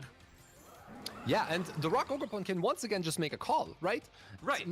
We've seen last time that Mateo wasn't afraid to just click, to just not protect the Ogerpon, just click damage. And what if that happens again, right? What if he's gonna do the same thing again? Well, we're gonna have to wait and see here. Two Pokemon looking a little low. We have Mateo, a little bit on the healthier side here, and has a +2, by the way. It's gonna call the switch out into, I do believe we're gonna see Gallus champion Zamazenta. Oh, I am so sorry. It is the Rillaboom coming into here. A nice fake out to stop him, and they have a better position. Fake out coming out, the Ivy Cutter going into the Rillaboom, doing a lot of damage, but I believe, and I might be wrong here, but I believe that both Pokemon are now in Astral Barrage range, and there is no way to block. Like, I mean, you can fake out, right? But if you click fake out, you're only like postponing the inevitable just a little bit. So That's true. Giving up the boosts, giving up the +2 boosts on Teo's side now means that the Kali Shadow might not even pick up Mateo's Calyrex, even if it is like slower, faster. Sorry, my bad. Even if it is faster, it might not be able to pick it up. Ooh, I like how it's going here. It's a Helping Hand into a Grassy Glide to try and see if you can take out the Calyrex here. It's definitely a Hail Mary, but it does pay off here. And Theo is in a great position, having his Calyrex at the back to boot as well. Of course, this Ivy Kojo is going to be picking up for 1 KO as well, very likely into the Incineroar. Yeah, Mateo here probably expected the Helping Hand, but didn't see the Helping Hand Grassy Glide play, which in this case was the one play that Tio needed to make to actually win the game, because now it's just over. Now you double protect, you let Rillaboom go down, and then that's it. Like, there is no way Rock Ogerpon can get through Zamazenta. Right. And this is gonna be the final turn for our dear Mateo here. 1 point up the lead, thankfully. It's gonna be equalized here. I'm not really sure if they can turn this around. Grassy Guy goes in, not a lot of damage. We still have the Astral Barrage later on. Hitakacha comes out, takes out the Rillaboom, basically giving a free switch to the Zamazenta waiting in the wings. But we're not even gonna see that, because Astral Barrage comes out, single target, +0, still enough to take out the Rock Ogerpon here, and Teo managed to tie it up. And mind you, that was with Life Orb as well. We haven't actually mentioned about that before, and it's kind of scary, even with just 1+1 from the last round, how much it was able to do. And so I wouldn't be surprised if this did not KO. Sorry, if this did KO. Yeah, Kali Shadow, there's a reason why this Pokemon has been rocking the field left and right. This Pokemon is just way too strong. It has nasty blood. It can boost itself over and over and becomes a threat the longer you let it stay on the field. But we've seen Mateo not be afraid to actually switch it out, give up the boosts just to get a better position with this Helping Hand Grassy Guy play. And Mateo, predicted the fake out, attacked with the Ogre Pawn, and basically gave up a position by making an aggressive read. And so both players have to adjust a little bit. It was like a very interesting back and forth with like different options and how aggressive both players played. Pause, let me just really quick ask you, real. We've kind of gone through the loop here of Theo versus Mateo. It's down to the last match. How are they gonna stick? Right? It was working out for both sides, and I mean the composition never changed, but we're in a 1-1 situation. Do they stick? I think they both stick to the same plan. I don't see a way where Mateo has to switch up their Pokemon. It's more about just how they're positioned on the field, because so far Mateo always had the upper hand, just played a little bit too aggressive towards the end there when the game was probably already locked up. So I think maybe there's a world where they just stick with the same plans here. Right, first cut. You know what? It was the exact same thing once again. Third time's the charm. I mean, if the first time it works, don't change it. And now, we're gonna see how this turns out for them. They know who wins the speed checks. It is going to come down to this. Yeah, sometimes comfort is the best way to go for. Both players know exactly what is happening in this territory. No need to switch it up, just stay in the comfort zone. Maybe both players know that if they just make the right plays, they can win this matchup. And so it comes down to who's gonna make what calls here. The Terra comes in early here. I see the pop off from Theo, I think. He's really either happy or upset that one of the things have happened, that he has Terra or the other side hasn't. Wait, if this is Teo's Kali Shadow, no, both are actually Terraing, so this is perfectly fine. So both playing it safe here in the third game, going for the Terra, not giving the opponent a free Astro Barrage. But why did Theo pop off? Was this a fake out into the Kali Shadow? Let's see how it goes here. Fake out going in. Oh, the speed check shows Rillaboom's gonna go in. We might see a nasty pot coming on the other side, but the Psychic will definitely take it out as shown, tested, and proven. No, I'm so sorry. I was lying to everyone on the stream. This low Smeargle on the Focus Sash here chooses and proves that he's outmatched. Yeah, now Smeargle, basically the last two games, the Focus Sash was always broken, either by the Grassy Light from Rillaboom or by the switch of the Incineroar. But this time around, the Smeargle is still on the field, despite the speed drop that it just got. There is an Astro Barrage coming this Rillaboom's way that it does not want to see. I really love the aggressive picking of single target moves all into that Shadow Rider here. It's gonna be interesting to see how this one turns out here, because the last few rounds we did see this Smeargle was like, alright, it's going down, we're bringing Whimsicott, and it's most likely a free sweep here, right? And now we're gonna see how hard they're gonna come into this. First pickup here onto the Smeargle, a +1 coming in just to check him out here, and we do see Rillaboom as well, waiting to go with the Wood Hammer into the Teo's Shadow Rider. Yeah, I think even if this Rillaboom survives the Astro Barrage, which we've earlier seen it does not, even if it survives of 7 HP, there's a Wood Hammer coming its way. There's a Wood Hammer coming directly for the Kali Shadow, and with the recall, this Rillaboom knocks itself out, and the Kali Shadow survives. I think the good and the saving grace here for Theo is that, again, Rillaboom did get KO'd here, faded by the recoil, and it's safe because this Calyrex, he did not profit off that, right? Did not get the KO, did not get the plus stats, even though he's on +2. Imagine a +3 Calyrex on this field right now with a Tailwind coming from behind. Yeah, now we see Incineroar coming in. Now, you can basically knock this Whimsicott out again, right? We've seen that before. Knock the Whimsicott out, give the opponent a Tailwind, protect the Kali Shadow, but there is no Grassy Glide option anymore. So, as soon as Tailwind goes up, this Kali Shadow is free to just attack. The second fake out Pokemon is gone. So there is no option to switch in Rillaboom and make a second fake out, click Grassy Glide. Those options are gone. How is Theo gonna get through this? Is the call here to just kick on call so you cannot press Astral Barrage here? I mean, I might be crazy to say it, but I'm not a player. I'm just the caster here giving out options. And I think that maybe just keeping and capping the Shadow Rider here on the other side, only one KO a turn, could at least prolong a chance for him to take everything out in one fell swoop. A call out from Incineroar here into what might be the great friend, and that is, of course, Zamazenta. Yeah, once Zamazenta hits the field, after basically can click White Guard. So the only way to knock out Kali Shadow is through a second Pokemon. So because Psychic type doesn't hit Dark type, and with White Guard you cannot hit the Kali Shadow. So Zamazenta is really good to protect the opposing Kali Shadow. But the problem is, and we've seen this before, Astral Barrage knocks out the Whimsicott. Whimsicott is gone. And now, guess who's gonna hit the field? It's gonna be the Ogerpon, and Ogerpon just, you can click Psychic into one slot, you can click Cudgel into the other, and the game is over again. Well, it comes up to this, we have not seen the Zamazenta perform just yet. In fact, quite sad we didn't see it perform. It has a few options in the back here that, Mateo might not be expecting here. We still have yet to see what this dog can bring to the table. Now, hope is not lost yet. We have the body press on the +1 defense, potentially going into the Ogerpon, and we still have a few more options on the Shadow Rider side.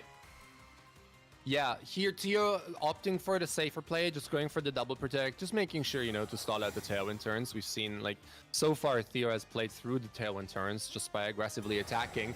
Here in this moment, they're just going for the double protect, and now Tio might actually just hope that the Zamazenta is surviving the Psychic here, but we'll see. We'll see how it plays out.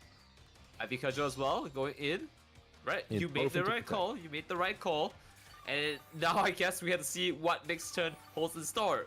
A double protect for the 50%. This could be crazy.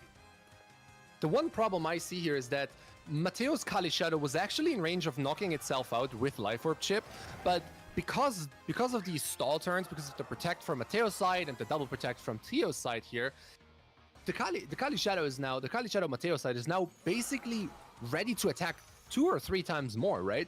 It healed up through the grassy terrain, and so now it can attack as much as it wants. It's not gonna knock itself out. They've switched out into the Incineroar here. It is the last 2 Pokemon, so this Intimidate, very crucial going into Ogerpon. We're gonna see how this kind of turns the game around. Now, Ogerpon's not hitting as hard here. Could we see a potential game changer?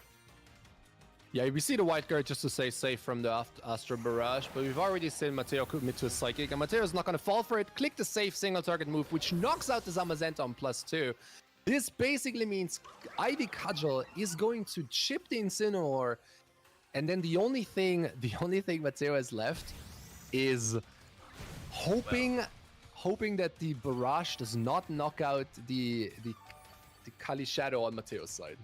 But mind you, this Incineroar was just pulled out as well. They still have Fake Out at the back here. We could potentially see how this kind of pans out for them. So, one last chance remaining. It is basically Theo's final turn to make a very strong call here if he wants to secure his spot at the top.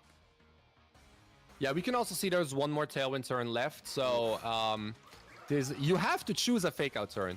You have to choose a Fake Out target. And I think no matter which one you choose, Mateo is in the driver's seat. Mateo can basically choose, okay, I'm going to attack with one of my Pokemon. Yeah, but it can be both, because both Pokemon can attack. Tailwind is still up, right? So you have to choose which target to Fake Out and hope that maybe the other one is protecting. Yeah, I'm on the edge of my seat on this one. It feels like a really rough call. It is a game-winning call, or it could be the last turn for Tail here. We do see the Spike Shoot come out here and then Fake Out onto the right call. This could be it here, as we do see the Astral Barrage pocketed in here. A block from the Spiky Shield, but this Shadow Rider is not safe and might be sent back home to the wrench here. There it is, the first of many here. One last Pokemon stands in his way. Theo has 2 Pokemon on the field and 2-1. The numbers do not lie. This was a very aggressive, usually Mateo, we see Mateo play very aggressive through Tailwind, right? And this was the one turn where Mateo had to attack with both Pokemon, but somehow he decided to protect the Ogerpon, but this also means that one Astral Barrage takes the Ogerpon down to sturdy, basically down to its focus sash. But Incineroar can still attack. This game is over. Unless. The Ivy Catcher comes out, picks up the Kali Shadow, but even if Kali Shadow is always faster than the Incineroar, so there's no way this game goes in any other direction. As long as Incineroar attacks here, this game is over.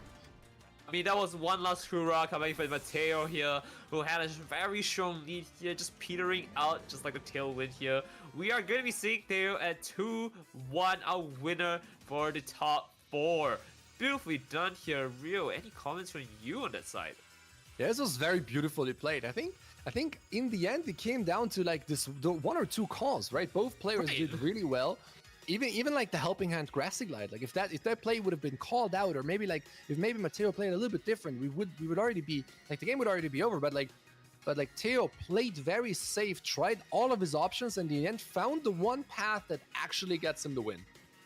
Actually cutting through the fog and making his way back into that. Definitely felt like Teo was on the back foot for a long time, and purely because of that wins that got here. That one turn where we had our lone Smeargle living on 1 HP and a dream might have made such a big difference. And I've got to say, there are just so many turns that did not feel like it should have happened, but somehow Teo navigated through the chaos of this match. And here we are, standing here is our winner. Yeah, that was very impressive. I really liked seeing this. Also, both players decided to bring the same 4 Pokemon all the time. It was very exciting to see because they decided, hey, this is the way to go through this matchup. And they knew that if they made the right plays, it was over, right? And we've also seen it. If both of them had plays they had to make, and if they actually made them, they pulled through. And we see Teo coming out as a winner here. It's very exciting. Sarah, what else do we have? It's confidence. It's confidence. Remember when you said it was a comfort pick? I like the thing. Yeah. It's similar to comfort pick, but it's more like a confidence pick, right? I played this. I might have lost the first round. I played it again. I won. All right, let's bring this one back in for another tussle. We can do this. It's just a little bit of navigating the situation, and they made it perfectly well. Now, of course, that being said here, we will be seeing the finals later on here. I mean, Marias versus Teo, and I'm so excited to watch how this goes. But Rio, this match has definitely been one for the ages. Yeah, what an exciting match. I'm really happy I was able to be here to witness this. But yeah, we're gonna go for a very short break now. So don't go anywhere. We're gonna continue in like the next maximum 10 minutes, I was told. So Netera, thank you so much for being here with me. I really appreciate that. Do you have any last words for the viewers?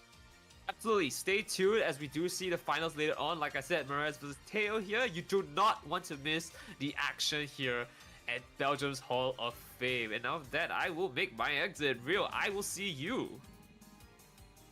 Have a good one, and don't go anywhere, viewers. We'll be right back.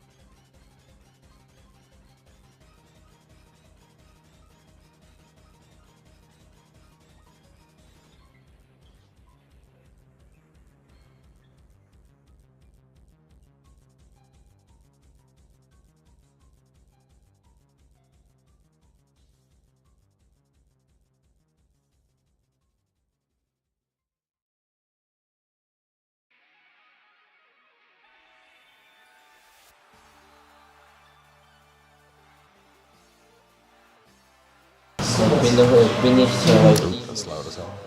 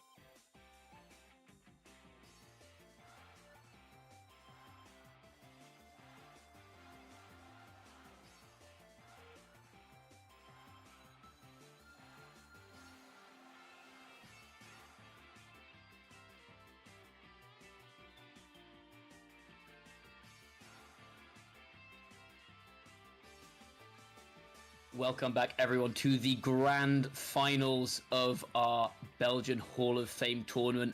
Both these players have fought through a real gauntlet of the best players in this country, and we find ourselves with Marius Wells and Theo Delanoy in finals. Theo, still a senior, has nonetheless managed to fight his way through all of the masters in this bracket to get to where he is now.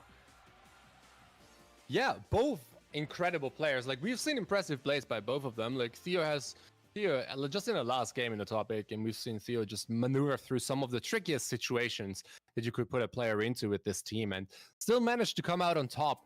And I like to say that Marius also, with a very strong team, has done the same thing throughout the day, right? Both players, some incredible achievements here. You know, just like we have the Utrecht regional champion on Theo's side, senior regional champion. And I mean, Marius, no stranger to playing against people from Belgium, as we see in the cup wins. Yeah, I mean, Marius as well, not quite so many big regional achievements, but a lot of local ones. Let's have a look at Theo's team. This team looking pretty standard. I think we've all seen this composition before with the Cataracts Shadow Rider Zamazenta combo as the restricted pair, backed up by Chen Pao, Raging Bolt, and the Fake Out Bros, Rillaboom, and Incineroar.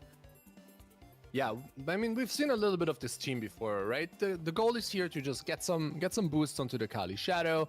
Just go ahead, protect him with Incin and Rillaboom. Maybe you also have a lot of Prio here to protect your Kali Shadow. And then, like, you know, it's also sometimes very difficult to just get rid of this Kali Shadow with all the support it's getting in this team.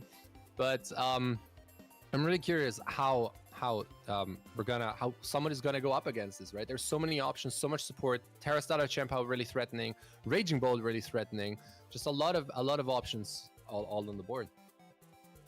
Yeah, it's that's kind of what this team is known for, is its ability to play into any matchup. It's not got many matchups where it's unbelievably good, but also there aren't really any matchups that just beat it. It's got options for everything, which is what makes it so scary. And on this team, we see some variations on the standard comp. We've got Helping Hand on Incineroar on this one, which next to Life Orb Calyrex is very, very scary.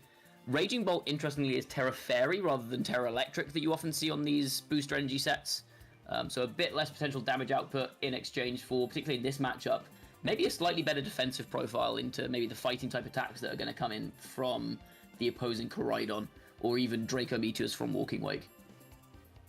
Yeah, we also see the Marius' team here with the Koraidon Kali Shadow. So like one of the two more offensive Pokemon are restricted in the meta. Koraidon here with the ability shield. There's a Weezing to basically support it, right? You can turn off all the other abilities. There's no other weather if you really want to. There's no other terrain than your electric terrain. So like Weezing really good to just turn off all the abilities except the Koraidon one.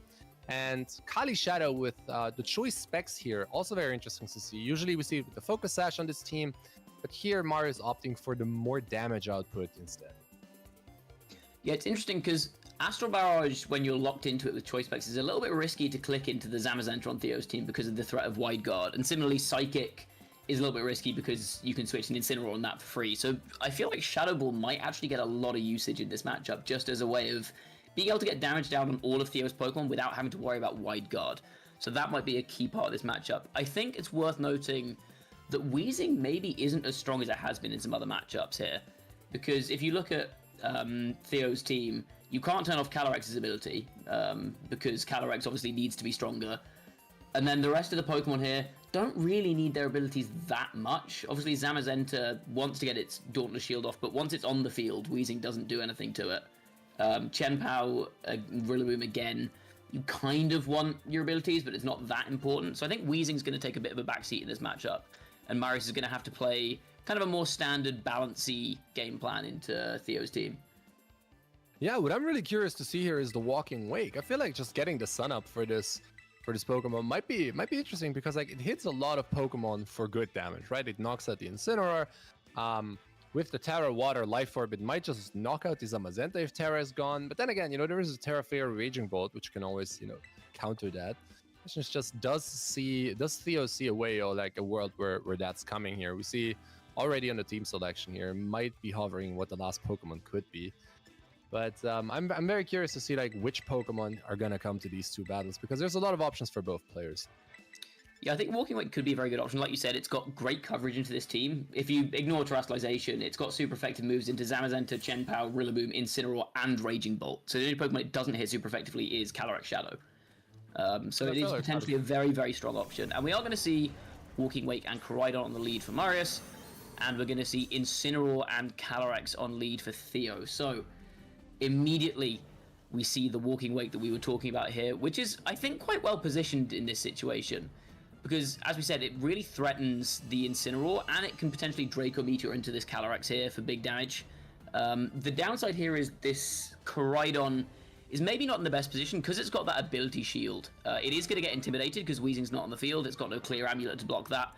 And it's also under a lot of threat from this Calyrex with a potential Psychic, or even just an Astral Barrage, which will do a very large amount of damage to it.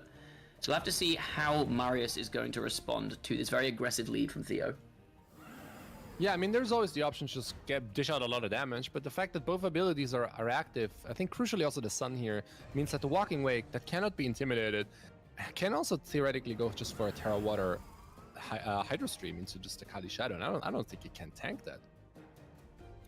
It might not be able to tank it, but the problem is there is the fake out pressure from Incineroar as well. But instead, we're just going to see a helping hand right off rip. Yeah, helping hand coming out from the Incineroar, just to safe protect from the Walking Wake here, just keeping it safe. Also safe protect from the Koraidon. Just get rid of the just don't risk anything here. Turn one, nothing spectacular. We see the Astral Barrage going into 2 protect. So really just a non-turn 0, nothing happening on both sides. And now Marius has to make the call of where he wants to place his damage next. Yeah, again, he's got around the fake out threat, which is inherently quite risky because there is the risk that Theo just clicks Nasty Plot there. But if he thinks that this Walking Wake might be able to KO the Calyrex, then he might be able to just go for Terra Water Hydro Steam here. But if he gets that wrong and hits like a Rillaboom on switch in, for example, that's now a very bad position for him. And again, this intimidated Koraidon maybe wants to switch here, but we don't see a switch. Instead, we see a Terrestrialization coming out. Yeah, Terrestrialization on the Walking Wake, going for the Terra Water, maybe even that Hydro Stream, as as far as I can see, because otherwise I wouldn't see why you would Terra Water here. So probably seeing the Hydro Stream, maybe into the Incineroar, calling a Protect, but we see the Helping Hand coming out from the Incineroar, just boosting the Kali Shadow's damage. Maybe Theo wants to pick up a KO here as well. We see the Hydro Stream coming out. Is it enough into the Kali Shadow? We'll see in a second. And It's a 1-hit KO on the Calyrex. That means your best Pokemon is just immediately gone. We see Marius being really happy on the camera here. Walking Wake just going for it. Flame Charge coming out as well. This means the Incineroar, no matter what, even if the Kali Shadow protected, this Koraidon is now ready to also deal massive damage into Theo's team. Yeah, I like that coverage play there. As you said, if the Calyrex protects there around the Hydro Steam and maybe Incineroar goes for a parting shot or something, you've still got that Koraidon speed boost to then threaten the Calyrex. But I think that might have been a turn of Marius knew how much damage that Hydro Steam was going to do, and Theo did not. And I didn't either. But Marius confidently locking in the Terra Water Hydro Steam, and it does pick up the Calyrex in one hit, and that is Theo's biggest offensive threat down immediately.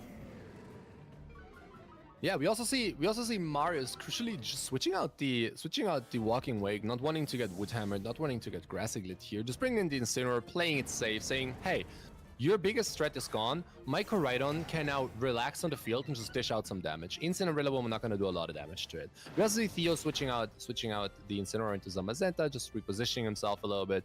Fake Out comes into the Incineroar. Rocky Helmet is a little bit chip, but we see the Collision Course coming into the Zamazenta, doing quite a lot. This isn't going to KO because of the Intimidate as well, and also because Zamazenta usually is played really bulky. So, but there's a good amount of chip for the fact that, you know, Marius is up one restricted Pokemon. Yeah, even with the Intimidate, it does look like another one of those will pick up the Zamazenta unless the Incineroar comes back in again. Maybe Marius could even just consider switching the Koraidon out here. But Theo is running out of options for pivoting. The Walking Wake, obviously, with the Terra Water, does make itself weaker to Rillaboom, but it instead chooses to just get off the field. I think once Rillaboom goes down, that Walking Wake's going to have a very, very good time trying to get through this. It's just a case for Marius now of making sure you can get into the position to actually threaten the Rillaboom, maybe the Zamazenta, and potentially thinking about getting this Koraidon off the field. Yeah, we see a Fake Out going into the... We see a switch, seeing a Fake Out into the Zamazenta, just playing it safe. Collision Course, crucially calling out the Incineroar switch, just making a cover play here, just getting some damage in. We see Collision Course going to the Incineroar. This is very crucial health that Theo is losing here on the Incineroar, because as soon as the pivoting options are gone, terrain is going to eventually run out. And with that, the Walking Wake is just standing there, ready to attack without anything threatening it.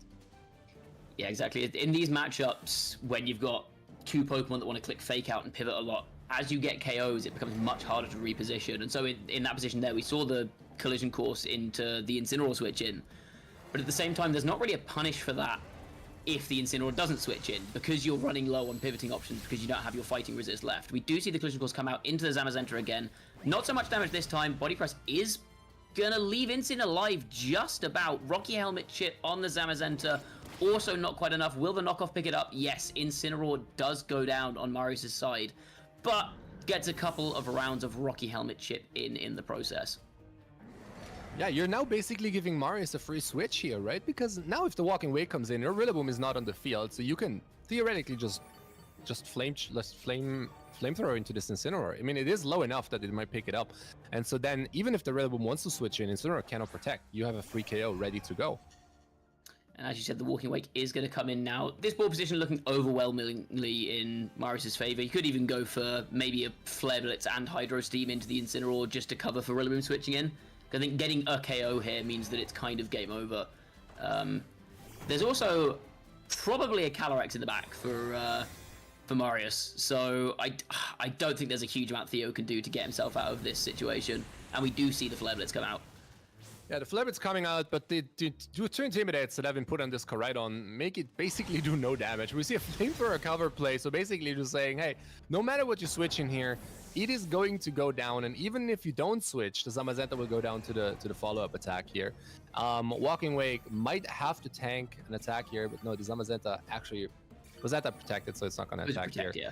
Yeah. So there's not a lot that Theo can do here. There's just a double protect on the opponent's side, and then you just have to faster Pokemon. Yeah, exactly. Well, the sun has gone down now, so the Walking Wake may not be faster, but at the same time, Marius can just switch his Koraidon out pretty comfortably into whatever's in the back and then go from there. There's no more Intimidate cycling, there's no more Fake Out cycling, so once that Koraidon switches out and back in, it's like there's nothing Incineroar can really do about that. And we see Theo is going to forfeit that game 1. Very well played by Marius, making good use, as you said, of the Walking Wake with the threat that it poses to the opposing team. The power of that Terra Water Hydro Steam, I wasn't sure that was going to pick up that Calyrex on turn 2, but Marius seemed pretty confident, locked it in, got rid of the Calyrex early, and from there on it was really an uphill battle for Theo. Yeah, one would think that if you want to have a Walking Wake that is speed boosted and has a lot of damage, you kind of have to choose which path you want to go for, right? Do you wanna run a speed boosting nature? Do you want to run a damage boosting nature? But it feels like Marius has found the proper middle way between these two to just get both. You have the speed, you have the power to knock out Kali Shadow. That's all. That's what more do you want? I wonder now how we're going to see Theo play around that Walking Way, because it was such a huge threat in that game 1. Like we saw, it meant that you couldn't really set up the Calyrex Shadow on Theo's side, because it was always under threat of being outsped and just one-shot by the Walking Wake. So it'll be interesting to see if we see any kind of adaptation. It looks like we might see a Chen Pao lead with the Focus Sash. That's really threatening into Walking Wake, because it doesn't matter how strong your Walking Wake is, if there's a Focus Sash on the Chen Pao, you're not going to be able to KO it in one hit, and that gives it a chance to retaliate for free. It also, as you said at the start of this set, there's a lot of priority moves on Theo's team. We've got Grassy Glide on Rillaboom, you've got Sucker Punch on Chen Pao, Thunderclap on Raging Bolt. That's another way around that Walking Wake, potentially, of just saying, okay, you can go first, but I've got priority, so I'm just going to stop you before you do. Yeah, a lot of priority. The priority would have also helped against this Walking Wake the game before, because like as soon as Rillaboom went down, there's nothing that could stop it anymore. And here we already see Chen Pao, Zamazenta on the field, just ready to dish out a lot of damage. And as you said, with that Focus Sash, this Chen Pao, which crucially has Terra Stellar, is able to do a lot of damage off rip just to one of these two Pokemon. But we also see the Koraidon on the other field, which Koraidon, without Intimidate, basically has a lot of damage into both of these Pokemon, especially if Chen Pao also boosts the damage into the Zamazenta. Yeah, Zamazenta normally can live a hit from Koraidon if it's not got a Life Orb, but the Chen Pao effectively gives it a Life Orb boost, and so now it is really threatening. And we are going to see the Terra Fire coming out immediately from Marius's Koraidon, wanting to get around a potential Ice-type move from Chen Pao, and also potentially boosting the power of a Flare Blitz. If this goes into Zamazenta, that's threatening a one-shot, but we see a Terastallization from Theo's side as well. Probably also the Zamazenta into that Terra Dragon, saying, okay, you've got Sun-boosted, Sword of Ruin boosted fire moves. I don't want to deal with any of that. I'm just going to turn myself into a Dragon type. But the flip side of that is now there's potential for this Walking Wake to deal big damage into the Zamazenta, and we see the Draco Meteor come out on the Terra Dragon on turn 1, and again, Walking Wake picks up a one-hit KO on one of Theo's restricted Pokemon early in the game.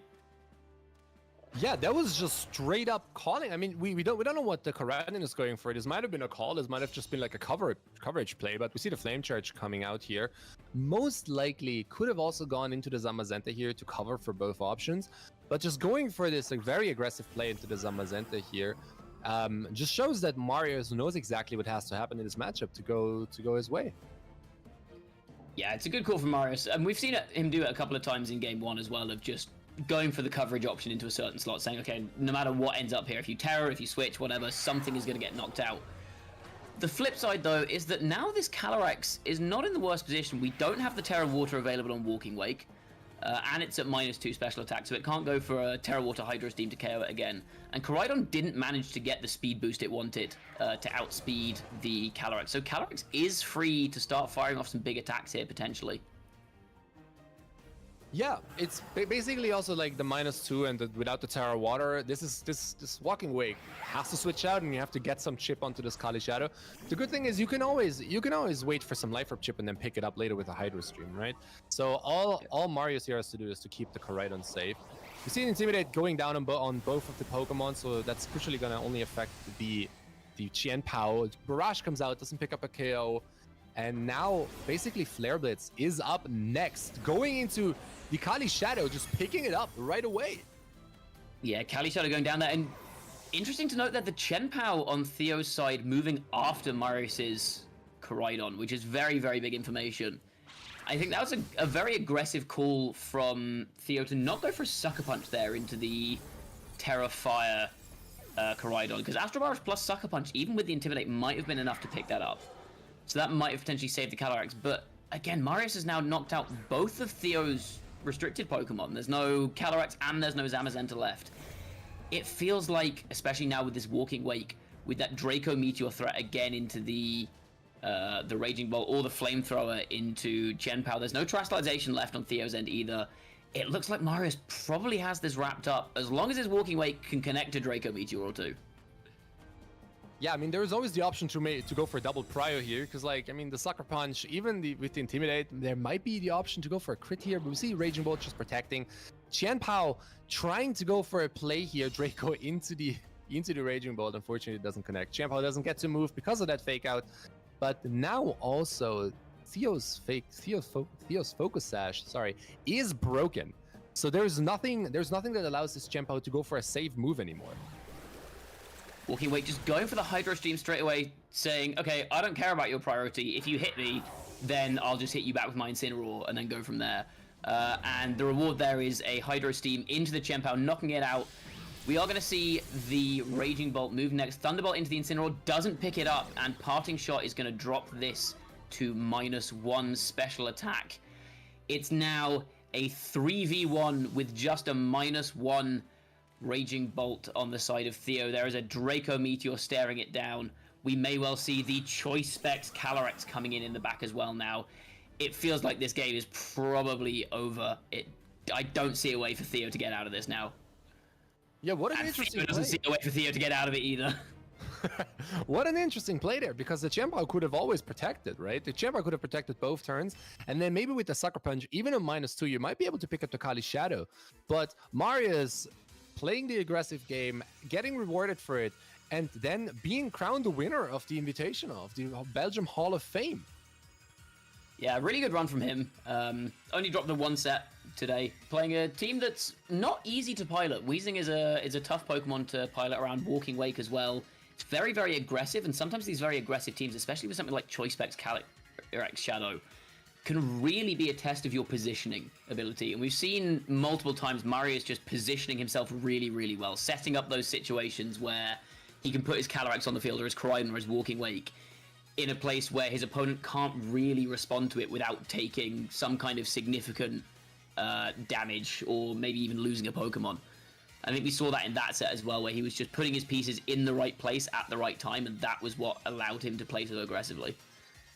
Yeah, and it worked out, right? It's just probably like it was 6-7-1, right? So basically only dropping one game throughout the entire day, and basically bringing Calyrex Shadow and Koraidon all the way to the top. There's been like a lot of Miraidons in the field. I don't have the graphics in mind that Shmon showed earlier, but I think it was about like 40% or more of Miraidon. So like a lot of Miraidons on the field, and so just bringing Koraidon and Kali Shadow all the way to the top, very impressive.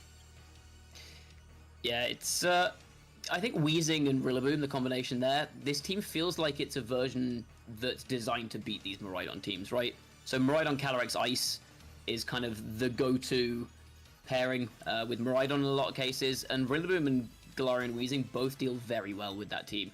So I think maybe that was a deliberate choice by Marius, specifically to get around that composition. Like you said, he was calling a lot of Miraidon in the field, and he tailored what is normally a pretty standard team. You maybe have a Brute Bonnet in the Rillaboom slot, for example. Just tailored it specifically to deal with those Miraidon teams, especially going Life Orb rather than the usual Assault Vest on Walking Wake. Yeah, and it paid off. Well, that was pretty much it for today, right? I think I don't know if Shmon has anything planned for later, but what an exciting match to be able to cast with you, Bwenty, here. I thank you so much for that. Do you have anything else to say to the viewers? No. Well, obviously, thank you all for watching. Hopefully, you all enjoyed. It's been a very good day of Pokemon. I've enjoyed all the sets that I've cast. All the rest of the sets have seemed like they've been very good. And congrats once again to Marius for a very well-deserved win. And I think we are going to hand you back over to Shmon to close us off, I believe. I believe so too. We're definitely going for a short break, and then we'll make sure to be back if there's something more. But don't go anywhere. Stick around, and thank you so much for watching.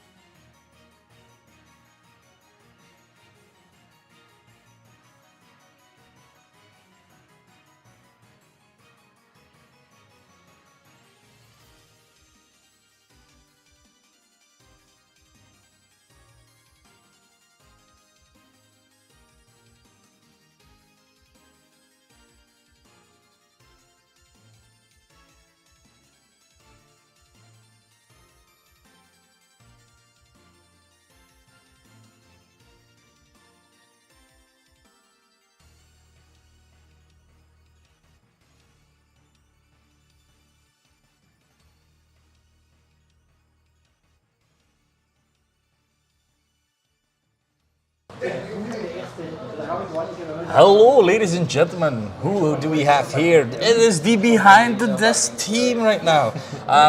We have myself, of course, Shmom, Simon being. That was really loud. I just noticed that. I'm sorry for that, for everyone at home. But I've been playing today quite a lot. At the end, at around top 8, I've been helping as well. But mainly, I want to shout out, first off, because this whole organization was not possible without, first off, the players. The players that came to the events, thank you very much for coming every time and time again to these lousy challenges that don't even give out that much CP, where you have to travel over 4 or 5 hours. Like, it is to you, the dedicated people, that we were able to do this event. Next up, of course, we have behind the desk, we have our casters that we do have to thank as well, because they have been amazingly present, being able to be willing to put their voice onto our gameplay, which at times can be questionable, but at the same time, that's the beauty of it, you know? Then we have to thank, of course, CCG Shop, who were able to let us stay here, give us half the room and everything, get us food, store credit, and everything that we could hand out as well. But last but not least, our strongest soldier, the man with a plan, Wart, being here, managing the stream all day, the entire time, and doing that so often. And I would love to have an applause from everyone sitting here listening as well, because that is for Wart. Whoa. My God, the screen! Someone's bunking on the table over there, so that's why. But yeah, I do want to say that. But from the bottom of my heart, from the bottom of their hearts, thank you very much. Because without you, it was absolutely not possible. Wart is also a TO as well in Ghent, so if you ever near Ghent want to play some Pokémon, Ghent is the place to be. Oh, we suddenly have Nick's. Thank you, Nick, for blocking out Wart. My beautiful boy. But yes, that's it. We want to say thank you. Belgium Hall of Fame was just a random idea I had, and I am very happy that we were able to have 24 players that were able to be admitted and play. And our seniors definitely showed the power this year, but still Marius was coming on top there. I feel like every time you do a stream, Marius always wins for some reason. Yeah, Marius, it's the second time now. If it's like Belgium, like... If it's not an official event. If it's not official, it's like a Belgium, Marius, and then that's the only thing I read. Marius only logs in when it's not an official event, and he's just like, oh, it's not official, let me bring my A game here. Okay. But thank you very much, everyone, for watching. Really appreciate it. I'm gonna be editing down these videos at a later date. We also have like a few matches recorded on the side with other setups, so I want to thank Elias for that and Thomas for providing their capture cards and their computers to record all of these matches as well. We're gonna have so many matches yet to be seen that are coming all on this YouTube channel as well. So be sure to subscribe, like, and I don't know, high five me at the next event. Nice done. But yeah, that's it from me. That's it from Wart. Wart, do you have any words you want to mention? Can you say it? Wart. All right. Never mind. Wart doesn't want to. I'm gonna speak for Wart. Just a second. Well, how new then? All right. Me, Wart, I really like everyone. Thank you. I really appreciated everyone. It was very hard work, but I am very happy to do it. Thank you, the casters, and thank you to everyone playing as well. I would like to play sometimes as well, so please, if anyone wants to manage stream, help me. I've been captured by Shmon. That is everything I want to say. Thank you very much, all. Beautiful words, Wart. Beautiful words. I can't. Like, amazingly said. So, with that, we're gonna shut off the stream. Goodbye, and we're gonna wave. So if anyone else wants to wave in front camera, it's the white one there. Yeah.